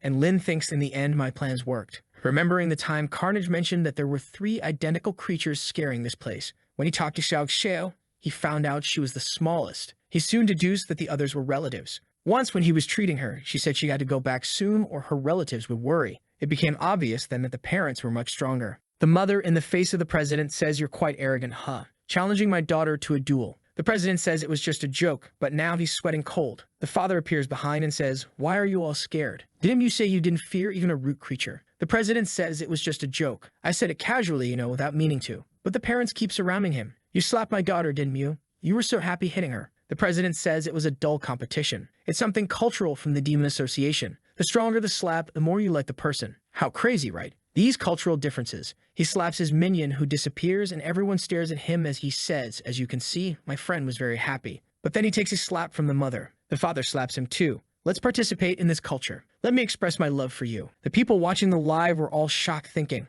that's the difference between a true beast and one bred in a lab. The captain got tired of taking a beating and said, do you think I can't defend myself? Clearly not, because he's already back getting beat up again. He can't, already took a beating and goes back to the ground being beaten. Lim sees in the system the father's information. The race is unknown, the level is chaotic, and he's a titan's head. One of the oldest creatures in the world of darkness. The mother is a corrupted witch's head. The protagonist sees that they belong to something called a dimensional world, not this world of darkness. And here they're all considered gods. Until Xiao Xiao appears all happy and starts licking him. Telling him not to worry, her father treats her very well and won't hurt him. Our guy says I'm sure they don't, since to raise such a cute and friendly daughter like you, they must be very good people. But when he looks at her parents beating, tearing, and devouring the guy from the Demon Association, he says, but I think we don't need to get to know each other, right? The scene shifts to the association. The guy who was in the capsule falls to the ground weak. Everyone runs calling for the president, asking what happened. The president interrupts him and tells everyone, stop what you're doing now and initiate defense mode 0. They're scared, asking if he's sure. He tells them to hurry and everyone runs out. Notice to all association members, emergency level 0 has been initiated, and everyone must assume their positions. The next chapter begins with Bloodsaw walking in a forest. He's telling the puppet that he can't believe Zero Plan was initiated. She asks what the Zero Plan is, and he explains that it's something that when the Demon Association was first founded, he and several members decided to create. A signal only sweated when something devastating happens. The puppet says, wait, so the Demon Association was attacked. Bloodsaw says yes, and something devastating happened. She crosses her arms, thinking it's interesting. Who in this world of darkness has the courage to go against the demon association? Bloodsaw tells them to run because on the way there's a witch tower where they might see something. Back to the fight, which is more like a one-sided beating since the parents are just eating the leader's body. The parents then call for their daughter, and she was all cute to talk to them, while our guy is hanging there. The mother pets her, saying, "I was so worried about you, my dear. I can't believe he had the nerve to slap you. We only followed you because we were afraid that Bastard was deceiving you." Xiao Xiao says, "He didn't deceive me, he brought a lot of good food." Lin is trembling, thinking, "Am I that bastard?" The two give him a stare. Our guy is thinking that even though he took advantage of her, he was very friendly with their daughter. They won't want to do this to me. The two are already staring at him from side to side. Our guy hesitates. "I'll explain myself sincerely and everything will be fine." He introduces himself awkwardly. "I'm a small dentist and doctor. And my name is Lin. I work at store 55, down in the Valley of the Soul. I don't have a home, I'm single, my relatives are dead. And that's it." The two are still staring at him, and a crisis instantly went to 99.99% with the two. Our guy is worried. "Man, I'd explain myself, and a crisis went up. What's happening?" The two start tapping tentacles, saying, "This guy handled her very well. Her mother said she liked it too. He seemed very comfortable on top of her daughter. Only monsters would say that without malice." Our guy wonders, are they admiring me or trying to kill me? The tentacle eyes are staring and the system speaks. "Your sanity is about to reach 0. Stabilize your mind or you will collapse." Then he gets an achievement. Root Malice level. Survive 60 seconds in front of a root level creature without losing your sanity. But he already gets another achievement along with that. Double Malice. Survive 2 creatures. With that, he's gaining mental strength, physical power. And our guy is gaining status, huh? Xiao Xiao tells her parents. "He was so happy when he was riding me." Lin tells her it's better to avoid talking about it. The father comes straight to him and says, "Now that I've killed the one who dared to slap her, why don't we have a chat?" Our guy is terrified, thinking, "It's over now, I'm dead." The father and mother keep staring at him, saying, "Come with us." Everyone goes together. The scene then shifts underground to a basement where a massive metal claw emerges. It's something that's part of the association's 0 plan. A castle rises with a building, a tower, some arms, flesh, it's got everything. The defense mechanism of the 0 plan is fully activated. Prototype Colossus 012 goes into combat. Bloodsaw and the marionette arrive to see this creature activated. Bloodsaw thinks they must have gone crazy. How did they dare to activate this creation? Strangely, the marionette looks and says, "So big and thick." Bloodsaw is confused. "Big and thick? What are you talking about?" She says it's nothing and tells him to explain what that is. Bloodsaw explains that it's the association's Colossus, a war machine that imitates the true Colossus of the Black World, one of the most powerful creatures that ever existed. It's a collection of all the association's technologies and all the collective evil. And it was created by another civilization. She asked about another civilization. Bloodsaw explains that after years and years of the Demon Association, it reached the peak of technology in the Black World. The problem was that it also meant they were at the limit of that world. That's when they found the remains of a true colossus from another civilization. After some analysis, they discovered that creature was much more powerful than any root-level creature in the Black World. The Association continued to research the creature and had plans to bring it back to life. But at some point, the old president gave up on everything. Things were getting out of control, and because of that, all parts of the Colossus were separated and kept apart from each other. But since the last bastard came into power, he's been putting the pieces back together. And he was always thinking of restarting this terrible plan. The marionette asked about the combat effectiveness of this Colossus, and if it can be compared to the true Colossus. Bloodsaw says it's incomparable. The true Colossus was much stronger, but this mechanical one has parts of the true Colossus. In terms of destructive power, it's comparable to several root-level creatures. Back at the Association, the robots are announcing that everything is ready. The president, all dried up, says, very good, until one of the army guys enters asking what the hell is this? Why did you initiate the Colossus? The president says it's because they become targets of 3 root-level creatures. The horned one asks, who was the idiot to provoke 3 root-level creatures? The president says, it was me, but I don't want to know. Go now and start activating everything. The guys just obey and leave. Then the robot warns the president that something is approaching. When they look, there's the Colossus, Bloodsaw, and the protagonist arriving with Sha Sha. Seeing that, Bloodsaw is scared, wondering, what's a headhunter doing here? Did the Association guys go crazy? Why did they provoke such a creature? The marionette asks, why this reaction? If the root creature kills the Association, isn't that even better? Bloodsaw says, even though the Association has monsters, not everyone there deserves to die. Luckily, this headhunter still seems young. I don't believe she's such a big threat to the Colossus, until he sees the mother. Another creature. This one's already matured, but okay, the Colossus can handle 2.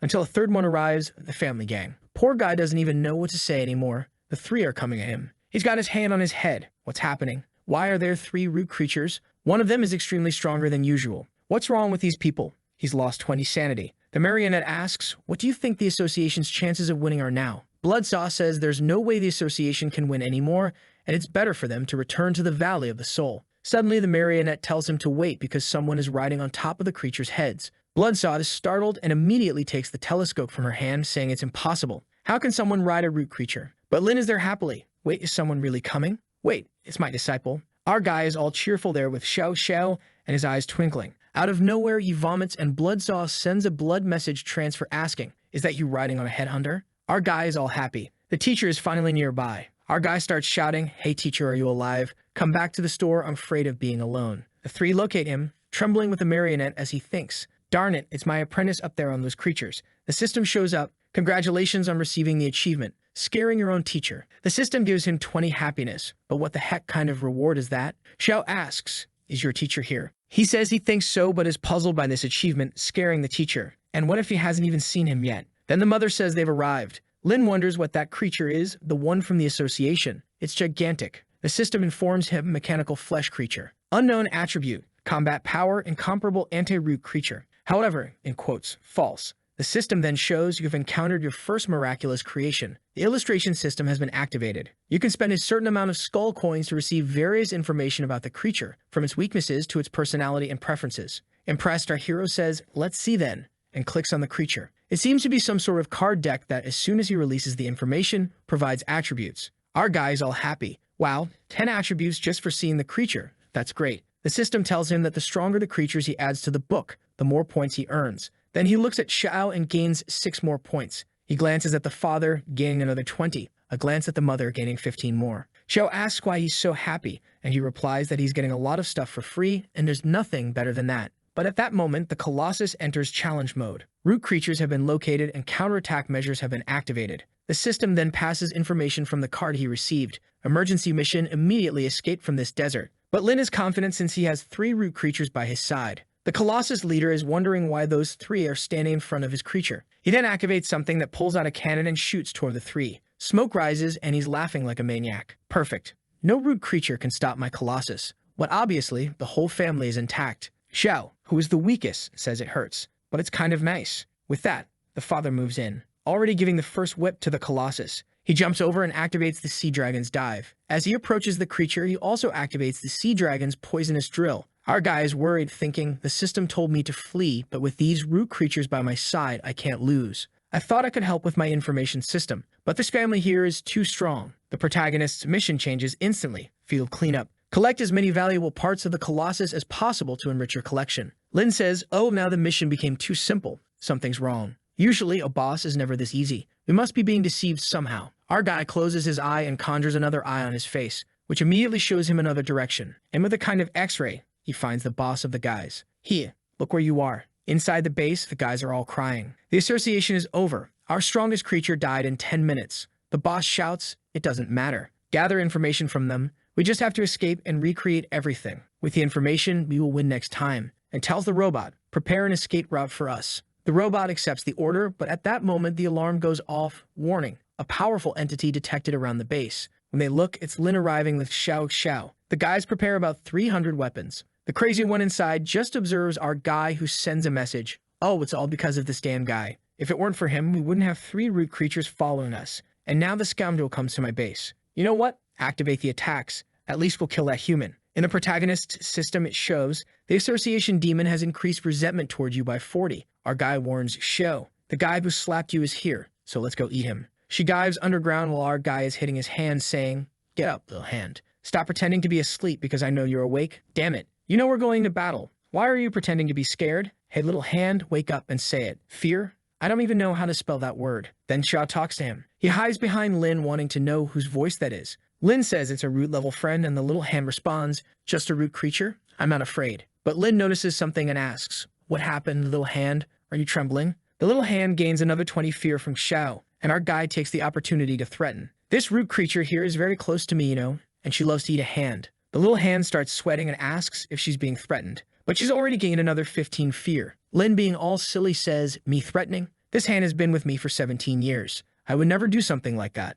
Unless you disobeyed me, right?" We see the physical form of the little hand, which is that of a girl. And Lin continues, "If you're a good kid, you'll get the lollipop, but if you're not, you'll get the medicine." The little hand asks, "Can I choose neither?" He looks at Xiao and says that today she'll eat a left hand. At that moment, the little hand comes and says she'll eat candy. Give me this damn thing. Lin tells her to open her mouth then and throws the lollipop, saying, now just obey me from now on. With that, our guy gains obedience from the little hand, and he warns her. The decisive battle is about to begin. He tells the system to put all the points into physical attributes. Naogi's level 10 with 154 physical points. Xiao Xiao falls into the pit with him. But they're already being targeted by a bunch of lasers. The shots come, and Xiao catches everything in the air. Meanwhile, the little hand creates some kind of umbrella for the protagonist, who's impressed and says, I didn't know you had this power. The hand tells him to shut up and kill these creatures. Our guy pulls out the hunter's pistol and resolves it American style while telling Shio to keep advancing. Having hit 100 shots, our guy gains an achievement that increases his accuracy. They then arrive in front of a gate where, when it opens, a bunch of those spiders come out.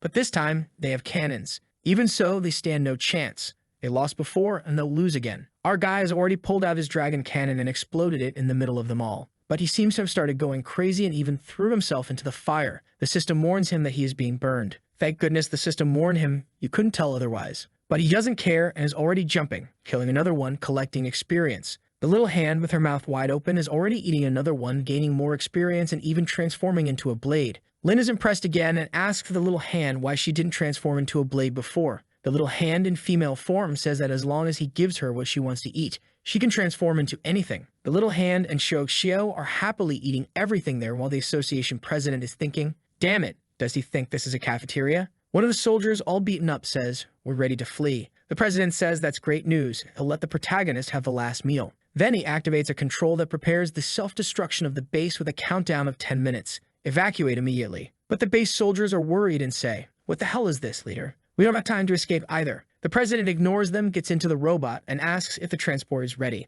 The guy says yes, and he orders it to be activated. I want to see what will happen to that idiot. They can destroy my Colossus, but they will pay the price for coming here. But suddenly, smoke starts to rise, and the president asks what's happening. The robot explains that they are receiving too much energy in an unusual way. When he checks the camera, Xiao had already passed by, destroying the energy room and causing an overload. Self-destruction will happen in 6 minutes, whether they want it or not. Right at that moment, Shou Xiao enters the room. The president is sweating and our guy receives a mission to finish off the president to receive a bunch of skull coins. The president says they arrived too quickly. A Psycho Lin responds, I had to speed up, right, since you're trying to self-destruct. He points at him saying time is short but thinks it's enough. The president remarks it's good he came there. He thought it would be easy to eliminate him with a root creature. But he forgot something. Our guy is confused. The president starts emitting a red aura, claiming it's now easy to kill the protagonist too. He attacks with lasers, actually a spiritual attack that nearly disintegrates Lin. However, he still demands a Bracenho, unfortunately, where the little hand is. The little hand falls to the ground in black poo form and turns into balloons, which morph into Lin's heads. They then open a giant mouth and also use a spiritual attack. The president, confused, asks if he also has spiritual attacks. Our guy is calm again and has recovered the hand. He pulls out the gun to take more shots while Shou Xiao also attacks. The president is struck. Lin asks if the little hand is okay. She says she's so-so because she spent too much energy, while Shou Xiao licks the protagonist's face, asking if he's okay. He says he's fine since the little hand saved him. Shou Xiao starts licking the little hand, thanking her. Looking at the boss's head, she wonders if he's dead. Our guy believes he's not. The little hand says it's impossible, but our hero knows better since the system didn't reward him. Lin then says the guy is good at controlling his consciousness and probably transferred it elsewhere before dying. But maybe they can find it. He activates that devil eye again and visualizes a creature in an incubator. The president says the flesh itself is weak, but he achieved perfection by combining it with machines. There are 4 minutes left until destruction, while Shou Xiao is wreaking havoc. Our guy seems to know the guy transferred, but not exactly where. Suddenly, Shou gets hit in the face and is dragged away. Lin asks what happened, and she says she was hit out of nowhere. The president then appears, and the system warns, mechanical creature, God 71. Combat level, king level mechanical armor. Compared to root creatures and utilizing part of the Colossus's studies, instead of being afraid, our protagonist is motivated, saying it's not certain who will lose, so let's go. Xia smiles, saying whoever dares to bully the doctor must die. But now the president is more powerful and faster, so he's managing to dodge. He leaps and fires a fireball, Sasuke Uchiha style. Xiao saves Lin, and the hand warns that if that hits them, they won't resist. He says not to worry, he has a solution, and tells Xiao to open her mouth. Hiding behind the tooth, he says, let's see if it works this time, try to come here. The president agrees and pulls out 2 blades, going for it. Xiao starts a blade versus tentacle battle, but there are 2 minutes left until everything explodes. Lin thinks, damn, if this continues, she'll win, but it will take too long. We need to win quickly. Just then, he activates the random diagnosis. The The president begins to have blurred vision in the fight. He takes a hit from the tentacle and is thrown to the ground. In his robot system, it says, you received parasites in the brain. You have thrombosis in the brain. You received a fraction in the brain. You have Alzheimer's. You have schizophrenia. He is confused, thinking this is impossible. This is a perfect body. It's impossible for him to get sick. There's something wrong here. He looks at Lin in the mouth, smiling like a crazy person. The president is sure it's him, but then takes another hit. Agonizing, he thinks I lost to a human. The protagonist comes over and says to him, you overestimate machines too much. My random diagnosis triggers a disease already contained within the person. That's why the diseases that were activated were much worse. If you really had a healthy body, I couldn't have done anything against you. But you decided to ascend mechanically and put your brain in this mechanical body. In this situation, you became more fragile. At that moment, the base warns that there are 20 seconds left until destruction. Lin then tells Xiao to run, and when he looks back, the big guy gets up again. However, with Alzheimer's and schizophrenia and a bunch of other brain diseases, speaking nonsense, playing games, 1 + 1 = 2 fun, it looks like he used Molly all night. Lin then says goodbye and runs away, completing the mission to kill the president and receiving 5,000 black skull coins and also the legendary ability, Memories of the Past. An atomic explosion occurs in the base and our guide praises Xiao, saying it was a perfect job. Our little protege is eager to see the rewards and opens the system. He also receives a strengthening ability that can increase the power of any of his abilities. The Memories of the Past ability puts someone in a physical state they were in the past. Our guy thinks he would be invincible with this, but the system explains that besides causing extreme mental stress, after an hour he returns to normal, ruining his plans for immortality. The father and mother come over to Xiao, asking where she was. She says she went to kill some bad guys. The mother then pets her, saying she was so worried, but she's amazing, her daughter. The father looks at the mother and says she's lying since she was there eating Colossus with him while their daughter fought. They start arguing and our hero thinks it's a fight no one can separate, until the body of the association president falls next to them. Lin tells Xiao to crush the body because he wants to see what's inside that guy's head. At that moment, the father looks at him and says, I want you to know I haven't agreed to the marriage yet. Roland is confused, wondering, marriage? The mother comes over and tells him to stop pretending. They know how close they are. The father also comes close and tells him not to pretend they don't have anything. Our hero says he thinks they got something wrong, but he's already hitting the tentacle and says, are you going to lie again and say it's a misunderstanding? Lin then says it's not a misunderstanding at all. No, it's all true indeed. The mother says that's good. From now on, you're a new member of our family. The father says he's a lucky boy to be with their daughter. The mother says, see, she's happy with the doctor, you see? Xiao beside them repeats the same thing, saying, I'm happy with the doctor. Lin then goes to get the president's brain, and when he touches it, the system says, add a mechanical god to your registry, receiving 5 points. The only problem is that there are many diseases in this cerebellum. Whose fault is it? Our guy puts it in a box, thinking he'll give it to his professor. He'll be very happy with it. From afar, he was being watched by the puppet who was thinking, unexpectedly, Sarah's apprentice can communicate with root creatures, quite different from this old pervert here. Maybe this apprentice will replace the master well. She imagines herself making puppets all day with our guy trapped. She then devises a plan. I just need to deceive him and take him to my castle. Once he develops a relationship with all my daughters, we won't have to be trapped in this doll's body anymore. Looking at him very interested, but now there's Xiao, the witch, and the doll. Things are getting dangerous. Meanwhile, in the Valley of the Soul, that information seller is spreading to everyone what happened to the Demon Association for only 500 coins. The Red Witch, seeing it, is confused. The Demon Association was wiped out by the headhunters. In the images, you can clearly see our hero with a big gun pointed at Xiao's head. The witch thinks when I looked outside, I saw a lot happening, and who would have thought Lin would manage to end the association? She became even more hydrated, saying he's very sexy since just by being challenged by the association, he finished them all. Tonight, she really needs to show him some new hip techniques. Poor Lin doesn't even know the battle waiting for him and is innocently collecting the rest of the creatures on the ground. He looks at Xiao and says that after collecting, he'll help her fix her teeth. Just then, the mother appears behind and asks, finish picking up the items, let's talk. His sanity drops and he becomes all embarrassed, saying, oh, okay. The mother asks Xiao, do you mind if I talk to him alone? Lin is begging Xiao to say no, but Xiao asks, do you want the doctor to take care of your tooth too?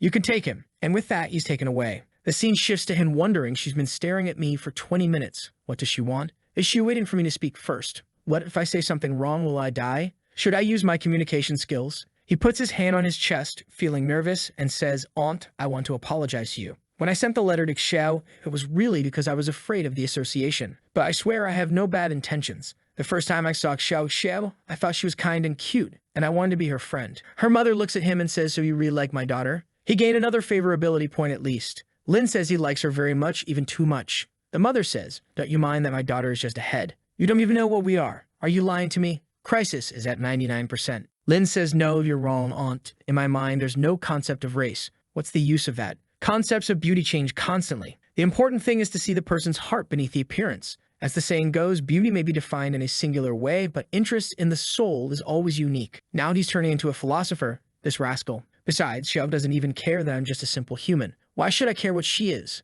He's gaining experience and eloquence, and the mother is becoming shy, thinking she can't find any fault in his sentence. Lin is in his best possible posture, and with that, he gains another 10 favorability points. She then says, I believe in your sincerity now, but do you have the ability to take care of her and make her happy? Lin says yes and tells her not to worry. He's a professional in this area and he'll offer any personal service, not just to Xiao, but also to her. The mother imagines herself receiving some creams on her face and wonders, even me? She then pulls him close and says, you're even teasing me. Lin says he's not teasing her. What does she mean by that? She asks, what was that personal service you wanted to give me? He says, dental care. What do you think it was? She then shakes him and sends her guy flying. The system even gives an achievement to mock him. You survived the human fan. All beaten up, he asks, Aunt, why did you throw me? She says he has to think better about the words he uses, but this was just a test for him. What kind of test is this? I almost died. At this point, she says she accepts him. It seems you're competent and my daughter likes you, so I authorize you to date her, but to marry her, you'll have to talk to her father. He gains another 20 favorability points and says, okay, we don't need marriage now. She and I are still in a stage of pure friendship. We haven't done anything extraordinary. But then the mother comes to his face, pure friendship.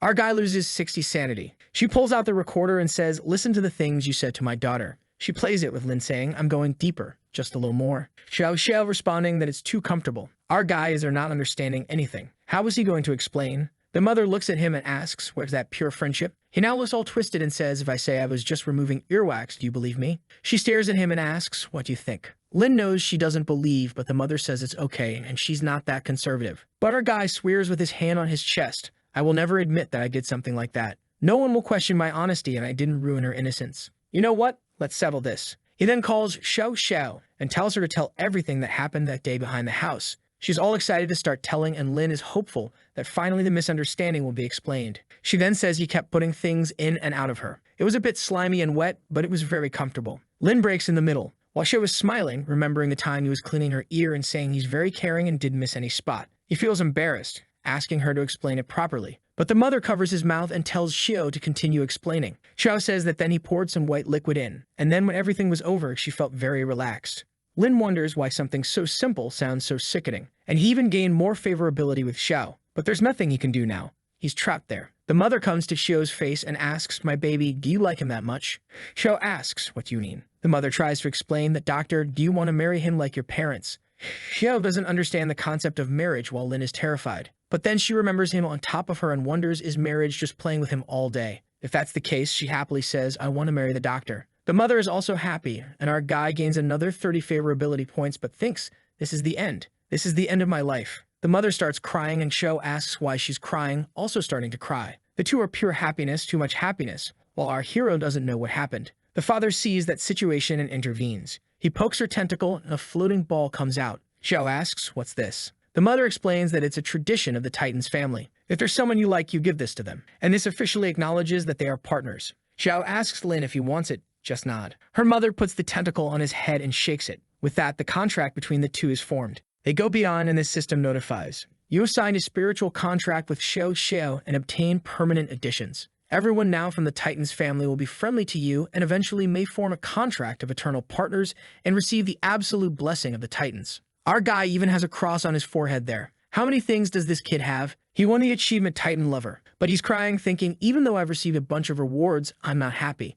While Xiao was all smiling, asking if this is marriage, the mother says no. This is just a mark that allows them to understand each other better. If after a while the mark finds that they are compatible, the marriage is consummated. Otherwise, it can be erased. And she stares at Lin. Xiao then takes our protagonist's hand and says, the doctor and I are going to play. The mother says it's okay and tells her to go ahead. The father is angry because he's being ignored. Sometime later, Lin is sitting there with a sad face and Xiao asks, doctor, aren't you happy? He says he signed the contract without even having a chance to say anything. She apologizes, saying she thought he wanted to. Lin says, it's not that I didn't want to. It's just that this marriage is a sacred thing. You need to spend a lot of time with that person and accumulate a lot of feelings. It's not a joke. Xiao says she doesn't understand. Lin says he understands. She's very young, right? She says no, actually she's 3,500 years old. Our guy is shocked and remembers that the system said they fell from a higher plane when their heads were cut off. So maybe previously she still had a body. Back with the father and mother, he's revolted that she made her daughter sign a spiritual contract. They're fighting, calling each other crazy and saying they'll end the world. The father is transcending while the protagonist is telling Xiao that if she had a body previously, he can try to restore it for her. She happily says he can try. He then tells her to close her eyes. Lin will use the new ability, Memories of the Past, which can make a person's body return to some previous moment in life. The system asks, how far back do you want to go? And he says 1,000 years ago. For the ability to work, the target needs to trust Lin, and the system shows the target's resistance to you is 0%, and the trust is 200. Xiao is shining, and our guy stretches out his hand. The mother is coming after the father, who is outraged by the red eye. When suddenly, the sky starts to shine, and the two are frozen. What is this? The father is shocked, and the mother is crying. Daughter. Xiao has become a little child again, descending from the sky, saying she has regained her body. There are people who will say it had to be lowly, right? But let's remember, folks, that the doctor didn't do anything to her. The only thing he did was clean her ear. It's all a misunderstanding, and he has no bad intentions. Respect Dr. Lin because he is a man of character. He stares and says, wow, this is you from 3,000 years ago. She's still gigantic compared to him. She takes his hand and says she's very happy. She's never felt like this, and he really is amazing, already gaining another 50 favorability points. He even earns an epic achievement, Confident of Root Creatures. She's there licking his face, and our guy is wondering. She's back to having a body, the habits are the same. The father and mother are speechless. The father looks and wonders, is this my daughter? The mother says, are you blind? Who do you think it is? He remembers her memories. It really is my daughter. She comes running saying, Dad, Dad, and they embrace, everyone crying happily. While our guy is in the middle, being crushed again, thinking it's incredible how even root-level creatures have this side. Perhaps before all this in the higher plane, they were just a simple family of 3. She's giving him little kisses on the hair, and the father is just looking down at him. But he gains one more admiration. The father asks, did you make her come back like this? Lin calmly says yes, a skill called Memories of the Past. He was just curious to see how she would turn out in the future when she grows up, right? But he won't be able to maintain it for long. The father stares again and asks, she won't stay like this forever. Lin says, there's a time limit. The father looks up and says, Memories of the Past, then it's just an illusion, isn't it? Can you do me a favor? Lin asks what, and the father says, since you can make her go back to the past, how about me? But suddenly he's thrown by his wife, saying, shut up, husband. She looks at our smiling guy and says, my dear son-in-law, how about you fulfill a small request of mine? Lin says, you want me to recreate your appearance from the past, don't you? She charms him, saying no, unless he really wants to do it for her, do it now. Lin said it's okay and touches her face, telling her she needs to relax and let her guard down. He then activates the ability. However, in the system, it shows that the target has 50% resistance against him and 0% confidence. He removes his hand and she looks confused. Our guy has a look like he's screwed now. Resistance and lack of confidence continue to increase, and she says she's relaxing, really relaxing. But in the system, it's already showing that resistance is at 70%. He then tells her she has to come back later and trust him, thinking, damn, she still has a lot of judgment against me. But she grabs an item and says she has a way. If what she needs is trust, this will work. She starts hypnotizing herself, saying she was the most powerful titan of hypnosis. For her, it will be easy to erase any judgment against him. She uses the magic, saying, I don't want to kill my son-in-law. I don't think about destroying him every 10 seconds. I don't think about how good it would be to blow up his head every day. Lin is startled by this. After the effect works, she says, now go and make me go back to my appearance from 4,500 years ago. Lin starts using Memories of the Past, and her body starts to change. She remembers that 4,500 years ago, she had multiple suitors because she had an incredible body full of curves that no titan could resist. But when it's over, she's also kind of like a child. She creates a mirror to take a look and sees that this appearance is when she received the title of Hypnosis Miko for the first time. The mirror shatters and Lin receives an achievement. Everything can be ignored. It's something that can happen when you use Memories of the Past, and the target is forcibly stopped at some point in life. Lin says to her, I thought you looked cute. Why do you seem so angry? The daughter happily hugs her mother and says she looks beautiful. She says, well, if that's the case, then okay. She pushes her daughter away and says, you darn doctor, do you want to die? She takes him by the hand and says, I said 4,500 years. Why did you go back 7,500? Wow. Lin is suffering trying to explain. Be patient. I think your hypnosis didn't work perfectly because you were hesitating, but it's no big deal. You're just a little younger now. She grabs a melon, saying that the incredible figure she had developed over 3,000 years is gone. Where are the mountains I had built? Lin says it's a great opportunity to enjoy the innocence of childhood, isn't it? She starts shaking him again, saying, I knew it. You like girls with a new appearance, don't you? There really is something wrong with you. Lin is being shaken without knowing what to do with trying to explain. I'm not the pervert, but he's already been thrown into the sky. Xiao jumps and catches him up there, until the husband arrives, laughing at her from a distance. The wife is embarrassed and asks why he's laughing. The father says, so the legendary hypnosis witch was a flat board with no body at all, and yet so young and already using these rebellious styles. He laughs at her but pets her. Then he takes a magic hit, and she still gives him a piece of her mind, saying at least she managed to change her appearance since she trusts Lin a little. But he, who doesn't trust anything, will continue living forever as a big head. The father says, you didn't hypnotize yourself, I'll do it too. She says he won't be able to since he always tries to solve everything with muscle. But the father says hypnosis doesn't always need magic. He picks up a stone from the ground, throws it up into the sky, and then tells Lin that he'll lower his defense against hypnosis. As soon as he's asleep, he'll just hypnotize and use the power. And he remembers to bring him back 3,000 years. Make me go back to my best moment and I'll protect you for the rest of your life. The stone he threw then comes back like a meteor and explodes everything. Poor thing is finished on the ground and Sha Sha is crying. Lin is crying too, saying, why did my father-in-law abandon me so early? The mother puts her hand on her face, saying he's not dead. So why are you crying? Sha Sha says that when she saw Lin sad, she became sad too. She doesn't quite understand. Lin says he was joking and tells them to do it quickly. The mother passes her hypnosis power to Lin so he can use it on him. Lin is feeling abused, but he has nothing to do. So he uses the magic and says, let's bring him back to the appearance he had 3,000 years ago. However, the system says the target's resistance to you is 120% and confidence is minus 20%. Unable to perfectly activate the magic. The mother then tells him to go back further. Lin asks why since he said 3,000. She says to add one more zero. With a slightly embarrassed look, he replies that if he adds another zero, he will cease to exist. She says nothing bad will happen, he has been alive for much longer than he thinks. Lin asks if she's sure nothing will happen, but she stares at him. And with that, he says it's okay. Then he asks, is 30,010 years okay? She says no, add another 5,000. Add another 2,000, the thing is just increasing, add another 5,000. Looking up, the power is already huge, and it's already 53,000 years ago. Lin asks if she's sure, and she says it's almost okay. For the sake of husband and wife, he needs to go back just one more minute. Lin is confused but accepts, and when he activates the magic, an explosion rolls through the mountains that everyone in the city can see. Sha is curious to see how her father was, and a golden light begins to form in the sky. Father in the heavens is thinking, I feel like my power is returning to its peak 3,000 years ago. The defender of the earth, the sky destroyer, the strongest of the titans. But suddenly, he turns into a spur and wonders. When did my daughter become so big? Then he realizes, is this when I fertilized the egg? Poor thing has already lost 30 sanity. Lin apologizes, saying he was forced, and he even earns the achievement back to the beginning of life. The wife grabs him by the arm and gives him a stern look, saying, is this the famous titan from the past? He makes an angry face and boy, he slaps her head. The father says,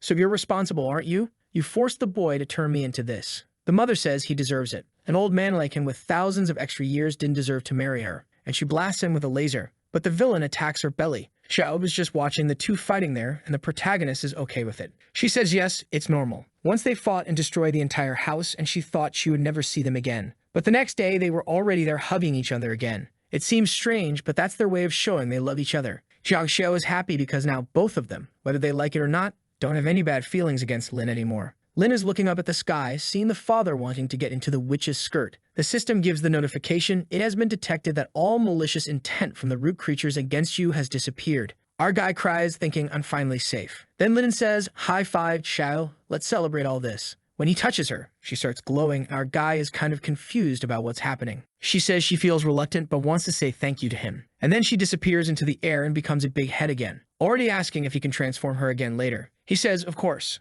And there in the middle of the night, our guy thinks that maybe it's his destiny, having to live with the creatures. At least it's easier than being afraid and trying to resist. The father and mother were fighting in the sky until their effect wore off, and they turned back into big heads too. The whole family is together again, and the mother says she's very happy. The father, looking a bit grumpy, says it might have been good after all. She then looks at Lin and thanks him, saying she doesn't hate him as much anymore. Our guy already gains another 10 favorability. Finally, he thinks, I'm going to have a normal relationship with her, already being hugged. The father suddenly grabs him and says he's going to have a talk and takes him to a cave. Lin is thinking, I just went through one test and I'm already in another. So he says, so uncle, let me tell you, have you noticed how tiny I am? The father says yes, and Lin has to explain. I'm so small that it doesn't fit, there's no way to make it happen. But the father says, you have that ability of yours that changes shape. Who guarantees you don't have another? Lin says he would never do something so perverted. But the father grabs him and stares him in the eyes, then lets go and says, I was actually joking. I want to talk to you about something else about the Titans and about this world, and then explains to Lin The Titans are one of the supreme races that can even rival the gods, and a long time ago,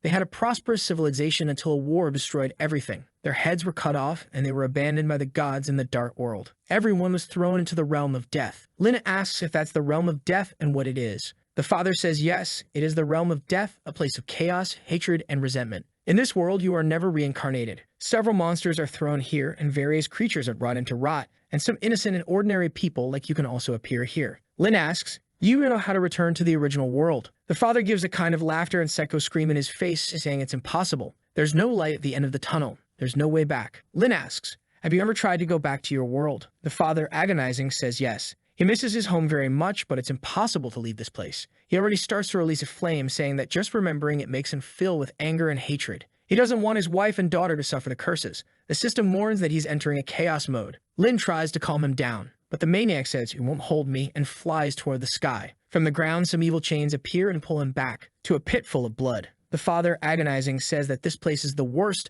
and that there's no way to die. But they also don't let him give up. He's stuck here forever. Lin sees the chains and thinks, is this why he won't return to the higher realm? So he pulls some claws from his back. The system tells him to be careful. If this is what's causing so much suffering, maybe I can help because it's a curse, and I have the curse removal. Using the curse removal, it drops to 98, 96, 94. But the system says the target's curse is too strong and the ability has been weakened. The removal limit is 15%. Want to try again? Psycho Lin says yes, but when the curse reaches 85, his mental power is exhausted. From afar, the mother and daughter watch a beam rising, and the daughter gets worried, saying that it's okay if he's alone, that anyone beside him will die. When they get there, the first thing they see is the father lying on the ground, our hero next to him also destroyed, and even the little hand wondering, but how can he be so stupid? He thought he was going to remove a root curse. In the end, the big hand here will have to solve his problems again. A little later, Sha Sha was waking up our boy. They're all beaten up. However, he receives an achievement. You reduce the curse from a root level. He looks to the side, and the uncle is staring at him, asking,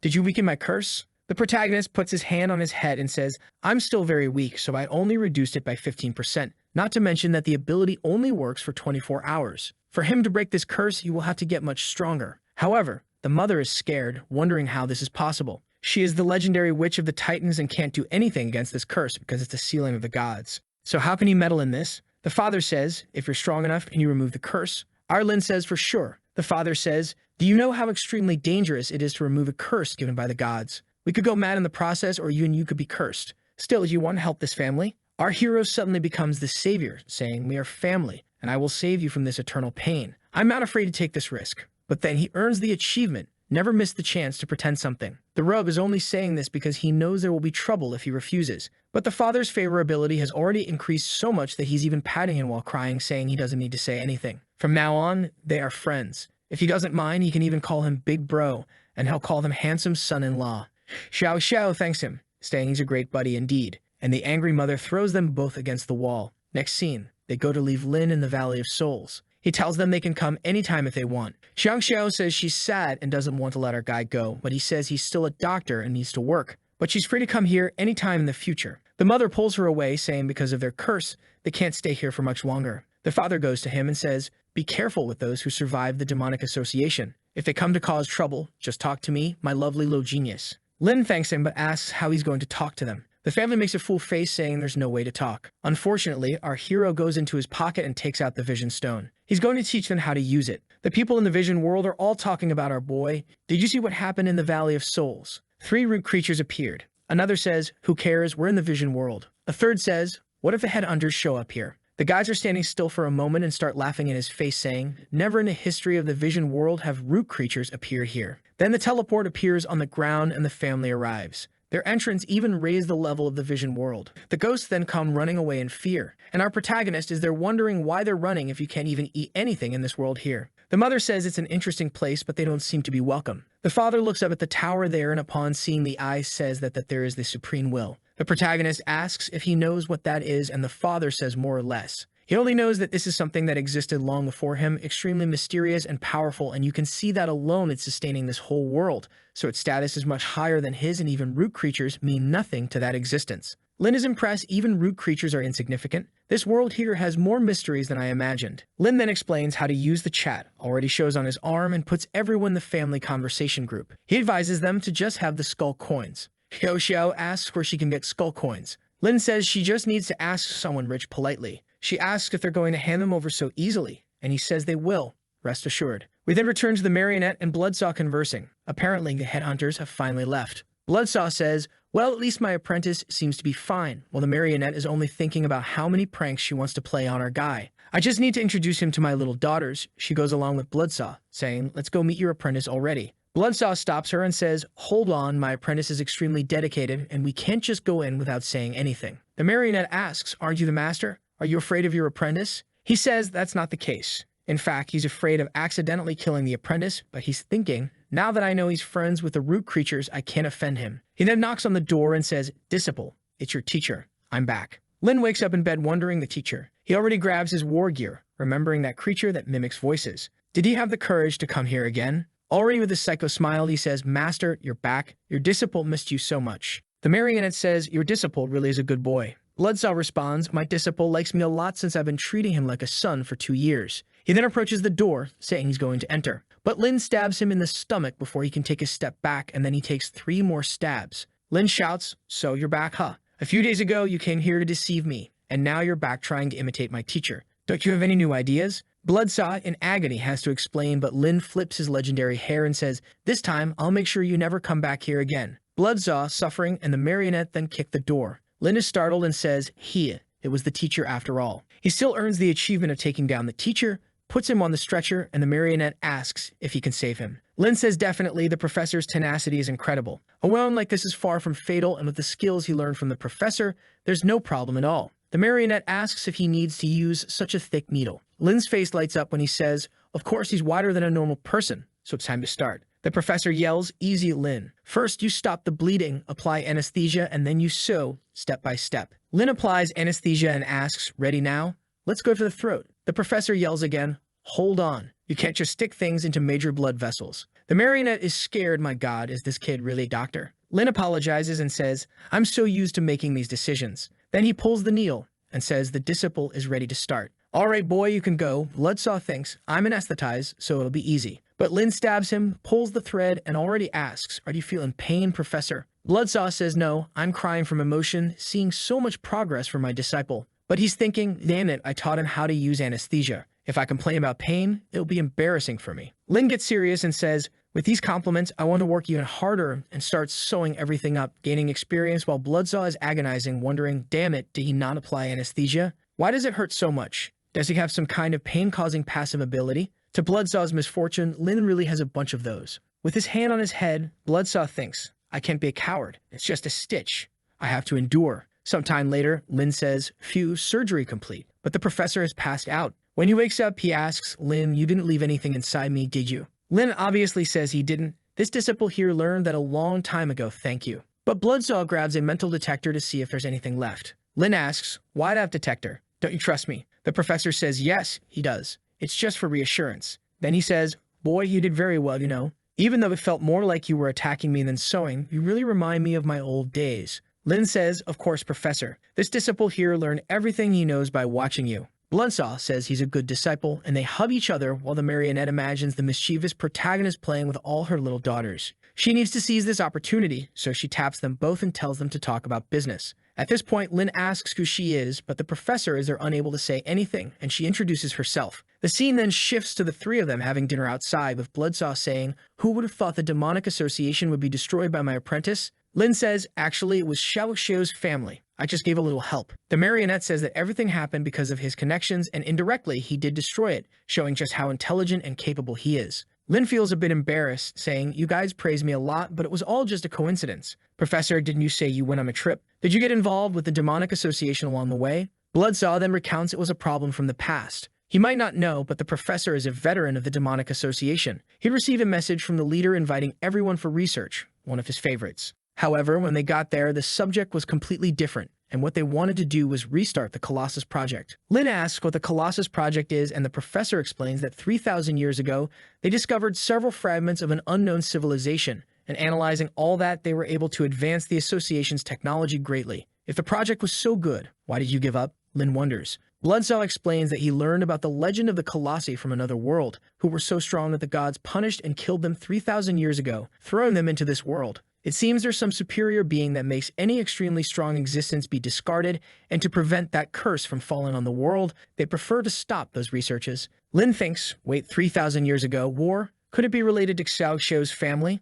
Bloodsaw explains that the Colossus fragments were kept by the elders, and that's why they wanted them to be taken. But I always kept it here, he says. Upon hearing this, Lin thinks, is it what I'm thinking? And quickly opens the trapdoor. The creature comes out and he asks, is this a piece of the Colossus? Bloodsaw is impressed and asks, I never told you, but did you already know? Lin says he figured it out when he noticed Bloodsaw's affection for this creature. The addict creature asks why they're waking him up, and Lin finds it curious that if this is a piece of a titan, why does it seem to have independent consciousness? Bloodsaw says it's really something unusual but not unheard of in this dark world. Of course, being part of the larger body, it's still inseparable from the unknown curse. Thankful that Lin foiled the bad guy's plan, Bloodsaw asks, what's the next plan? Are we going to stay in the shop? Bloodsaw pounds on the table and says they're still doing a lot of research they shouldn't, and he heard they're transferring their base. Also, he and the other elders did a lot of research, and they can't let the association's collapse erase everything. So from today on, he puts his hand on Lin's head and says, the pharmacy is yours. Shocked, Lin asks, mine?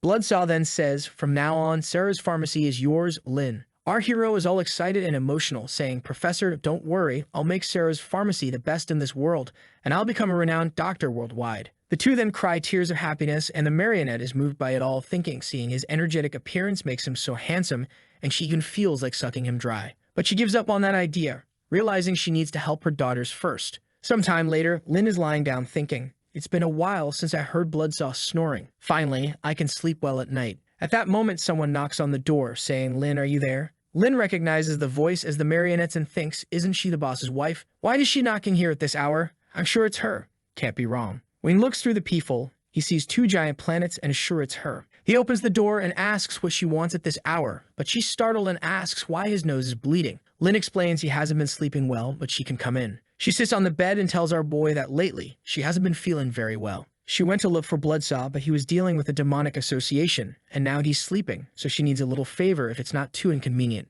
The system gives the mission to help check the doll's body, promising a special reward just for helping. Lin is impressed, thinking, I'll get a reward just for checking. Too easy. She looks back and says she needs him to check her hip as it's been hurting. Lin, bleeding from his nose, rushes to the dressing table and asks, how have you been resting? Any sleep problems? She sits down, saying she's been sleeping well but having some leg cramps, while leading him down the path of joy. Lin, literally drooling and almost losing control, thinks, Master, stave your disciple, he won't be able to resist. In the marionette's head, her plan is simple. She's sure she's not sick, so he'll want to give her a tonic, and she'll have to give him a thank you. Then she can take him to have fun with her daughters. Lin then says, Madame, the diagnosis is ready. She asks if she's healthy, but he says, no, actually, you're really sick. She gets up, asking if he's sure, thinking, wait, I'm just pretending to be sick. Am I actually sick? Lin tells her, you might seem healthy, but actually, you're seriously ill. She gets scared and asks if she's really that bad. Lin thinks, thank goodness the random diagnosis activated. Otherwise, I wouldn't have noticed anything. The system shows you discovered 3 self-named diseases: bone compression, body injuries, and blood problems. He prepared some plants, but unfortunately, that will only delay the disease. He would need to eradicate the source. He then asks her to show her powers. She shows the lines on her finger, and Lin finds it strange that the symptoms haven't changed.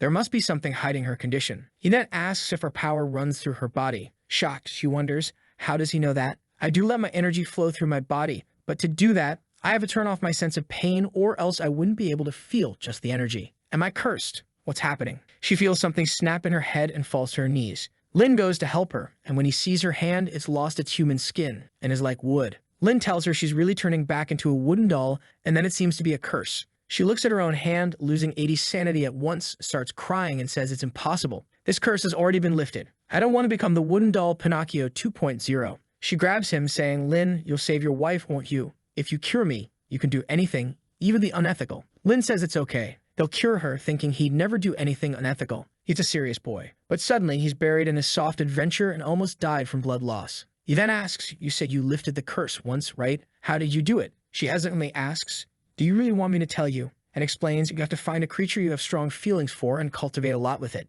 Then at the right moment, the person sends you to heaven. Lin is scared as she's all shy, saying maybe the curse wasn't lifted because she didn't ascend to heaven enough, didn't cry tears of joy enough. Lin asks if he should call the professor again. She explains that when she was a doll, she didn't understand the concepts of looks, which is why she liked the Bloodsaw a bit, but now she's lost interest. Not to mention he has several problems. Our boy is a bit confused, and she explains it's something men are very afraid to say. Our protagonist understands that Bloodsaw isn't ascending. Putting his hand on his forehead, he thinks, looks like the professor isn't working, huh? We'll have to try another method. Ela, feeling a bit embarrassed, asks, another method? Do you mean another person? Our shameless boy says, you said the curse breaks with strong emotions, right? It doesn't just have to be happiness, right? What if we try some other emotion? She's a bit suspicious. Another emotion. He confirms, yes, like sadness and pain. She says it might be possible, but her doll body feels much less emotion than a normal person's. Only extreme things would work. Explaining that she's been cut and abandoned in a cage, and still, none of that worked. But if he wants to try,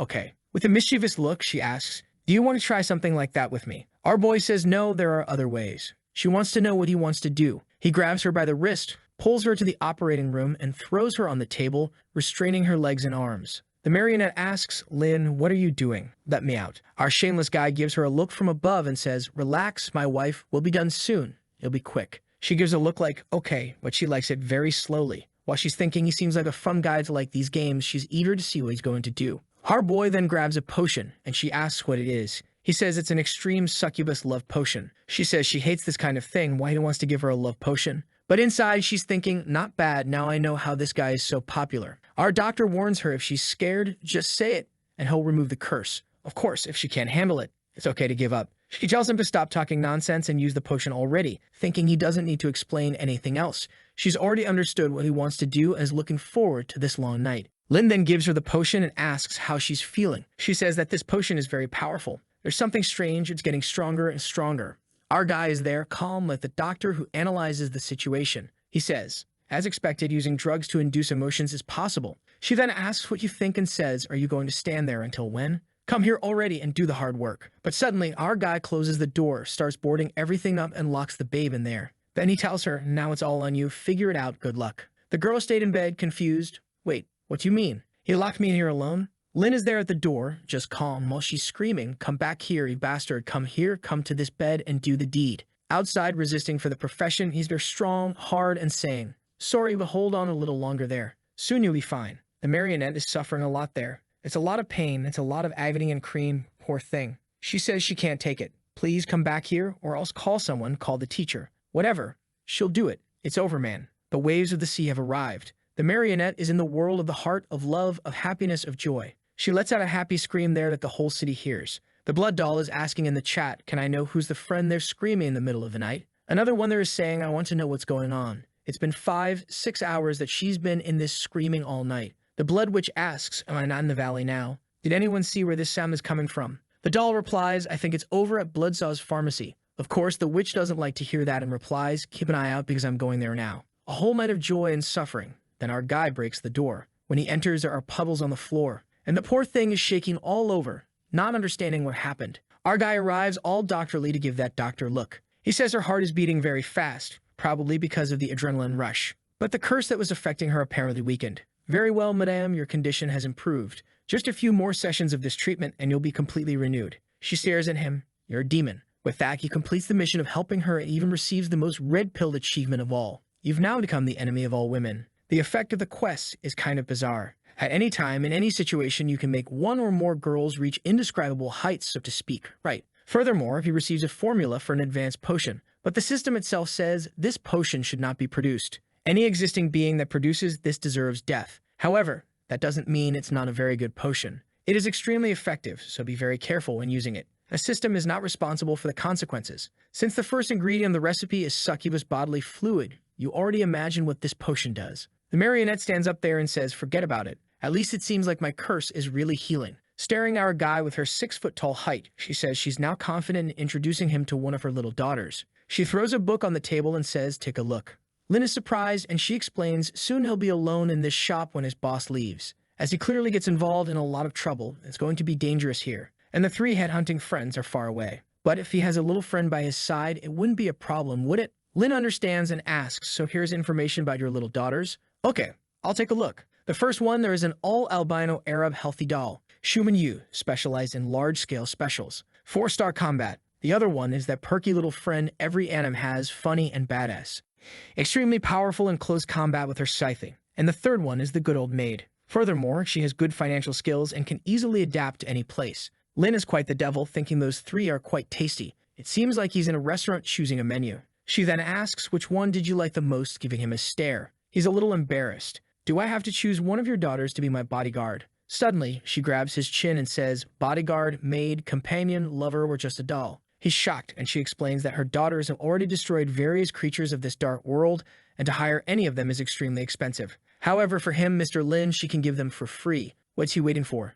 Choose. Look at the sly guy's face. He thinks, for security reasons, I really need a doll. Besides, it's free. How could I refuse something so good? Already thinking about the three, choose me, master, choose me, choose me. He's drooling. Each one of them is so excellent. Which one will I choose? Can I have them all? Marionette is all buggy. Hold on, you want all three? Lin says that he's joking. Come on, I'm not that greedy. But it's over. She says, of course. He suddenly even gained a lot of favorability with her. But now he knows that something's wrong. Why is she so happy that I chose three? Imagining all the joy, he asks himself, is she wanting me to use my body to break the doll's curse? Then he says, maybe I don't want that. Her mood changes and she asks, what did you say? He lost favorability. Taken back, Lin tells her, wait, I'll take another look. Hold on. I understand the combat stars, but what does this degree of emotional development mean? She explains that it's simple. The higher the emotional degree, the easier it is to stimulate the doll's emotion. Our guy is afraid. He doesn't want a doll that will be screaming here and there, so he wants one with few stars in this emotional degree. He then asks what this energy consumption is. She responds the obvious. It's the energy she spends working. Just like creatures, dolls need to eat. It can be meat, it can be magic parts, it can be minerals. They have various ways of getting energy. Lin then says, damn, it's expensive to assemble dolls there. She spits out the coffee. Hold on, what do you mean? He asks, don't you have a doll that can move even if I don't give her anything? The marionette, biting herself, thinks, how petty. He wants a doll that doesn't have to spend anything. She says, well, turn to the last page. Here comes a tricky one. Black Crescent Moon doll, no personality, 4-star combat power. She says this is her 7th daughter, but the doll doesn't like germs. It'll be difficult in this filthy place. The good part is she feeds on wind. All right, that's easy. Lin only paid attention to what he wants. Eats wind, fights well, and has no emotion. I want her. The marionette gets confused. Normally, people choose the albino Arab there or the maid. Lin apparently is interested in not removing the curse, for some reason. He knows the other two are powerful, but at least with this one, there's 0 emotion, so 0 chance of removing the curse.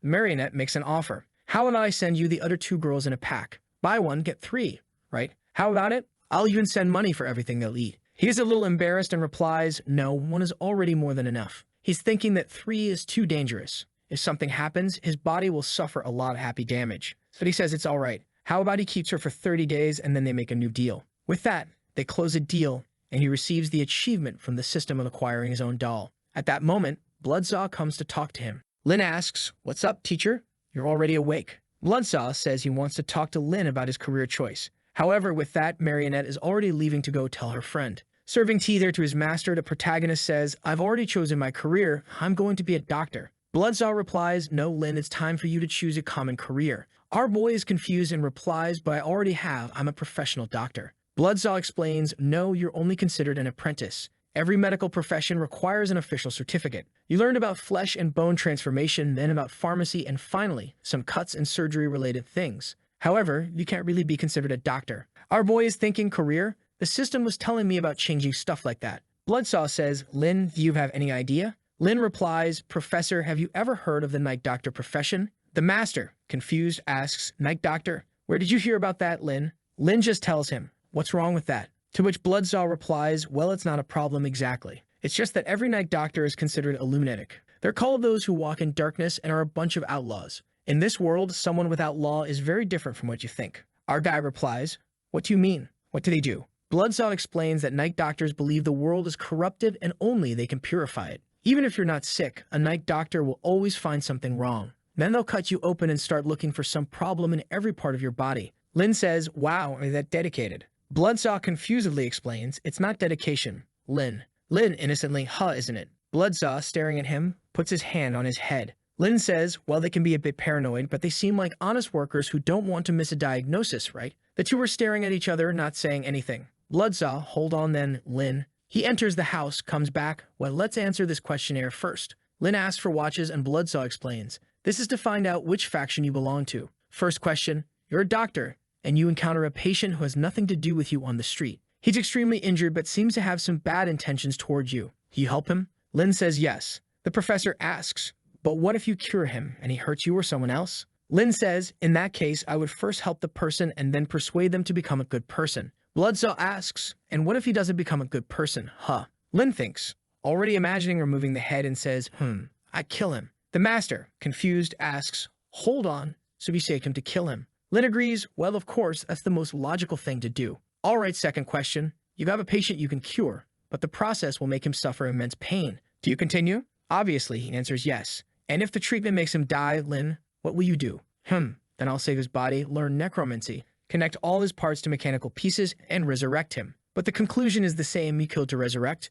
Lin says yes, anyone would do that. No boy who would do that. All right, let's go to third question. If a friend of yours breaks the law, what do you do? Lin answers, I protect my friend. When Bloodsaw asks why, he replies, because the law doesn't matter, dryly to his face. But what if he kills innocent people? Here's the dark world. Lin explains, exactly for that reason, in the dark world, it's okay if people die. Bloodsaw wonders, did something happen when I left? Or has he always had this corrupted nature? The professor goes for the next, and if I, your teacher, asked you to kill someone close to you, what would you do? Lin says he would kill the teacher, who widens his eyes. But laughing, he tells him, I'm kidding, Professor, you're the closest person to me. The professor hesitantly says, I didn't think you were joking, Lin. But okay, I've already decided your faction is chaotic good. Lin, chaotic good, are you sure? Bloodsaw says he's absolutely sure. Lin says it doesn't make sense.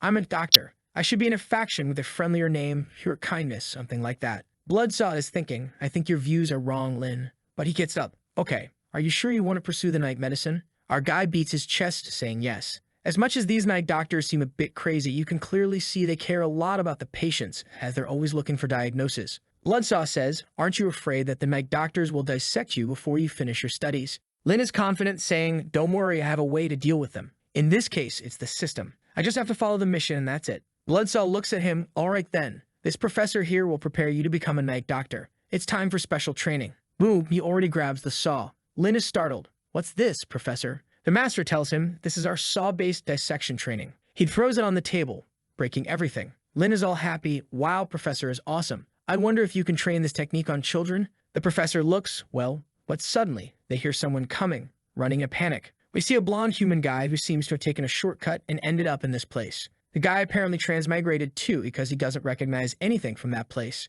He sees a healthy friend there with her back turned and says, wow, excuse me. Everything here is confusing. I'm a bit lost, it's my first time. He puts his hand on her shoulder, and when she turns around all beaten up, the poor guy gets a scare. He runs off to the other side, bumps into a giant cyclops. He also runs to the other side and comes face to face with a ghost girl with a doll. Oh man, everyone's after him, poor guy. Thunder rolls in the sky when he sees everything vanish and he's facing a castle. Seems like he got caught by some magic, and now he's entering there.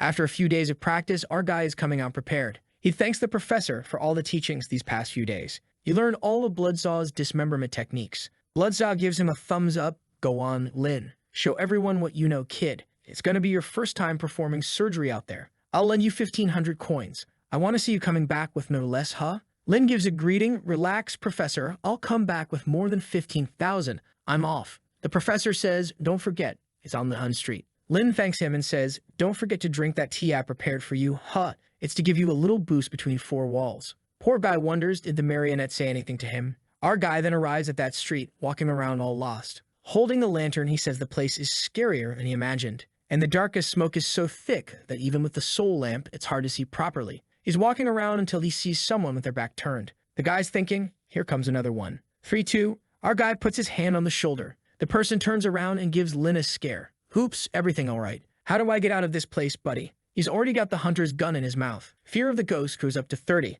Lin tells him to let go of the gun, but the guy's holding it. He takes a slap there and falls to the ground crying. The Cyclops, who was watching this, doesn't know how to proceed now. Lin asks, hey Cyclops, I need to know the right direction here. The Cyclops runs off in desperation. Both heads are shocked. That guy's a pervert who just comes out of nowhere and puts the gun in someone's mouth like that. Each one wants to run to their side, saying, I can't stand being with you anymore. I want to be separated. Lin's already on his back, telling, I can separate you guys. How about giving a little help? Your techniques aren't professional enough. The guys hugging replied, no, we like being together. Don't separate us, no. Suddenly, Lin drops everything on the ground. Come on, let's do it. I can't leave two patients with such a rare condition like this. He grabs the saw, and before they respond, congratulations, everyone. The operation was a success. If I ask you guys, do you know where I'm looking for? They point that way. Sometime later, our guy seems to be arriving. It must be here. when there's a little girl coming from behind asking, "Are you the new big brother? Wanna play with me?" When he looks, he sees that it's the doll from the beginning. Shocked, she replies, "It's you, the perverted doctor." Lin says, "I remember you. Did you make money to buy the eye back?" She's all trembling and he insists, "What happened, girl? Come here." She already remembers the big hand entering. "No, get out of here, perverted doctor." Suddenly, he holds her and says, "I'm not perverted. I just helped you. Take that on your head, for God's sake." But she gives a little moan there and he tells her, "Stop making those noises." "Well, I have something to ask you. Remember that thing I took from inside your stomach?" She says, "Yes, but why? Do you want to get pay again? You've been thinking about my mouth all month, haven't you, pervert?" Lin, confused, thinks, what does she think I am? For God's sake. He kneels down. "Aren't you the one looking for your mom?" The doll replies, "Darn you, you want my mom too." He's already tired. What the heck does this little girl think I am? A guy who eats mother and daughter? He looks at her and says, "Have you ever stopped to think that your mother has always been by your side? For example, in your belly?" Wow, out of nowhere like that. She gets confused too. "What did you say?" "After you left, I analyzed all that bunch of garbage that I took out of you. And I also found this personal brush. This here is your mother, right?" He receives a notification from the system that he advanced 10% in finding the girl's mother. She says, "It's impossible. When my mother disappeared, she left and brought a lot of meat. That's all that happened." Our boy speaks, "Maybe your mother felt sorry that you were starving and cut herself into pieces to feed you." The doll starts to go crazy. "I would never eat my mother. Never. Are you lying to me?" Crisis is already at 30%. Our boy pets her and tells her not to worry. "Everything I took out of your belly is still with me." She asks, "Wait, are you going to help me?" He says, "Yes, but first I have to deal with the thing inside." The doll replies, "Does your client live happily in this house?" He says, "Yes." She then explains, "I advise you not to enter this house. You will regret it." But our boy is already there and the big gate opens. Once more, she advises him not to go. "If you don't believe, it's your fault." The doll is gone. Lin just thinks that she's super friendly. He then goes in there, taking a look around, until a message appears. The owner is home. Suddenly, someone appears behind him. The next moment, everything disappears. A candle lights up and he's in front of a dining table. Funny enough, he doesn't react at all. He just continues as if everything is very normal. "Hey, nice to meet you. I'm Dr. Lin from the Valley of the Soul." The family members' names are all peculiar. Happy brother, happy father, the embarrassed doll elf, and our boy just looks to the side. Apparently, each of them belongs to a race. The thick mother says that Alice has been sick for a long time, and therefore she doesn't trust doctors much. The beautiful little boy eats the meat and says he's sure that our boy can cure Alice's illness, can he? The father speaks, "That's why we prepared this feast for you. Sit down, let's talk." Everyone is staring. He's there like a psychopath. The mission to solve the problem of Alice activates, and he sits in the chair, all calm. "Thank you very much for the hospitality." However, strangely, a mission activates in the system. "Get out of this happy house alive." He's shocked. "Get out alive? Is there something wrong with this place?" "Well, then that doesn't matter. Even if I die, I have to take care of my client." Our boy then asks, "How is Miss Alice doing? Isn't she coming to dinner?" The father says without haste, "She's sleeping because she's been very weak lately. After dinner, I'll take you there." Then the butler comes and serves him a human kidney, fresh and just taken out. Our boy takes a look.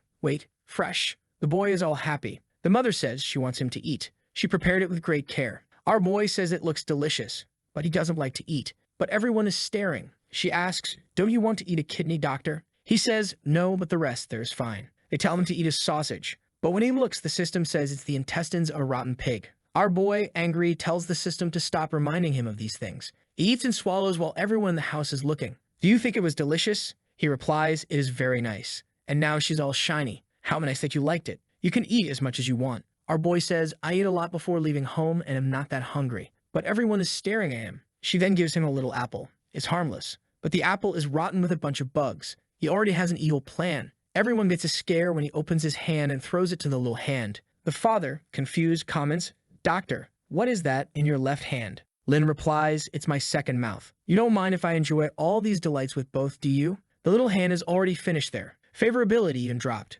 The mother says, "Of course not." She's happy that he's such a glutton. Already handing over more, our boy throws everything to the little hand again, but the hand starts trying to beat him. The father, confused, asks, "Sir, why are you trying to beat yourself? Is this normal?" Lin explains, "It happens when my second mouth gets very happy." He looks to the little hand and asks, "What are you doing?" The hand replies, "Damn it, stop feeding me with these weird things." Our protagonist tells her, "You eat a bunch of live monsters. What is this here for you?" The hand says, "It's voluntarily to win battles. This here is just bad, it makes no sense." Our boy makes a proposal. "Later I'll give you something else to cleanse the taste." The little hand asks him, "How about a strawberry cake?" Lin says that he will give her the freshest strawberry cake. With that, the hand says it's not impossible to help you. Our boy turns to the table and says, "Phew, let's get back to eating." At that moment, the little hand becomes giant and starts eating everything there is. Everyone is scared. What's happening? Don't swallow all of that. Someone notifies the kitchen, tell them to bring more. There's already a pile of plates there. The father is crying and the mother asks, "We have more food, right?" They both get up to go to the kitchen. On the way, arguing, "That damn guy, he ate 2 months of our food." The mother says they told Alice that Bloodsaw's apprentice was a weak human. Was she deceived? At this rate, we'll run out of food. Well, it doesn't matter. Alice will solve everything, and you will become a dish too. Our big-eared boy heard everything. Wow. So apparently, every time they bring doctors to take care of this girl, they become a dish. He stands up and asks the little boy there, "Hey, where's the bathroom?" The kid says it's on the 3rd floor. In the bathroom, staring at the mirror, he says, "Little hand, what are we going to do?" At this rate, I'll die before seeing my client. The little hand is there, telling him to pee with the other hand. Lin tells her, "Stop talking about it. Let's talk about these important matters. What do you think we should do?" The hand replies, "I have no idea. Figure it out." Right at that moment, the kid opens the door and comes next to him. Our boy, kinda embarrassed, asks, "Are you mad? What's wrong?" The kid starts gushing blood there. He turns and recognizes that apparently he's a human who was transformed. That's because he said, "Run in the human language." Shocked, Lin asks, "Are you a human? How do I get out of this place? What happened?" The kid grabs his neck and says, "They're going to cut you open and turn you into family. Alice, she wants you to be a brother." Our guy throws him against the wall, and he's all twisted there. He goes up to the attic. Our guy is following. The hand says, "Why are you following a guy who's trying to kill you?" Our boy says, "I just found someone from my world. I can't let this guy die like this." At that moment, someone knocks on the door saying they prepared fresh new ingredients and you should come. When he goes out, it's the mother. He goes back to the table, and the kid isn't there. When the lid is lifted, look at the kid there, all cooked. Our boy stares, asking, "What is this?" She just says, "Eat, doctor. After eating, we'll be a family." But he is tired of this and asks, "I already said I don't want to eat leftovers. Is anyone really sick here?" The mother is shocked. The candles are extinguished, and she opens her mouth. "You're too rude, doctor. We used 2 months' worth of ingredients and even a new member. She comes to attack. Come here. I'm going to feed you with this big worm." But suddenly, he grabs her arm, throws her on the table, and takes a forkful. "You like this, don't you? Then try it." He throws everything that was inside the little hand at her. Fear is increasing, and she's unleashing a strange slime. Our boy grabs her face and asks, "Where are my dear compatriots?" She's losing her mind. "I don't know. I really don't know." But our boy is cruel. He uses the diagnosis to start throwing a bunch of diseases at her. The curse of the embarrassed doll, possession by an evil spirit, cyst on the skin. He tells her, "Don't worry, I'm just a little doctor. I'll definitely cure all of this. You've identified another necrosis in the body. Lung perforation." The woman asks, "What are you doing to me?" Our boy pulls out the blade. "Relax. You tell me where my dear compatriots are, and I'll help you solve all of this." It suddenly happens, and he's just gaining skill with the blade. A while later, she's already pointing the direction, telling him to go that way. Your compatriot was sent to the kitchen. Our boy thanks her. "All right then. Since I've already cured the diseases, now I just need to stitch you up." Apparently, he left the girl all stuck there on the ground. He opens the door, enters the kitchen, and there's a big pig with his back to him. The pig says, "Leave now." No one can enter the kitchen without the owner's permission. Our protagonist says he wants to find a man named Bayi. Is he here? The pig says he doesn't know this Bayi guy. However, if he's a human, there's one that was just delivered by the owner. Our protagonist thinks has the boy already been taken. However, he remembers the kid and is sure that he was Bayi, except it was empty and turned into a doll. Out of nowhere, he says to the pig, "I don't think you're part of this family, are you?" The pig says, "I only accepted the generous girl's offer, and in 3 days I became the boss in the kitchen here." Our protagonist says he understands. "Can I take some of this soup home?" The owner offered. The pig says yes, but in return, he'll have to get some condiments. The system warns that if he completes the mission for the pig won't join the punishment he'll receive. The soup only has ears, nose, mouth, horns. Lin says, "The soup seems to be delicious. What's missing?" The pig says, "Something with a lot of accumulated resentment is missing." Our protagonist, confused, accumulated resentment? How am I supposed to find something like that? The pig says, "I don't know either. It's something you only see once a decade." Lin gets the organization guy's brain. "How about this one?" The big pig is impressed. He's already found it. He takes it, sniffs it. Yeah, it really contains a lot of resentment and knowledge, but it's full of unnecessary diseases. Lin asks if he's going to accept, and the pig throws it and says, "All right, go ahead." This will serve as the final ingredient. The system announces that the pig's special reward is ready. Come back in half an hour to receive it. Then it delivers some rewards to our protagonist, who thanks him. The pig points to the pile and says, "That human you're looking for is trapped there. Just go get him." Lin is already going, spins the door, and arrives. There's a terrible smell. The boy is all sewn up, trapped.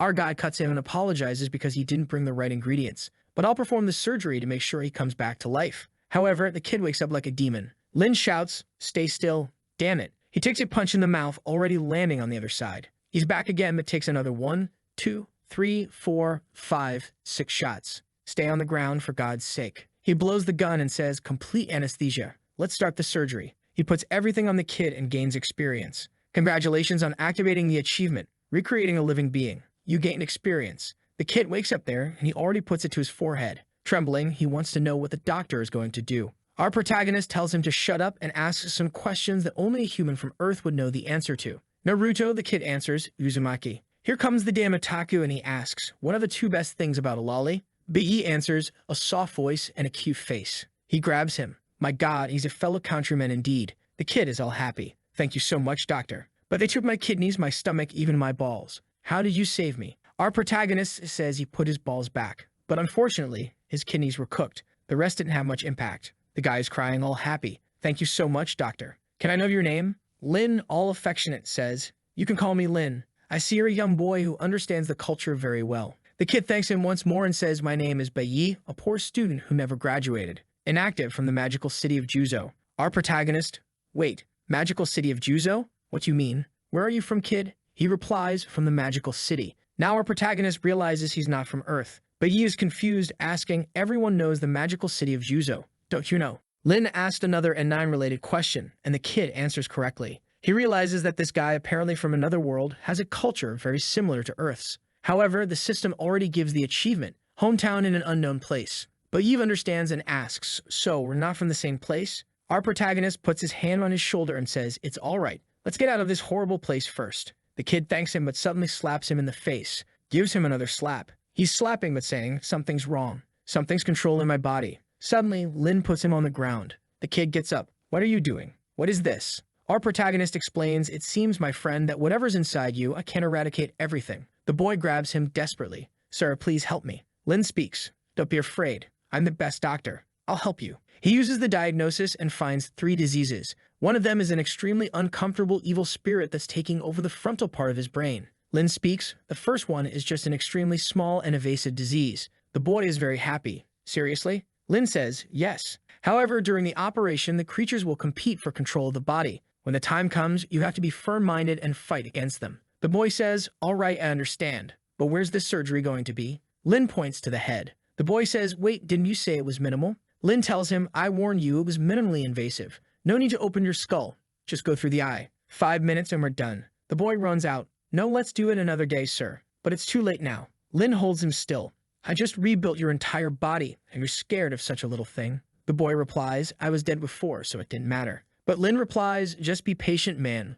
Believe me this time. You're annoying, you know." Then he throws him on the table. "Let's deal with this now." The boy looks up. "Just be gentle. I'm afraid of pain." Our protagonist goes with his little hand, and he's already trembling. "Don't worry, my patient. It'll be quick." The boy is desperate. Lin goes with his hand on his eye, just touches the eye, and the boy's face is already hurting a lot from the lack of anesthesia. Lin says, "Oops, I forgot. How crazy." Becky asks, "Are you a doctor for real?" But it's done without mercy. Every doctor is like this. Come on, get used to it. Agonizing, he asks for help. He falls to the ground without an eye, pleading, "Mom, I want to go home." But Lin says, "All right, now we're going to start the next part of the operation. If you feel something try and take control, just shoot right in the area." The eye is appearing on Lin's face, and Baiyi asks, "Hey, there's a strange eye on your face. Are you human?" The protagonist just ignores him. With this eye, he can see inside the guy's brain, and there's a little demon sleeping. Found it, that boy there. Baiyi asks, "Hey, you're not going to tear it out with your fingers, are you?" Suddenly, tentacles come out of Lin's fingertip, and the real operation starts.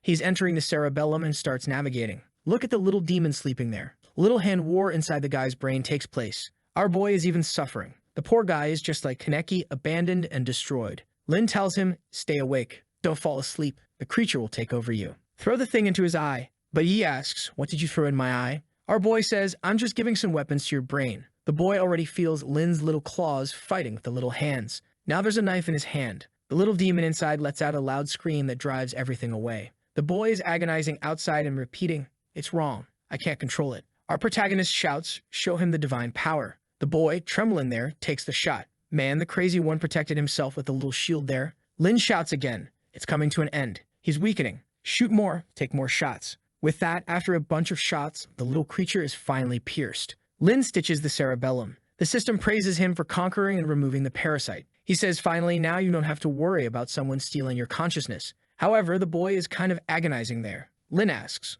what's wrong? He says he's feeling a little bad. I missed one of the shots. Oops, man. Got it right there. Our boy looks and tells him, your shots were very precise, one next to the other. Diagnosis activated. Broken eggs. Ba Yi says, man, I'm still a virgin. I can't become a eunuch. Lin replies, don't worry, there's a solution. However, there will be some very serious side effects. The boy says he doesn't care as long as he gets complete. Lin takes out the potion and says, this potion here will change your body. Are you sure you want to use it? Ba Yi says he wants to. Lin warns, if you feel anything happening, tell me. Then he throws it in there. The boy is all relaxed. Phew, I feel my body recovering. The flesh and blood are coming back. The little egg there breaks. Boom, something comes out. My God, I feel a new life appearing. But the thing explodes in front of him. A huge tentacle comes out to lick his face. His sanity is dropping and our boy says, congratulations. From someone who had nothing to someone who now has a giant one. The boy tells him to stop joking and get rid of it now. Lin cuts it, and the boy falls to the ground again. Poor thing, he's tired of all this.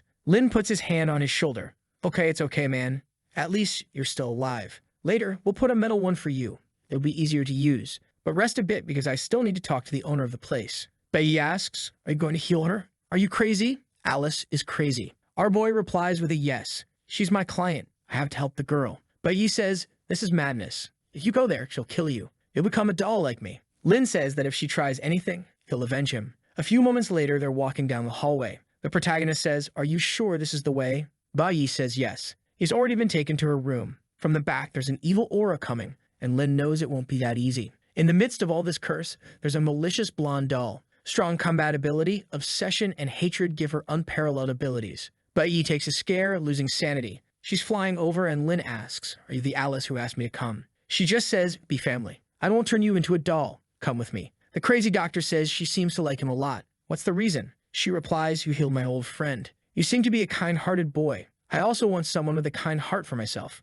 Why don't you stay here and accompany me forever? Lin explains that he can't stay in the place forever because of his profession, but I'll certainly cure your illness. And if what you lack is attention, I can give you that occasionally. But she comes toward him and says he'll change his mind. And of his own free will, he'll stay here. Our boy is taken aback. But Yi takes a fright, saying she disappeared. Our protagonist explains that it was just imagination. She wanted to negotiate terms, but I rejected the offer. Now it's time for action because she's going to attack us. He passes the blade to Bai Yi as the monster comes out of the wall. Bai Yi takes a scare again. Our boy already tears into it with the saw. Lin looks back. What are you doing there? Come on. Walking down the hallway, Lin is dismembering all the ghosts and Bai Yi asks, aren't you afraid, man? Lin says, I am afraid, but there are only two ways in this world. Either you're consumed by fear or you cause fear. Already tearing into another one. At that moment, Bai Yi's eyes light up. Grabbing our doctorate, he says, you look like a superhero. If you were a girl, I would definitely, but you're a boy, right? Lin is looking. What the hell is this? The damn guy is hugging his thighs tightly.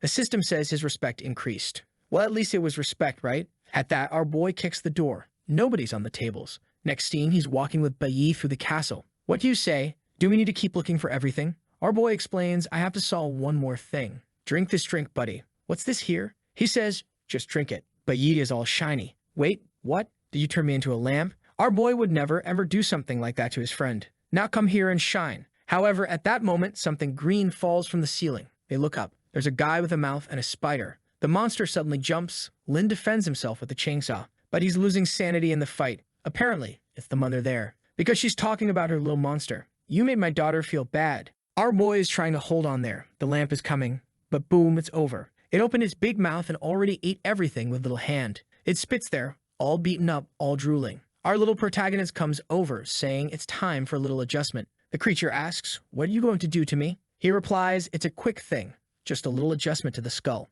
The creature agonizes, begging, eat me, for God's sake. Bai Yi finally understands why his surgery was considered gentle. At this point, our protagonist finds the evil spirit that was inside her receiving an achievement from the system. The monster is there on the floor. He lifts something up and there's an explosion. And boy, what's this? The big healthy friend comes out of her. Our protagonist already says 10% discount on surgery. Now tell me what happened to your daughter. But the poor thing is agonizing. She doesn't want him to come close. Sudden slap and thrown. He says, explain quickly. Dan red-pilled. The mother explains that she has no idea. That girl is a maniac. The little protagonist says, I'm a doctor. There's no need to be afraid. Don't you realize I just gently cured you of the curse? Bai Yi is there thinking, that's the secret to surviving in this world. One moment you're the chainsaw maniac, and the next, an angel. The mother explains, the girl is a cruel ghost. In the original world, my daughter dragged me up, tore everything out of me, made me eat my own pieces. Then my belly exploded and I died on the ground. Our boy doesn't seem very impressed. He just asks, why did she do that to you? The woman thinks for a moment.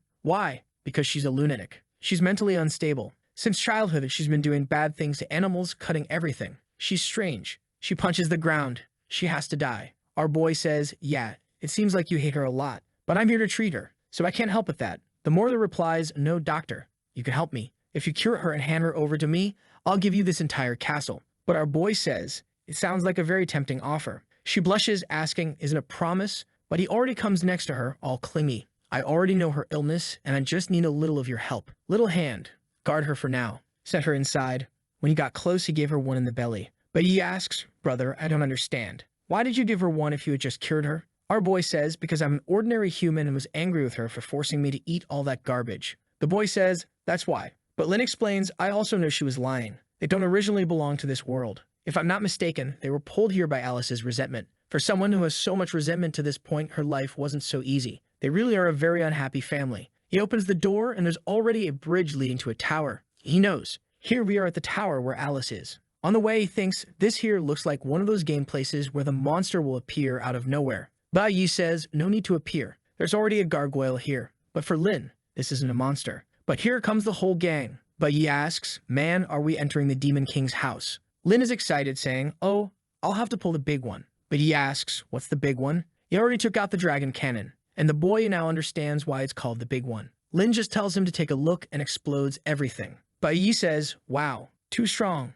Can I touch it? Our boy throws it on his arm. You can, but it's something you have to practice a lot to use. At that moment, someone is coming from the bridge with a black cape. It hits the sword on the ground. Commander Knight. Lin seems excited now. Here comes another one. Ba Yi says, I think he's the mini-boss here. The knight gives a warning. This is Lord Carmel's territory. Whoever passes through here, I won't show mercy. Our boy just says, all right, let's get started. The big one is already here to give him some. But he tells them, in my life, I was known as a killer of hundreds. I never lost a war until I died. But now he took one to the head already. He's standing there, not understanding. Our boy gave him a dirty shot. Lin tells him, you're very outdated, fighting with a sword at a time like this. The knight falls hard on the ground. Poor guy. Then they hear a voice saying, Doctor, you're so rude. They recognize it as the master's voice. In front of them, staff on the ground, the father appears. He says he knows Alice needs treatment, and that's because she brings many bad things to the family. The cage she stays in is for her own good. Already turning into a bodybuilder, looking like Chris Bumstead, all falling apart. The system announces that if Lin kills the guy, he'll get the witch's mask. The devil gathers the heads and is coming at them. Our guy is a sharpshooter landing shots, but this one isn't going down easy. The devil stomps the ground. Lin jumps with Ba Yi, getting stuck in the branches using the hand, and he tells him, stay here and don't panic. I'll solve this quickly. He jumps back. The father smiles at him like a psychopath. It's time to settle this. Lin defends himself with a saw, saying, I agree. After blocking it, he asks, is that all you've got? Sensing the aura is in a Runo-Raisingen moment, the big monster says he's tired of playing and gives another attack. Lin smiles calmly, blocking the guy's blade with his hand. The devil is shocked. How so? Our protagonist pushes him back with his golden hand. The devil looks at him. Who are you? Lin asks, can't you see? Just an ordinary doctor. An eye appears on his chest, dragon hand in hand, something coming out of his back holding the blade and the saw. The poor devil is sweating. The little doctor says, what's up? Let's play a little more. He takes a shot. The devil defends himself and goes for it, but our guy is already on his back. Got him on the neck. He didn't even feel anything. It was in the belly too. Lin says, ever heard of the blood ghost? I learned this from her. The guy tries to attack, but Lin stops him with one hand using the dragon's mouth. With the other hand, he stops him with a little hand. Poor guy doesn't know what to do while he's being entangled by the tentacles. The devil pleads, I'm Alice's father. You can't kill me. But Lin replies, sorry, but the system's reward is very generous. You've got to go. Bye, buddy. He turns off all the powers, back to the ground, collecting a bunch of rewards and the witch's mask. He just takes the guy's head off and sends it inside. Then asks Ba Yi, who's still hanging, do you want to come with me to cure Alice? Ba Yi answers, no, you can go. Let me know when you're ready. Lin says, okay then. Afterward, he goes back to help. He enters the tower with a billion endless stairs and starts climbing. There are a bunch of spirits falling from above, but he keeps walking through the incomprehensible place. He kicks a door. A corridor with a bunch of destroyed stuff appears. On the wall, a spirit is tied up, twisting to reach a plate. Lin thinks it's the mother's spirit. She says, come on, Alice. Just a little more. Alice seems to be caged on the ceiling. Our guy, all innocent, says, "Hi, Alice. It's your doctor. Here to take care of you." She stares at him and says, "Now you're going to be family." The system announces, "Do whatever is necessary to understand her problem, her past, and heal the trauma." Trying to reach him from inside the cage, she says she doesn't like her father or mother. She's given up on them. "So can you be my big brother?" Our guy answers, "Unfortunately, I can't stay here for long. But I understand everything because I saw the memories. Your family has been mistreating you for a long time. And that's why your dream is always meant to have a happy home." Alice says, "It's not me who's doing this to them." Suddenly, she starts transforming, destroying the cage. This little Alice is happy, but now she's going to take care of this. The system shows that she's now Miss Mary, an old witch who was burned in the witch hunts. She was one of the women of the owner of a castle and had a child with him. Out of hatred, she possessed her own daughter. She starts burning, showing the family, saying, "Oh, little Alice doesn't know her true family." Crying, she asked our protagonist, "Will you be my brother?" She says she needs a kind brother. But our boy breaks the glass and starts going down the stairs like crazy. She's asking, "Why are you abandoning me too?" Throwing flames at him. Lynn is running across the bridge. But Yu is wondering, wow man, is he okay? What an explosion. Our boy runs back to the castle and boom, closes the door. Poor guy realizes the curse is very strong. It's going to be hard to suppress something like that. He keeps trying to think of a plan. He imagines that if he could explain to everyone what happened, maybe the curse would cease. His hand glows and apparently he can see some memories from the past. The whole family is walking down the corridor carrying something in a basket. Our protagonist walks around, and under a piece of wood he finds Alice's arm. You obtain a body fragment. He begins to think that this family was the devil indeed, then goes to a fireplace and finds a piece of the foot, goes behind a door and finds another piece of the arm. Then we see her mother in a church praying, saying, "Mr. Alice is not very well." Oh, come on, why would that be? When she looks at her hands, her hair, she gets confused, doesn't know why that's there. The father is agonizing on the ground, wondering, how can I put my daughter in a cage? What am I doing? The other son, too, is confused. My son, who was so kind, but now he's just doing these things like a psychopath. Back and forth, passing everyone, Lynn is collecting several fragments of her body, until, well, he finds the most important part. Staring at her, he says, "You can relax. I'll heal you." But right at that moment, the spirit appears behind him. It sends an attack and grabs his neck. Our boy tries to say, "Alice, I'm trying to gather your parts to heal you. I'll become your brother." She blushes for a second, asking, "Family?" Lynn sends those little hands to the ground, but she screams in agony. He runs off saying, "Now I just need one piece." Did he manage to throw the spirit inside the body? Is that it? But she doesn't give up. She recovers and throws her flames. Our boy takes out the mask he got when he won the fight against the father. Her hand comes back and grabs his heart. He sends some energy back from his belly with one eye. Man, he's really demonic too. Our boy runs away looking back, thinking, asterisk, she's a spirit rooted in this place. As long as the castle stands, she'll be invincible, asterisk. He goes back to the kitchen of the piglet, who asks, "Are you impatient or attracted by the smell?" Our boy puts his big hand in the pot. The piglet asks, "What are you doing?" He takes out what appears to be a heart, saying, "Phew, I found the last fragment." The piglet asks, "Do you want to use this heart to resolve the hate in the little girl's heart?" Lynn asks where that heart came from and if he can take it. The piglet says, "As a boss, I always know where the ingredients come from. This was a pure heart, which is extremely rare in this world. Unfortunately, it was stained with malice. You can take it, but first you'll have to drink the soup and deliver to me an evil heart." Our boy faces the soup as the system warns. Unfinished heart and brain soup will randomly give you knowledge and a curse. At this point, the demon doll crosses the door, yelling, "Die." Our boy already downs the soup. Asterisk, you gain knowledge. Mechanical transformation. Entertain the curse. The crying clown, asterisk, he runs off, drinks the soup and says, "I'll deliver the evil heart later." The piglet says, "Okay, come back in half an hour. Because if you break the contract, I get your heart." Our little protagonist finds a good room. He spins the safe and protects himself. His hand spits out all the doll remains. He started sewing and the doll starts talking. "My name is Alice, and I live with a happy family. Even though my father was serious, he taught me many things. My mother was sometimes very grumpy too, but she always cooked good things. My older brothers always gave me many presents. Together, we'll be a family forever." Already releasing the devil's aura, our boy uses the power of the little hand there, takes out his big mouth clones to attack her. She comes with another little hand. Hand-to-hand combat begins. He dodges and pulls out the flaming skull from his back. He takes off that mask of his. That's new. He's protecting the body and being attacked by the curse. Took one in the chest, but unleashed the Kamehameha. The doll realizes she's losing some power. She then attacks him in the belly and says, "Got you." But our boy is very calm. She's confused and he says, "It's you who's finished," already pulling her into a hug. But this is draining his vitality. Lynn then ends up in what seems to be inside her memory. He sees when everything was nice. Alice's room. He goes in to see her all happy with the knight and the butler. The boss is here now, the doctor. But she asks, "Are my parents and my brother coming today?" The guys are looking at each other.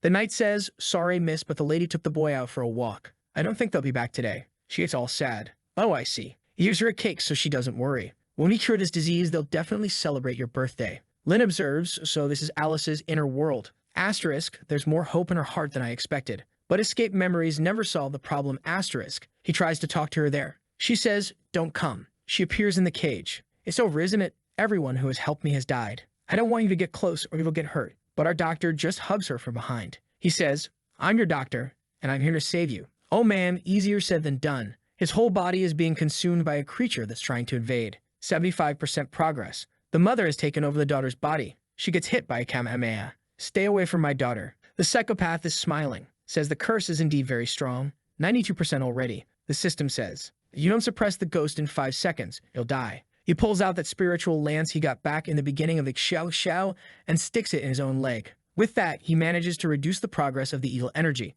But the demon doll is already coming at him. She tries to attack him with an explosion. He manages to grab her little arm. Apparently, it was Alice herself who canceled the mother's attack because she's asking, "What did you do?" He says, "I just told her the true story. The daughter's consciousness is speaking in her head. So it was you who did everything, mother." "It wasn't me. It was you." Already crying. "But why, mother? Why did you do this?" The possessed mother appears, saying, "No, I'm just protecting you. I'm your biological mother." Now Alice says, "I hate you." She already starts blowing up the whole castle. Laser up. Our boy is finished. The mother was a witch who was killed. She got angry because the father got a new wife to raise her daughter. And so she took control of her own daughter to get revenge on everything. Now the slimes fall to the ground. The mother gets up all messed up. The blondie is Alice. The spirit is the demon's mother. And here comes the good mother. But the demon tries to attack out of nowhere. She takes a hit from the lance. Our boy used the sacred relic and says, "You deserve to die if you don't repent until the last second. You're no longer qualified to be Alice's mother." But out of nowhere, the spirit attacks the doll the protagonist had made, eats the arm, explodes. His whole body is gone. "Man, what's happening?" She cries. The castle collapses. "Guys, if you're lost, I am too. Relax." What I know is that our boy is exhausted and almost falls. He calls for help from the little hand, which pulls him out of there. The system says he managed to complete 2/3 of the mission simultaneously. You received the cursed eye. We see him there taking a potion, trying to recover. And staring at the collapsed castle, he thinks, asterisk, wow, is this what they call a happy home? Alice kills her own biological mother and the curse destroys everything. I thought I could save Alice. And yet in the end, I'd only generated more hatred. Looks like I have a lot to learn still, asterisk. This here was considered a failure. The little hand says, "Buddy, you're at least alive. Be happy." The system gives a warning. Hate is floating. Get out of there immediately. Lin then sees that body he had sewn rising with the soul that came back. And Hand tells him, "What are you doing? Run away from here." But our psychopathic boy goes towards her. The Hand yells, "Come back, idiot. Come back." He goes over there, talking with a little hello. He puts his hand on her shoulder and the system says, "You're being invaded by a ghostly energy." But he hugs her, saying, "It's all over, Alice. Everything's fine. You can at least treat me as your family." With that, the whole castle starts to disappear, and snow begins to fall in its place. Our boy earns another achievement. Congratulations, you become the legendary savior of Lolis. He has a pleased look on his face. The little Hand says to him, "You're brave, man. Don't you know that with her current strength, she'll kill you?" Lin replies, "I'm her doctor.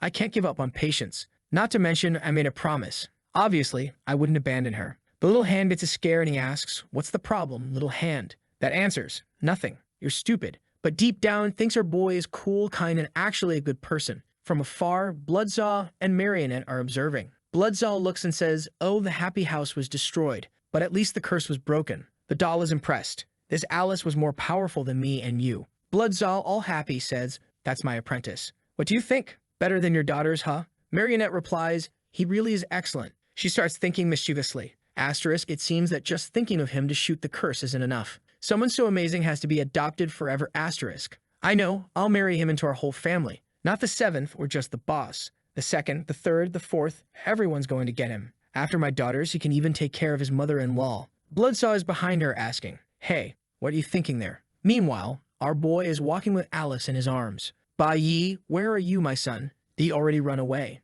At that moment, a barrier disappears. The passive diagnosis activates on Alice. Our boy realizes she can only be outside the castle because he cleansed the curse with his ability. But the curse cleansing only lasts a few hours. Unfortunately, staying in the castle is the only thing she can do for the rest of her life. Alice, half asleep, murmurs that she wants to go out, play, and have fun. Our boy puts her down, apologizing. "Unfortunately, I can't break all the curses, but as a family member, I'll do my best to make you happy. He uses one of the items he received that improves any of his abilities to enhance the curse removal ability. Now he can use the curse cleansing on a person twice. He says, I think that's it. It'll last 48 hours. With that, he uses the power and it wakes up. His hand shines and he closes it. No one knows what mess he made, but he asks her, do you want to go out and have fun? Alice, flying there, asks, is it possible? Our boy says, yes, you can try to go out. She's a little unsure, but she steps out and realizes she can. Finally, she's out of the castle. She comes and hugs our boy, all happy. He reduces her resentment by 1%.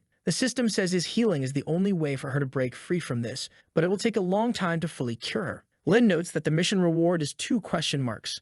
Our boy feels embarrassed. Damn it, everyone already thinks bad things about me and the system wants me to take care of her all the time. But hey, I'm a good guy. Considering everything, I'll help. Alice then says she wants to give him something before he leaves. Our boy says he knows he won't be able to stay here, so she wants to do something. She releases a little shine in a direction. The whole castle starts to shine and rebuild itself. She smiles and tells Lin that from now on he's also one of the owners of the happy house. The system gives the notification. Asterisk, you receive 50% ownership of the happy house. You can teleport here freely once a day and can also control any creature inside it. Asterisk. Our boy, being a greedy guy, says, you're giving me all this? She says, yes. He's already all happy. Now that's what I call a true prize. 50% of a huge piece of land. I'm going to build whatever I want here. Not to mention, this teleport can help me a lot. She's kinda, you don't want it. Our boy replies, I do, of course I do. Right at that moment, an aura comes out from inside the castle. Alice, already scared, hides behind our boy.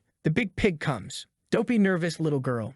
I just have to complete a transaction with this boy. Bloodsaw apparently recognizes him there, trembling all over. Marionette asks, what's the problem? Bloodsaw then explains, this guy showed up 2 years ago. That day, an unprecedented illusion appeared on the moon. It was when Lin was lying in front of the store. My heart was pounding as if my soul had been suppressed. I followed, and when I looked up, I saw him. Marionette asks, is he a magical creature? The two of them run away in desperation. The big pig says to our protagonist, brother, where's the heart you promised me? Our boy hesitates a little. Marionette and Bloodsaw have already arrived ahead. He immediately asks, what are you guys doing here? Bloodsaw asks, Lin, did you offend this butcher? Lin replies, you don't need to worry. I just made a deal with him. It was thanks to him that I managed to save the girl. I reached out, but unfortunately, I couldn't find the evil heart I wanted to give you before, so I'll give you mine. Already putting his hand on his chest, everyone is startled. Bloodsaw exclaims, what are you saying, Lin? Are you going to die just to give your heart to him? Marionette wants to know, what will happen to my girls if you die? Lin replies, Professor, didn't you already help me by giving me another heart before?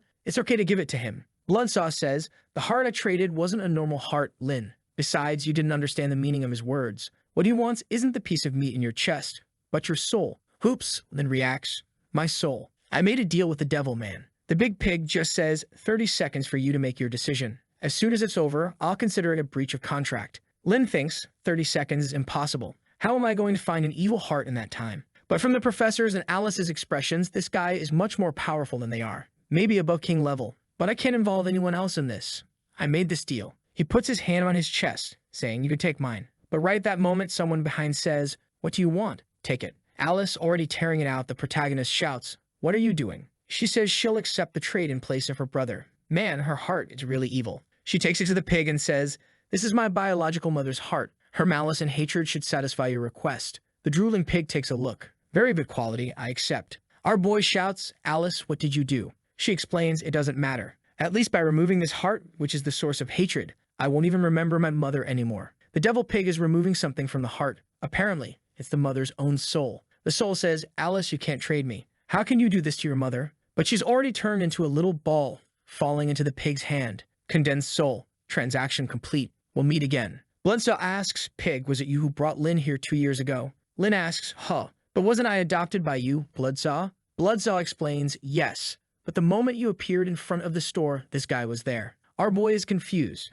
What's going on? How many more secrets are there in this? The pig says, a being made a very risky deal with me, and I agreed. Lin asks, who did you make a deal with? There's a gleam in the sky, and apparently, the pig disappears. Our boy thinks, did I make a deal with this guy? What was I looking for so much before coming to this place? He then turns to Alice and asks, how did you guys hire this guy? She starts trying to remember, but says she can't recall the details. It seems like something is interfering with her memories. Lin imagines someone who could even control someone's memories, certainly more powerful than most creatures here. Bloodsaw puts his hand on Lin's shoulder and says, don't try to understand too much. He said you'll meet when the time comes. Our protagonist agrees. He then asks Bloodsaw, can you explain more things to me when we get back? Bloodsaw says, of course. You did a great job in this place, and I was very pleased. Besides having gotten rid of that scary evil ghost. The poor thing asks, evil? And he replies, had nothing. Let's head back. Our boy then calls Alice to take a look at their little shop. At that moment, Alice asks, brother, did you forget something? He replies, I don't think so. Why? The Baiyi is still down there, abandoned. Come on, my son, get out of there. 3 days later, he's still in the shop, frozen. Our boy is warming him up to see if he wakes up. Without further ado, our protagonist asks, so, how did you end up in this world? The kid says he had gone to a bar with some friends, and when he was returning home, he followed the GPS and ended up here. Okay then. Our boy asks, GPS? Do you have a cell phone? Show it to me. He shows it, but it's all broken and doesn't work anymore. The random diagnosis activates. You've discovered a hardware problem. The item is under a blood pact. Our boy is confused. Dude, does your cell phone have a curse? But Yi asks what the problem is. He says, there's some curse on your phone. Maybe that's why you came to this world. The kid says, what a disaster. Throw this thing away then. Our protagonist replies, friend, now it's too late. You're already here. He remembers that when he drank the guy's soup, he gained a mechanical transformation. Maybe with that, he can fix this thing and get some clues. He calls Baiyi over, and after a while, the cell phone is fixed with a little creature on the screen. Lin tells him, think carefully. Do you remember what you were doing with your cell phone before you traveled? He says, I was watching a video of Mamoru Manhwa.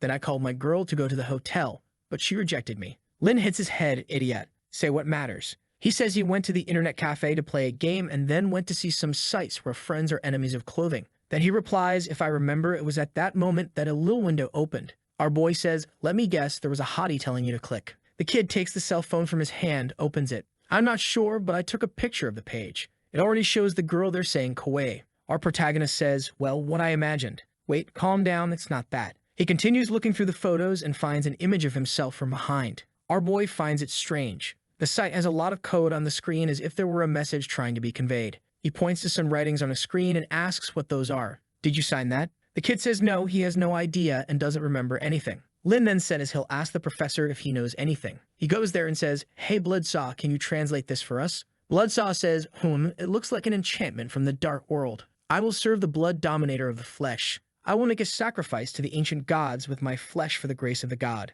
Signed by Xu. He says, it looks like a contract for sacrifice by a malign god. Did your friend sign this thing? Lin says apparently yes, but the kid said he doesn't know why. Bloodsaw says that's pretty normal in the malign world. Several root-level creatures transform into gods, and they start with powers to terrorize other worlds. Lin asks, wow, did I come to this world also because of this? Bloodsaw says no, his situation is more complicated. But every contract signed with a malign god always has a time limit. Lin, confused, says, what do you mean? He explains that normally a malign contract keeps the person a few hours or a few days in this place. But Lin, on the other hand, has been here for a few years, so that's not the case. Outside, Baiyi asks, so brother, do you know what it said? Lin congratulates him, saying he'll be able to return to his world in a few days. He asks if that's true. Lin says yes, and he's very happy. But our boy isn't very happy. The kid asks, wait, are you going to be able to go back too? He says, unfortunately, he doesn't go back yet. He explains that he just found out that Baiyi was brought by a contract and contracts have time. But his case is different. Baiyi asks if he misses home. Lin says yes, he doesn't want to stay in this horrible place for the rest of his life. Baiyi has an idea. What if I summon you to my world? Just like the demon god made the contract to bring me here, we can somehow make a contract to take you there. It might not be Lin's world, but at least it's much better than this place here. Lin thinks about it and says it might be a good idea. They just have to figure out the time limit part. They then go take a look at the books there. The guy already saw some hot chicks, and he's all like, what a beautiful thing. They keep researching until Baiyi starts trembling. He starts emitting a blue aura. It looks like he's going back. Lin grabs a page, writes down everything he had already discovered, hands it to him, and says, well, bye Baiyi. Baiyi starts disappearing, crying, saying he guarantees he'll find a way to bring Lin too. We then see him walking through the Soul Valley with the little girl in his arms. He asks if she wants to get down and walk on her own, but she says no. His face shows he's not happy about it, already knowing that everyone is going to think the wrong things about him. She then points to the side and asks if that looks tasty. Our guy sees a goblin hiding, one that feeds on black snow. He walks away, saying, you can't eat everything you want, my girl. After all, those creatures weren't harming them, so they had to act properly in some way. He gives the creature a hard stare and it runs off in desperation. Our boy says he knows she must be hungry, so he prepares a little meat and blood lollipop. What a wonder. At least she's happy now. The people of Soul Valley once again receive a warning. Be careful when leaving your homes. The maniac has a new demon out there. People are angry, thinking, "This idiot again, bringing these monsters here. Go home already, you scoundrel. Go open your shop." Alice is all happy, while our guy finds it amusing. There are supposed to be so many people in this city. Why is everyone behind closed doors? Does nobody want to sell anything? Then he gets annoyed. I'm going into a shop. Alice never gets to leave the castle and can't even have fun. But the people inside are begging, "No, please, don't come into my shop." The residents are all growing fearful, but Lynn goes in without a care. They buy some teddy bears and random stuff, and with that, her favorability increases. Her accumulated anger starts to decrease. Alice is happy, and a bit more of her anger fades. The two of them sit down to take a rest. Lynn says that tomorrow is the big day of the mission to officially become a Doctor of the Night. However, he needs to know how strong he is right now. So he asks the system. He says he knows that the strongest creatures in this world are root-level beings, and he wants to know how strong he is, considering he defeated Alice's father without much trouble. The system gives him a useless answer, saying his combat style is very unique, so his chances of victory vary too much to assign a specific rank. But our hero thinks that means if I find the right opportunity, I can kill even a king, right? For example, if one asks for treatment, I could take the chance to cut a few extra spots. The system replies, you cannot kill a king-level creature. Lynn looks defeated, but you said my strength varies. The system explains that this theory only applies to creatures below level 100. That's because creatures at that level fall within the natural comprehension he possesses. However, beyond level 100, creatures enter a truly supernatural state. When they reach that stage, they become extremely difficult to deal with, and their strength grows exponentially. To sum up, a king-level creature can basically do anything. Our guy then says he's starting to understand how combat power works in this world. At the top are Xiao Xiao's father and mother. Right below are Xiao Xiao and creatures at the maximum king level. After that come the Heart Eaters and Common Kings. Then slightly below is Alice, who isn't much stronger than the Marionette and the Witch.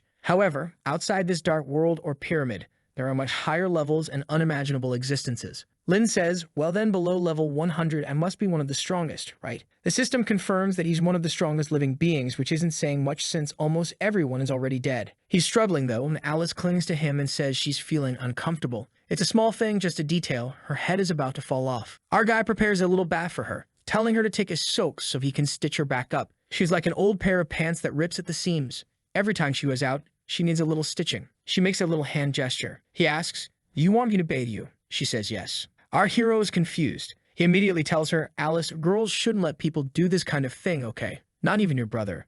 She lights up, asking why. His face shows he's giving the lesson, but he's blushing. However, he explains, it's because you're still very young. You don't understand. She then asks, how old are you? He replies, 18. She responds, I'm 201, the classic FBI trap. And she says it's not a problem. But he insists, I'll just teach you how to do it, and you're not to ask for this again. Poor Lynn feels sorry for her. The girl was trapped her whole life and doesn't even know how to bathe. So he decides to help her. But by doing so, he immediately earns a bunch of achievements from the system. Shameless body washer. King of gaining favorability with female friends. Furious, he curses, damn system, stop giving me these achievements, you jerk. He then dries her hair and tells her he'll remove the stitches. For that, she should leave her body in ghost form and just leave the flesh so they'll hurt less. She shakes her head and says, no, I don't want to leave my body. Lynn says, all right then. If it hurts, you can scream. He makes a small cut and she's already wincing in pain. He tells her again to leave her body, but she says she trusts him. You don't want to get hurt too much, right? Lynn replies, fine then. I'll try to be gentler. He finishes the stitching without causing her pain. The system teases him again. You can only control pain when it comes to little girls, huh? She's already lying there all happy. Our guy packs his bag for the next day. Bloodsaw shows up and asks, are you going to try to meet a Doctor of the Night tomorrow? Lynn greets him, and Bloodsaw explains that he had wanted to make Lynn give up on this profession. But seeing his determination, he realized it's pointless. Lynn reassures him, don't worry, Professor. You taught me everything properly and there won't be any problems. Bloodsaw tells him, Lynn, you still know very little about the Doctors of the Night. The Professor can only help you one last time. He places some potions on the table, a legendary mental amplification potion, created by the greatest potion experts in the dark world. After use, it makes you feel stronger for 24 hours. The weaker the creatures you use it against, the stronger the effect. A physical enhancement potion. After use, it drastically boosts your physical strength for 24 hours. However, once the effect wears off, you'll feel weakened for a while. Lynn, overjoyed, exclaims, wow, Professor, you're giving me something this good. You're so kind. Bloodsaw responds, it's nothing special. Just a bit of kindness from your professor. With that, he leaves, saying, see you tomorrow. Lynn is deeply moved. The next day, our guy heads out with his doctor's bag and everything. The system activates the mission. You have initiated the transition to Doctor of the Night. He is immediately teleported to a world with a red moon. You have entered the cursed realm, Silent City. First phase introduction to becoming a Doctor of the Night. Increase your popularity in this place to 100 to advance to the next part of the mission. It is forbidden to kill animals during this mission. Doing so will cause extreme resentment among the doctors of this place. Note, receiving a significantly high score will grant you a higher title upon becoming a Doctor of the Night, as well as better rewards. Our hero thinks that for a first phase, it seems pretty simple. He walks among a mass of terrifying souls. Assessing the situation, he decides to be cautious and drinks the potion. He says he feels incredibly strong now, no longer afraid of anything or anyone. He uses both potions at once. He heads confidently and recklessly to the city. In front of the city's church, there are towers raised and armed guards aiming. It seems to be a survival base, complete with a cyclops among them. One of the guards says, "Mayor, leave this to us. You don't need to take these risks." But the old man replies, "This isn't our old world and light will never reach this abandoned place. At the very least, I want to protect my people. Now stop bothering me, grab your weapons, and don't let any creature get through." Up on the mountain, werewolves watch. One of them asks another how the attack on the city is going. The other replies, "Leader, we're ready to launch the attack at any moment. However, according to our scouts, there's a stranger heading in that direction. We're wondering if it's some kind of reinforcement." The leader asks, "Reinforcement? What race? Giant? Undead? The corrupted?" The scout responds, "It looks like just an ordinary human, sir." A group is already trailing our poor doctor, fully prepared for an attack. The wolves recognize him and say, "It's him. Let's end this now. Rip him apart." The whole wolf family comes for him. The man looks and says, "That guy looks like a doctor. Sir, could he be one of the crazies?" The leader responds, "Maybe he's one of those weirdos who are interested in us. Their base is close to this tower as well. If it weren't for them, we would have already taken this city and the sacred relic." The man says, "Boss, if he really is a Doctor of the Night, we should head back. I don't want to be dissected by one." The boss, however, slaps him and asks, "Why are you so nervous?" "I doubt he's a Doctor of the Night. They all wear masks to identify themselves. Besides, that guy looks like he's from somewhere else." Lin is walking, almost dancing, and the wolves think, "His skin is soft and his flesh is weak. Let's finish him off." They howl and leap to kill Lin. The system immediately identifies their race, Blood Moon Werewolves level 43, with extremely strong combat abilities. Lin glances back, smiles, and says, "I've been waiting for you guys." Tentacles emerge, and he's already captured 2 of them. The wolves are confused while Lin mocks, "How bold of these weak little werewolves to try and provoke me." But the leader is sneaking up behind him. He strikes Lin, who is thrown aside. When the beast looks again, Lin is fully transforming, saying, "You know, I already took my medicine today." The leader growls angrily and says, "You arrogant brat. Do you think we can't take you down? Today is the blood moon, and our combat effectiveness is doubled." He howls again, and all the wolves charge once more. The leader instructs them, "Move the tentacles aside and pull him so he gets stuck." Lin thinks, "Damn it. The system said I can't kill any animals. Otherwise, I just use Dragon's Breath and end this. But since you want to attack me, don't blame me." He activates a random diagnosis on everyone. Suddenly, diseases spread everywhere. Prostate explosion, that's just cruel. Full body itch, kidney failure. The wolves are all writhing on the ground in pain, pleading, "Boss, help. Boss, I'm dying." But there's one wolf, a little red-faced and shy. What happened to him? Lin wonders. The boss asks, "What's with that face?" The wolf mutters, "Sorry, boss. You look so handsome today. I'm losing control." It turns out Lin hit him with uncontrollable desire. What kind of disease is that? And the wolf didn't hold back with the other one. But then Lin caused a mess, literally. He gave one of them diarrhea and everything exploded everywhere. The wolves are losing their minds. The system even awards Lin the achievement, cover the entire place with excrement. The wolves are collapsing on the ground. Someone grabs a jet to start cleaning up because the stench is unbearable. Lin approaches the leader and says, "Explain what's happening." The big wolf growls, "I'm a strong guy. I never tell anyone what I'm planning." Lin points to the leader and says, "If you don't talk, I'll leave you for your boss to show his love for you." "All right," the little wolf says there, "I'll explain. We saw you on your path and we're planning to attack the Silent Tower." Lin replies, "That's no problem at all. I just want to know why you're trying to attack the city." The werewolf explains that small city is called Silent City. Inside, there are some remnants of the sacred world. About 3,000 years ago, the army of the sacred world opened a passage to this world. From what I've heard, their world experienced some catastrophe 300 years ago. Their civilization was destroyed, and 5 of the 13 items they considered sacred relics fell into this world. Their expedition was to retrieve these items. Lin grows curious. 3,000 years ago again, the colossus of the association, the Sha family, with their heads cut off and banished to this world. And now this sacred civilization is also tied to that time. He asks, "And what about that expeditionary force? Where are they now?" The werewolf replies, "They're all dead already. Apparently, they encountered a root-level creature and got scattered. A small number of them are still in Silent City, and they hold one of the sacred relics." Lin says, "Strange. Why do you, a werewolf, know all this?" The werewolf explains it's because our ancestors used to work alongside humans, but those bastards abandoned all the cursed werewolves, leaving us to suffer eternal hellish pain. The werewolf's eyes start burning with rage. They have to die. All of them. I'm going to. Lin punches him in the face. Shut up. One last question. If you answer well, I'll let you go. Got it? The werewolf, trembling, agrees. Okay. Do you know the Doctors of the Night? The big wolf starts shaking. Why are you asking about the Doctors of the Night? Lin smirks.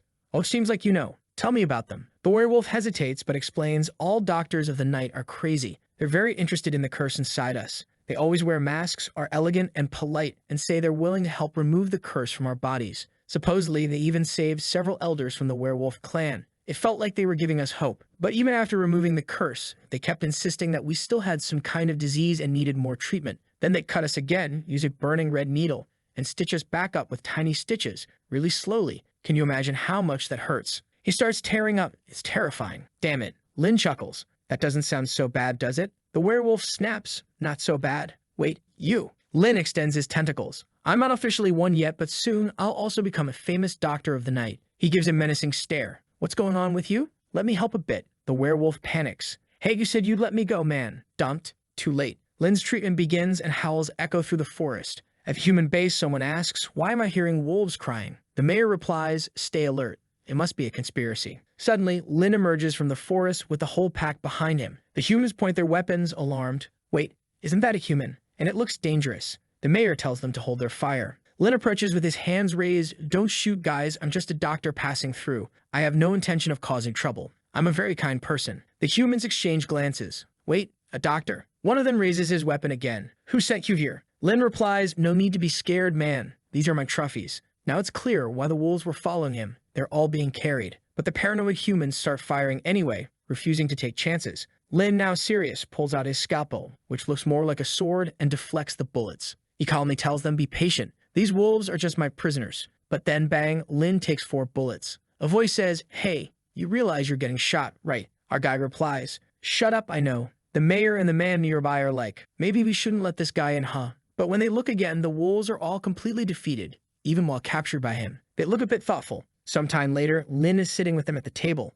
The mayor asks, so was it you who took down all the werewolves? Lin replies that it was. He says he was attacked on the way and had to defend himself. The mayor tells him, I was expecting a brutal fight today. I never imagined the crisis would be resolved just by you. You really saved us today, kid. A priest steps forward and says, sir, I just arrived and those werewolves are all infected with diseases. The symptoms started with this young man. The mayor is shocked. A doctor of the epidemic, they're an extremely chaotic and crazy group. All they want is to spread plagues and curses in this world. But this guy doesn't seem that cruel. There's something strange about him, though. The mayor asks, may I ask why you came to Silent City? Lin replies, well, I heard there's a Doctor of the Night around here, so I came to visit. The group is startled. Boy, I advise you to give up that idea. Those doctors are not friendly at all. Lin, excited, says, wow, you know them. The mayor responds, I don't know them well, but they're around here. After each werewolf attack, they always send 1 or 2 to cure the curses. Lin exclaims, wow, they do that? What fine people, huh? Truly dedicated doctors. The soldier next to him mutters,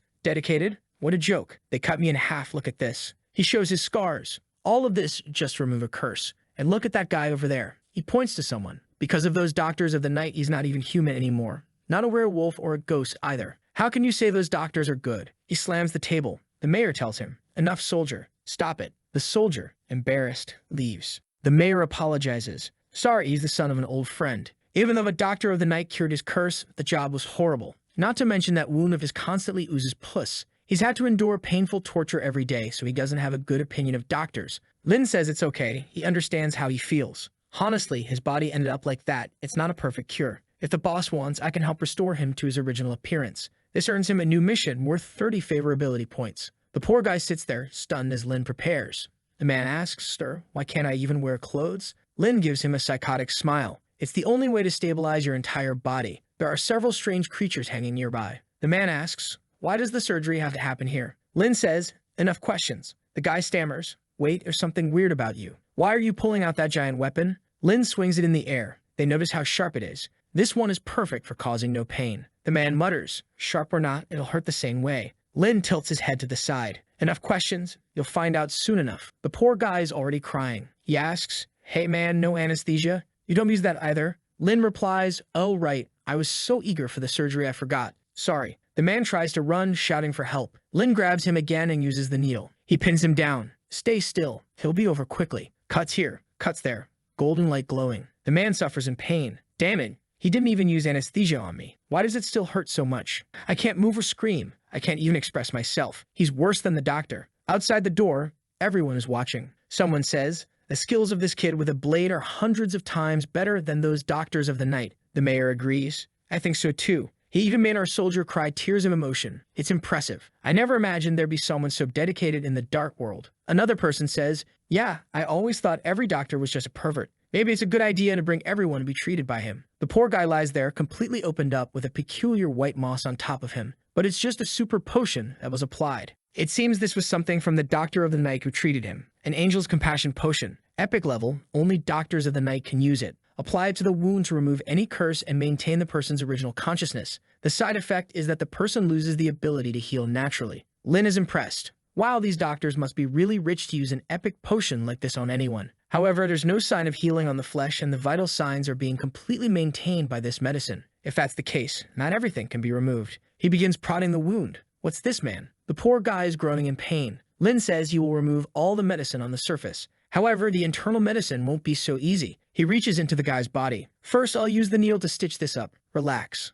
The guy is already groaning. Lin begins stitching, one stitch at a time. This way, the internal part won't even need sutures. They'll look much more natural and beautiful. Now I just need to apply the recovery medicine and add a few special ingredients. He gives a little scratch to make everything act faster. With that, the operation is a success, and the man's skin is perfectly restored. How does it feel? Lin asks. Our boy completes the system's mission. The man looks at him, still a bit scared. Lin says, hey, it's okay. No need to get so emotional. The guy, clearly uncomfortable, thinks Lin enjoyed the process. Suddenly, Lin looks at the door and says, everyone can come in. A bunch of curious people rush in from behind the door. They surround the man, all impressed. Wow, your skin looks perfect. It's like nothing ever happened. It's even better than before. It's so smooth, someone says. The man looks flustered. What the heck, guys? At that moment, some hooded women surround Lin. What's up, everyone? Lin asks. They remove their hoods. It seems he'll need to work on their wounds too. One of them asks, Doctor, can you remove these stitches for us too? Lin places his hand on his chest, visibly moved.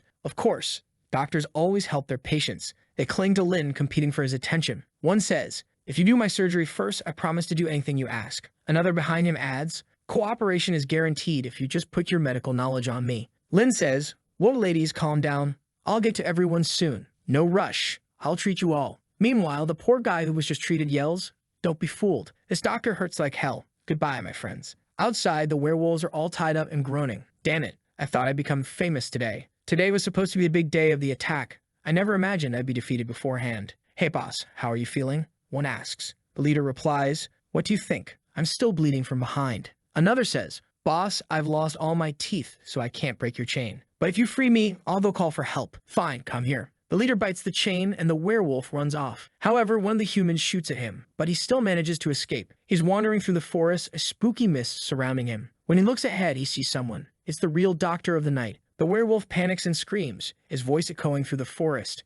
The humans hear the noise. Did you see that white fog? That means he's back. Go notify the mayor now. Meanwhile, the werewolf leader and his group return, angrier than ever. Lin finishes up. Finally, I'm done. Lin overhears the humans talking. They're notifying everyone not to leave their homes. He looks confused and approaches the mayor. What's going on? The mayor responds, the doctor of the night has arrived. At the church, the bells ring announcing his arrival. Everyone rushes to the church. The mayor grabs Lin. Come on, doctor, run with me to the church. You shouldn't stay here, let's get out of here. Lin resists. Calm down, man. The werewolves ask their leader, boss, what's happening? Why is everyone running? The leader replies, I think I know what's going on. The doctor, he's here. The werewolves gain the strength to break their chains and flee. Everyone is trying to run to the church as well. The werewolves bang on the door, yelling for help. Inside, everyone is terrified. The mayor looks at the werewolves and says, you better cooperate or I'll hand you over to the doctor of the night. The poor werewolves beg, anything but that, please. Lin stands there, watching, eager to meet the man. The werewolves collapse to the ground. It's because the doctor of the night always moves with medical gas surrounding him. The leader tells Lin to crouch down so he doesn't faint too.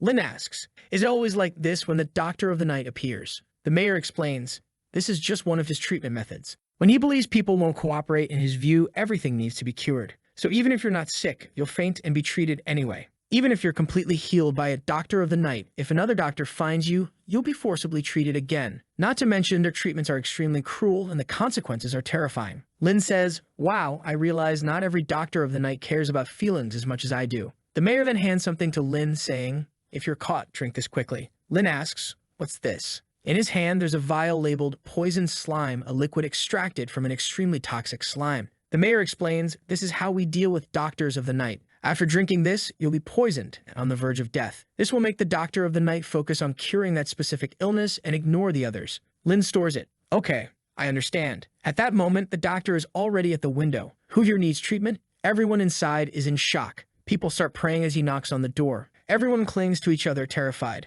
The noblemen tremble in fear. Someone touches another on the back and the man jumps in fright. Everyone is startled, exchanging nervous glances. One person bolts outside, screaming. The mayor announces, now, everyone begins drinking their poisons. Lin protests, hey, calm down. Are you all going to drink it already? One of them accidentally drops his vial and immediately stabs himself in the stomach with a knife. This is the only way. Lin is stunned. What the heck, they are all crazy. Everyone collapses to the ground, already incapacitated, and Lin hasn't even drunk his poison yet. The door opens. The doctor steps in, scanning the room. It's a sin to abuse your own body. This only brings me shame and anger. But still, I will heal your injuries. He places a finger on the mayor's wound. The doctor says, pain is the best medicine because it keeps you awake. The mayor remains calm, seemingly unfazed. Lin, however, is impressed. So fast. He already removed all the poison from his body. The mayor looks at the doctor. Thank you. But in the doctor's eyes, there's something else. The mayor says, I'm fine. There's no need. The doctor interrupts, making a quick incision. He pulls out a needle and examines the wound. Your body is protected by divine power, and the curse of darkness couldn't corrupt your soul. You truly remain pure and innocent. May God bless you, Amen. The mayor responds, Amen. Phew, I escaped easily. Lin watches from the corner thinking, wow, this doctor of the night seems so cruel, but he acts like such a nice guy. The doctor turns to the man who injured himself and says, are you afraid of me? Is that why you mutilated your own body? I despise you, but I'll still heal you. He places a finger on the man's face and continues, aside from this wound, you have a tumor inside your skull. You were injured by a werewolf and the curse is spreading through your body. You just haven't realized it yet. He presses a finger to the man's forehead. Whoa, that's harsh, Lin thinks. The man notices something strange coming from the doctor's mask. Suddenly, everything is exposed. The doctor holds the man's least important organ in his hand, removes a small object inside, places it back, and stitches it up. Lin, once again, is impressed. Wow, he didn't use any tools. He removed the tumor with just his fingers, and it was perfect, flawless. The doctor speaks again. The curse hasn't fully spread yet. The divine power in your body prevented it from spreading further. However, the dark world has marked you with disaster. The mayor asks, Din, what happened to you? Din replies, I don't know either. The doctor interrupts, you mean more treatment? He removes the man's foot, saying, it was cursed. After a quick cut, the cursed area vanishes. The doctor pulls out a regular scalpel. Then he makes precise cuts, seemingly slicing everything perfectly. He pours a potion over the area to heal it. The man's foot is restored and stitched back together. You even cure a boy, the doctor says. Lin claps from the background like a psychopath. Incredible. The professor was right. Your medical skills are the best in this dark world. The doctor looks at Lin and asks, are you a fellow traveler? The doctor says yes and explains he's here because of the reputation of the doctors of the night who are already approaching him. Lin looks a bit confused. The doctor grabs his wrist. There's something strange about your left hand. A mysterious consciousness has formed there. The flesh, blood, and genes are completely distorted. Not to mention there are various side effects from drug use, excessive body modifications, heart transplants, curses, mental disorders, and even spiritual genital infections. You, my colleague, are very sick. Lin responds, wow, doctor. Thank you so much for the compliments. I'm very happy to receive such comments from a beloved doctor of the night. To be honest, I'm here to join you. The mayor and the werewolf are stunned. He wants to join the doctors of the night. The doctor stares at him. You want to join us? That depends on your capabilities, boy. Lin, looking confident, replies, I may not be as skilled as you in medical abilities, but there is one skill where I'm not worse than you, or maybe even better. The doctor grows curious. Then tell me, what are you so good at? Lin says, diagnostic skills. Everyone is shocked. That's supposed to be the strong point of the doctors of the night. The doctor sits down. So your diagnostic skills are better than mine? You must be joking. Lin says, I'm certain. Because when you touch my wrist, I realize you're no less sick than I am. The doctor throws his cape aside. Curious, huh? His chest has strange watches and his shoulders are covered in stitches. He explains, this outfit perfectly isolates my body from this world. Now I want to know. Tell me what you diagnosed and what's wrong with me. Lin begins, well, based on my initial diagnosis, you have a giant cyst in your intestine that's spreading across the region, which is quite dangerous. And another thing, why is your bladder so swollen? The doctor chuckles. Boy, you're really not that good. A cyst in the stomach hurts a lot, but I don't feel any pain. Suddenly, his stomach starts gurgling. Wait, what the hell is this? Why am I feeling something? He checks his abdomen and sees the cyst. What is this? Why is there a cyst here? He glares at Lin. Explain this. This is your fault, isn't it, kid? Lin responds, I'm just a doctor. I'm responsible for diagnostics and nothing more. While I understand how you feel right now, it's very rude of you to accuse me like this. The doctor calms down and presses his hand against the cyst. He stitches it up quickly. Well, it was just a cyst. Lin observes him. Of course, with your medical skills, that wasn't a problem. He adds, now come closer. I noticed something else. The doctor, now nervous, complies.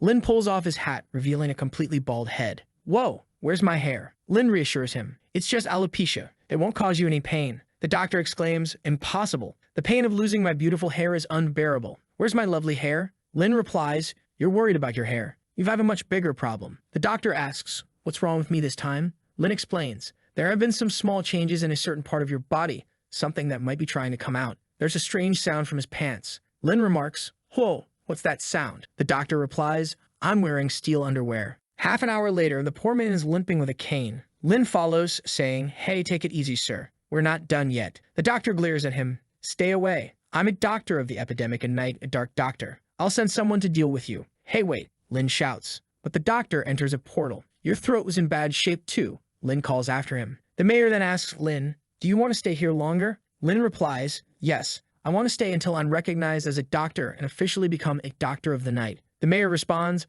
but boy, you just scared off the doctor. I think you've already proven yourself. Lin waits outside, feeling confident. Soon, the doctor returns, now with angelic wings. Doctor of the Night, Black Skull. Race, Undead Skeleton. Doctor of the Night, Raven. Power, Incomprehensible. The man beside him asks, is this the boy you mentioned? The doctor points to Lin. Yes, it's him. After being diagnosed by him, I started experiencing a bunch of strange symptoms. Who is this boy? The man takes a look. Can you help me with the diagnosis, boy? The bald doctor warns, Sir Raven, you better not let him diagnose you. He'll just make things worse. The man replies, it's fine. This person in front of me isn't a true doctor of the epidemic. Doctors of the epidemic are traitors who abandon the doctors of the night. If this boy isn't even a doctor of the night, how could he be a doctor of the epidemic? Lin says, thank you so much for your trust. I'm here too. The man cuts him off. I know. You want to join us, don't you? That's why I asked for your diagnosis. He continues, I just introduced a very stealthy and hard-to-detect virus into my body. If you can find it, I'll admit you're qualified to become a doctor of the night.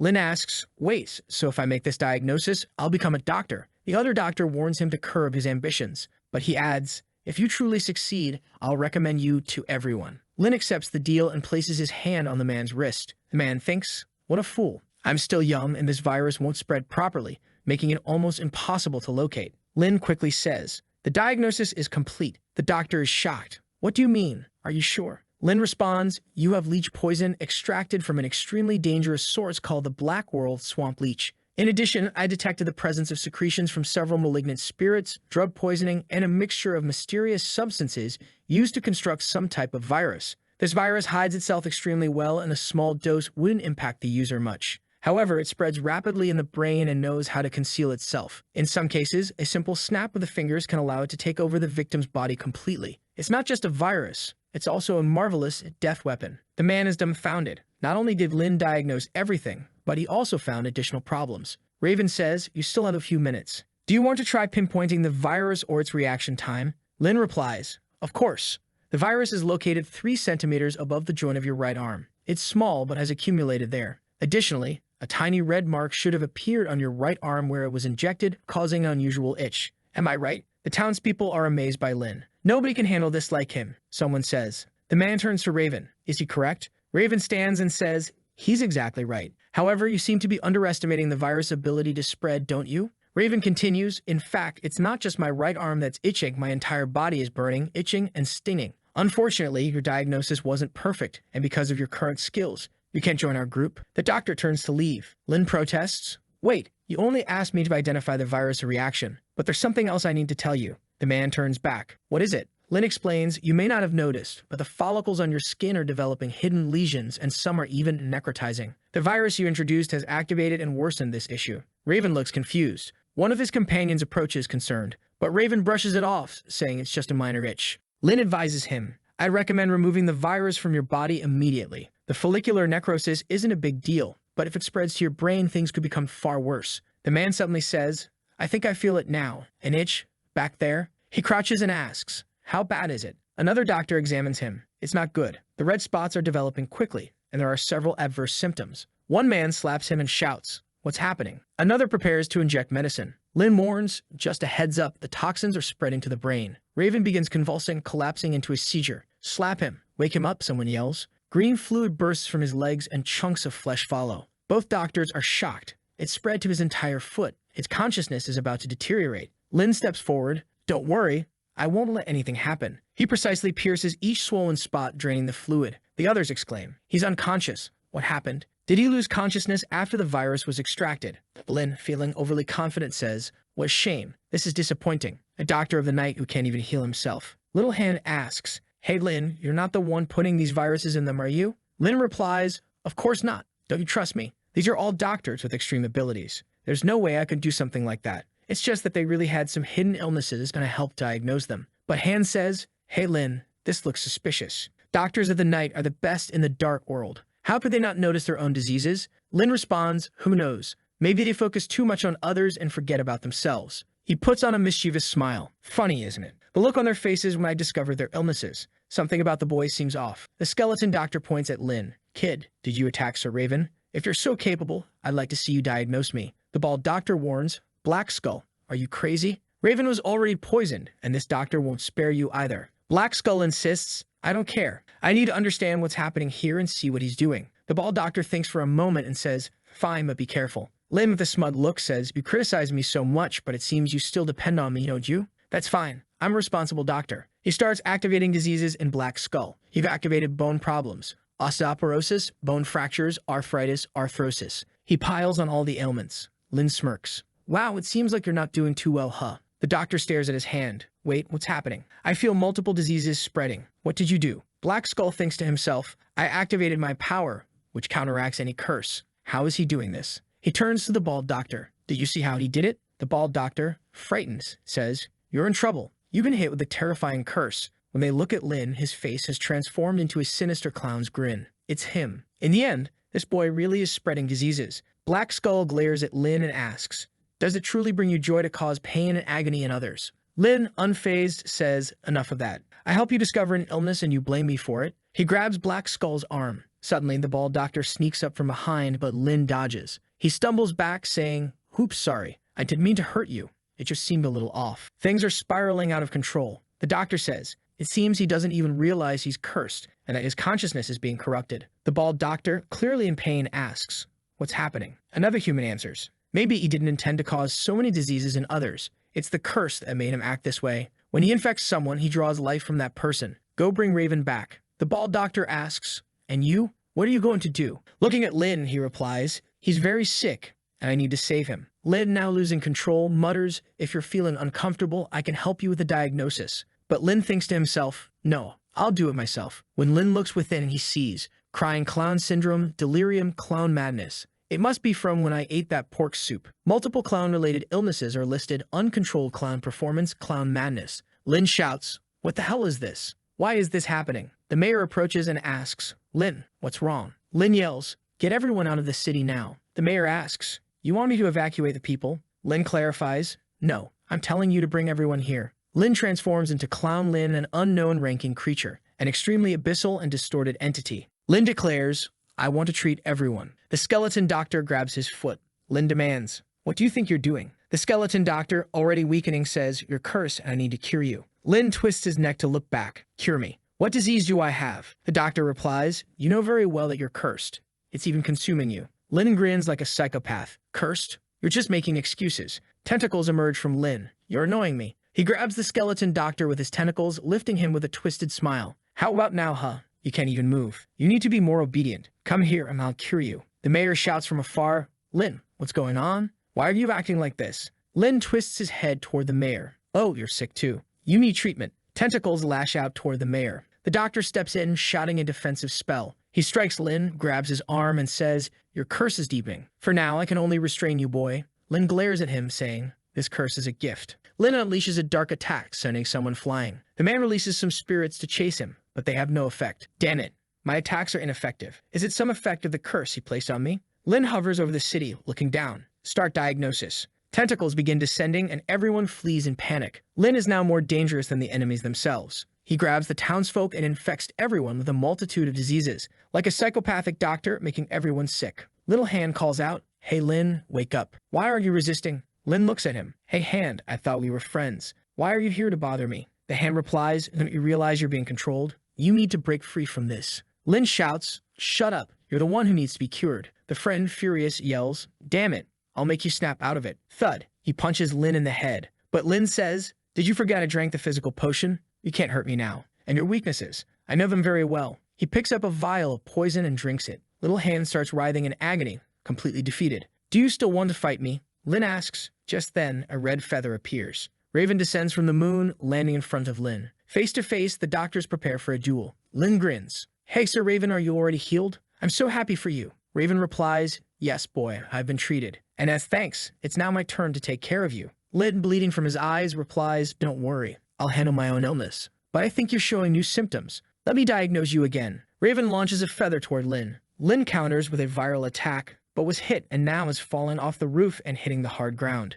The doctor descends, examining him. The bald one comments, as expected of Raven. He took him down in one move. Raven warns, be careful. This boy's ability is very strange. But all we need to do is remove the curse from his body, and it'll be easy. Lin, like a deranged psychopath on the ground, opens his mouth, releasing souls everywhere. A curse begins to activate against Raven. The skeleton doctor warns, be cautious. Raven sits and starts praying to counter the curse. He mutters, damn it, I didn't expect this boy to have such bizarre abilities. I underestimated him greatly. The bald doctor asks, Raven, do you know what kind of curse this is? Raven replies, do you see the clown inside him? In the studies of the doctors of the night, there's a record of such a curse. Decades ago, in a very ancient city, an entire civilization was cursed with it. Those affected became cognitively impaired over time. Eventually, the curse completely takes over their bodies, replacing their original selves. The skeleton asks, if that's the case, do you know how to deal with this curse? Raven replies, every curse can be destroyed by divine power, even the clown curse. If we were anywhere else, it would be difficult. But this boy is lucky because there's a sacred relic from the holy world right here. Inside the church, everyone's in distress, crying for help. Someone approaches the mayor. Mayor, what's going on? Why did he end up like this? The mayor lowers his head. I don't know either. All we can do for now is protect ourselves. A figure approaches and Raven appears. Don't be alarmed. I'm not here to harm anyone. I'm here to help. The mayor retorts, I don't care. No one here is in the mood to be helped by a doctor of the night. Raven clarifies, I'm not here to treat you. I'm here for that boy who's in danger now. To break the curse in his body, we need the relic from your world. The mayor protests, impossible. The sacred relic is the only thing keeping us safe in this place. Raven responds, you got a misunderstanding about the doctors of the night. We're not enemies. In a way, we're even allies. One of our creators is part of your group. Raven reveals a relic. The old man gasps, the 12-winged angel. Suddenly, someone crashes through the large glass window. Lin, fully transformed into the clown form, has arrived. So you finally come. I came to find you, Doctor. Raven shouts to the others. We're running out of time. Someone needs to awaken the sacred relic and evacuate everyone. The mayor agrees, and they rush out. Lin approaches Raven. Raven, you're a doctor. How can you let your patients leave without treatment? Raven summons a flock of birds toward Lin, declaring, this time I won't hold back. I'll eliminate this creature from your body and end this curse. Lin is being bombarded by airborne attacks, but he pulls out his scalpel and slice, clears everything away. He unleashes the dragon's breath toward Raven, but it falters. He slaps the dragon's weapon, frustrated. Damn it, why isn't it working? The dragon seems to refuse to be used. Lin mutters, damn it, some things even money can't buy. Little Hand touches his head and asks, hey Lin, are you awake? But Lin summons another power in his hand. Right now, of all times. Looking at Raven, he says, I'm going to leave now, okay? I'm not feeling very well. Raven replies, I won't let you go. He activates a curse suppression spell, chains, and a pentagram locking Lin's feet. Lin screams, unleashing a burst of purple energy. An eye opens on his chest. Raven activates the fallen 12-winged angel and charges toward Lin. Grabbing his neck, he slams him to the ground and places the angel on his forehead. The clown inside Lin begins to emerge.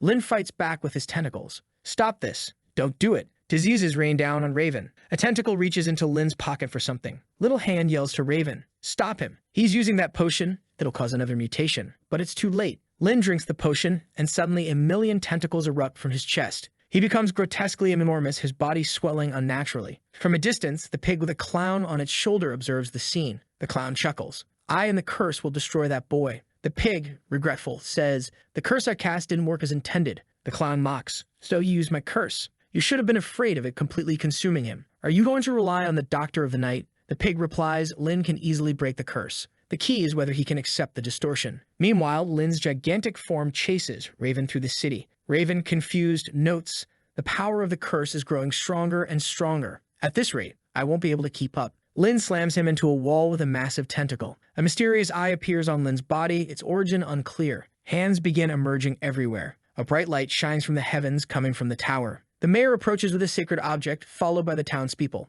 The chalice in his hand begins to float. Raven says, "Everyone, pray with me. Pray to the god who brought the heavens to the east." The group forms a prayer circle. Lin notices and launches an attack at them, but the fiery hands now appear to be ablaze. Raven faces Lin, shouting, "Pay tribute to the power of God." Golden light radiates forth. The clown inside Lin writhes in agony. "Stop it. I'll be dispersed." Raven declares, "We're almost there." But Lin, grinning maliciously, retorts, "You thought you'd really get rid of me with this? You deserve to go to hell." He unleashes a barrage of attacks on Raven. The chalice activates, glowing with a divine effect. Lin, relentless, continues his assault almost like an unending flurry in a chaotic FPS game. Little Hand pleads, "Lin, stop." An explosion erupts and the clown's influence peaks. The pig watches in despair while the clown beside him chuckles. "You've lost Pighead. He's completely corrupted now." The clown starts to leave. The pig asks, "Aren't you going to keep watching?" The clown replies, "I've seen what I wanted, the birth of a new jester." The pig mutters, "I don't think it'll be that easy." Back in the city, Lin sees his reflection in Raven's mask. He begins to resist. "No, impossible. I'll kill you." But as he raises his weapon, he hesitates. "No, I won't." Lin attempts to end it with a decisive strike, shooting the clown in the back. The second shot pierces the clown again, this time at the lance he took from Sha Sha. The system alerts him. "You've activated curse removal ability and infused energy into the bullet." Lin reloads. "No matter how cruel I may be, I'll never kill someone innocent like this. I can't harm someone who wants to help me so much. You'll never replace me." He fires at the clown, hitting it in the face. The clown explodes, seemingly vanquished. Lin recovers from the curse. The system announces, "You've completed a secret mission. Your spiritual power has increased by 10%. Lin turns to Raven. "Hey Raven, are you okay? Do you want me to help treat you?" Raven replies, "I'm fine. Did you manage to break the curse on your own?"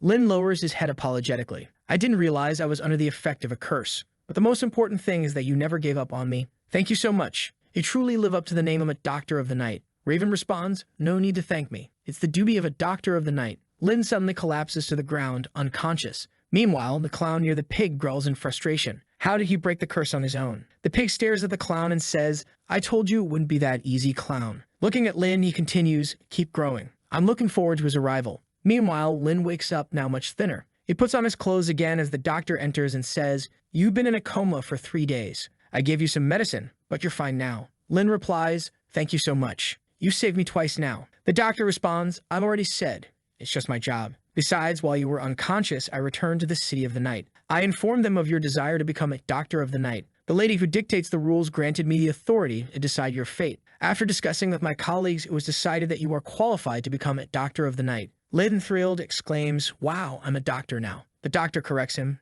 "No, you're qualified, not officially a doctor yet." In his thoughts, the doctor reflects, in truth, they only accepted Lin because his abilities seem extremely dangerous. It would be a problem if he became a doctor of the epidemic. The doctor walks to a mirror and speaks of a ritual. He opens a portal and instructs Lin to follow him. They step through together. He announces, "We've arrived. This is the field of our organization beneath the stars in the City of the Night." Lin walks through, seeing numerous autonomous towers with eyes everywhere. There are mirrors with monsters and strange things it's impossible to comprehend. The doctor says, "There's nothing interesting to see here. Let's head straight to the test." They teleport, surrounded by golden light. Lin bumps into someone. It seems everyone here is a bit psychotic, murmuring, "You're sick. You're sick." Lin asks, "What is this place? Is this really the base of the Doctors of the Night? Aren't they a bit crazy?" The doctor explains, "They don't care about race, appearance, or any of that. As long as you have the skills and ethics, you can become a Doctor of the Night." They approach a counter, and the doctor greets, "Nightmare, how long has it been? Give me a career form. I brought someone new for evaluation." A creature emerges from behind. "So this is the kid who can make people sick, but he just looks like a sweet boy." Lin pulls a tentacle from his back, using it to gently shake hands. "Thank you. I appreciate the compliment." The creature is startled. "He has a tentacle like mine, what the hell?" The doctor scolds Lin, "Fill this out quickly, you fool. Put those tentacles away. Even though he's also a tentacled creature, he has the shadow of other monsters. Don't scare him like that." Lin replies, "I thought he'd like it." Lin fills out the form and hands it in. The doctor asks, "Are you sure you want to use this code name?" Lin says, "Yes, it's perfect. I don't want to change it." The creature eats the paper, chews it, and spits it out. Lin picks it up. It's his identifier displaying the codename, Good Doctor, Messenger of Peace. A friendly and kind doctor who brings joy and happiness to everyone. Lin beams with happiness, thanking everyone. The doctor says, "All right, let's go. I'll take you to the test." They see a room with several people entering. Lin remarks, "Wow, there are a lot of people taking this test. The doctor explains. They're all elite doctors from various races. Their strength cannot be underestimated. Before we start, let me explain what you'll be evaluated on. There are 4 criteria: your ability to respond to situations, psychological qualities, general skills, and combat power. Lin asks, combat power? Why do I need that? The doctor replies, without sufficient combat power, how will you convince monsters who don't want treatment to receive it? Lin nods. That makes sense. It's necessary to be a good doctor. The examiner announces, number 4, messenger of peace. Good doctor, it's your turn. The participants laugh. What kind of ridiculous name is that? Lin steps forward confidently. Mr. Raven, wait for the good news. Raven mutters, don't even look at me, kid. The examiner calls out, are you all here? Copper Melter, present. Skeleton Doctor replies, I'm here too. Blood Fountain, the vampire, present. Lin responds cheerfully, good doctor, messenger of peace, here. The others laugh. A human here to bring peace? What a joke. The examiner claps his hands. Anyone taking this test has already been approved. I have no doubt that you're all professional doctors. But to become a doctor of the night, being professional isn't enough. You have to be the best of all doctors. Sometimes in a dangerous place, a piece of stone, a bread knife, or even a box cutter will have to become your scalpel. The examiner continues, the first test for all of you will be your ability to use tools. He reveals a variety of equipment, including a small shovel and a mechanical saw.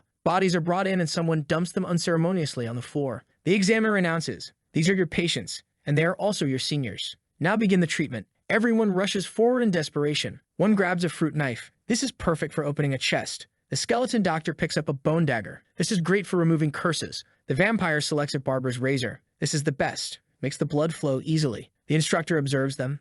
Excellent choices. These small tools are perfect substitutes for a scalpel. Suddenly, he hears a vroom from the side. Turning, he sees Lin starting up a chainsaw. Kid, I think you grabbed the wrong tool. This is surgery, not execution. Lin responds, relax, instructor. Chainsaw dissection is my specialty. The patient on the floor stands up, refusing treatment. The instructor protests, but he only has some spores growing on his prostate. It's nothing serious. This is a minimally invasive surgery. There's no need to eviscerate his entire body. Lin replies, I remember the doctor said that a true doctor of the night must save people with any tool available. In an extreme situation, I might not have many choices, but I can't give up on my patient because of that. The crowd watches in amazement. Standing in front of the patient, Lin declares, giving up would be extremely irresponsible and a disgrace to any doctor. Forget a chainsaw, I'd even use a meat grinder if necessary. When you don't have an opportunity, you create one. The instructor starts clapping. Bravo, what a noble boy. You truly carry the spirit of a doctor of the night. Everyone should aspire to this. Lin gains a wave of favorability. The instructor turns to the others. Look at him. That's professionalism. Go swap out your tools now. The others reluctantly comply, grabbing drills and cutting tools. The patients awaiting treatment begin crying. The instructor smiles. Good. Now let's start the surgeries. The room erupts with cutting and agonized screams. One patient yells, no, no, no. What are you doing? The instructor tries to reason with Lin. Just pretend to use the chainsaw. I'll tell them it was perfect and you'll get good grade. Lin refuses. No, I have to prove my skill. I want to pass the right way. The terrified patient tries to run. No, I won't do it. Lin quickly injects anesthesia and pulls him back. Hey, you're sick. You need treatment. This is a very important part of the male body. Inspecting the spores, Lin says, they're accumulating here. It's clear you got single syndrome. Damn, this operation is going to be very difficult. If I make the slightest mistake, this patient will pay for it for the rest of his life. He resolves, I need to reach the level the professor calls becoming one, man the saw. I must imagine these spores as creatures invading a forest and stealing the princess. I'm the brave hero here to save her. Lin activates the chainsaw and charges in, cutting precisely. Ah, finally done. A glow emanates behind him as the imagined princess says, who are you, brave man? Come back with me. Lin mutters, a giant mushroom, obviously. His popularity in the camp increases and he earns a special achievement, chainsaw expert. The instructor, amazed, says, incredible. The movements are so strong yet don't harm the patient. The skeleton doctor marvels, how can someone be so delicate? He's truly extraordinary. The instructor concludes, not bad, kid. That was a minimally invasive surgery performed perfectly. He turns to the patient, please share your thoughts. How was the surgery? The patient, trembling, recalls every movement of his chainsaw came millimeters away from. I was certain he'd ruin my chances of having kids forever. The instructor clarifies, you mean to say his skills are extremely precise? The patient hesitantly agrees. I guess so. The instructor raises Lin's hand triumphantly. The good doctor, messenger of peace, has passed the first test brilliantly. The crowd cheers and Lin beams. Thanks everyone. But the instructor warns, this was just the first step. There's much more ahead, and it'll only get harder. Don't expect others to be kind to you when you haven't experienced their suffering. And don't expect others to endure pain if you can't withstand the pain they feel. Pain is the best medicine to keep someone awake. As a doctor of the night, you need great pain tolerance. The next test is revealed. Let's see how much pain you can endure. They bring out the infamous chair of torment. As soon as you sit in this machine, it will inflict pain on your entire body. It has 200 levels. Only those who reach level 50 and above can pass. If you pass out or die halfway through, your results are invalidated. Now everyone, go sit down. The vampire takes a seat, groaning slightly. He looks at Lin. Hey, that kid who brings peace, you're human, aren't you? You know humans have the worst pain tolerance. Aren't you scared? Lin hesitates. Yeah, I'm scared. Really scared. Ever since I was a kid, I've hated pain. But now that I've made it this far, there's no turning back, right? The vampire nods. True. But in his mind, he thinks, poor kid. He did so well in the last test, only to face humanity's greatest weakness here. He won't make it. The instructor announces, the pain will begin at level 1 and gradually increase. When you can't take it anymore, just press the button to stop at any time. The skeleton doctor sits confidently. Undead don't feel pain. I don't need to do anything to pass this test. The instructor smirks. Is that so? If you want to advance quickly, you can press the button to increase the pain level. But remember, you can only increase it, can't be reduced. So think carefully before you press. The skeleton dismisses the warning. There's nothing to be afraid of. He presses the button, raising the level. Soon he's being electrocuted. This feels so light, I might as well take a nap. But a second later, he collapses. Man, does it hurt that much, skeleton? The skeleton groans. It's like getting kicked in the, well, if I had one. The instructor laughs. This machine transfers the sensation of pain directly to your consciousness. It doesn't matter if you're a machine or undead. If you have consciousness, you'll feel pain. So do you still want to continue? The skeleton hesitates. Damn it, I can't handle this. But you know what? I'll push through. He keeps pressing the button. I'm going to become a doctor of the night. He reaches level 37. The guy next to him gets motivated. That's right. It's too early to give up. He reaches level 27. The vampire mutters, I can't take much more of this. The instructor observes. They're really pushing themselves. That's what it means to be a doctor of the night.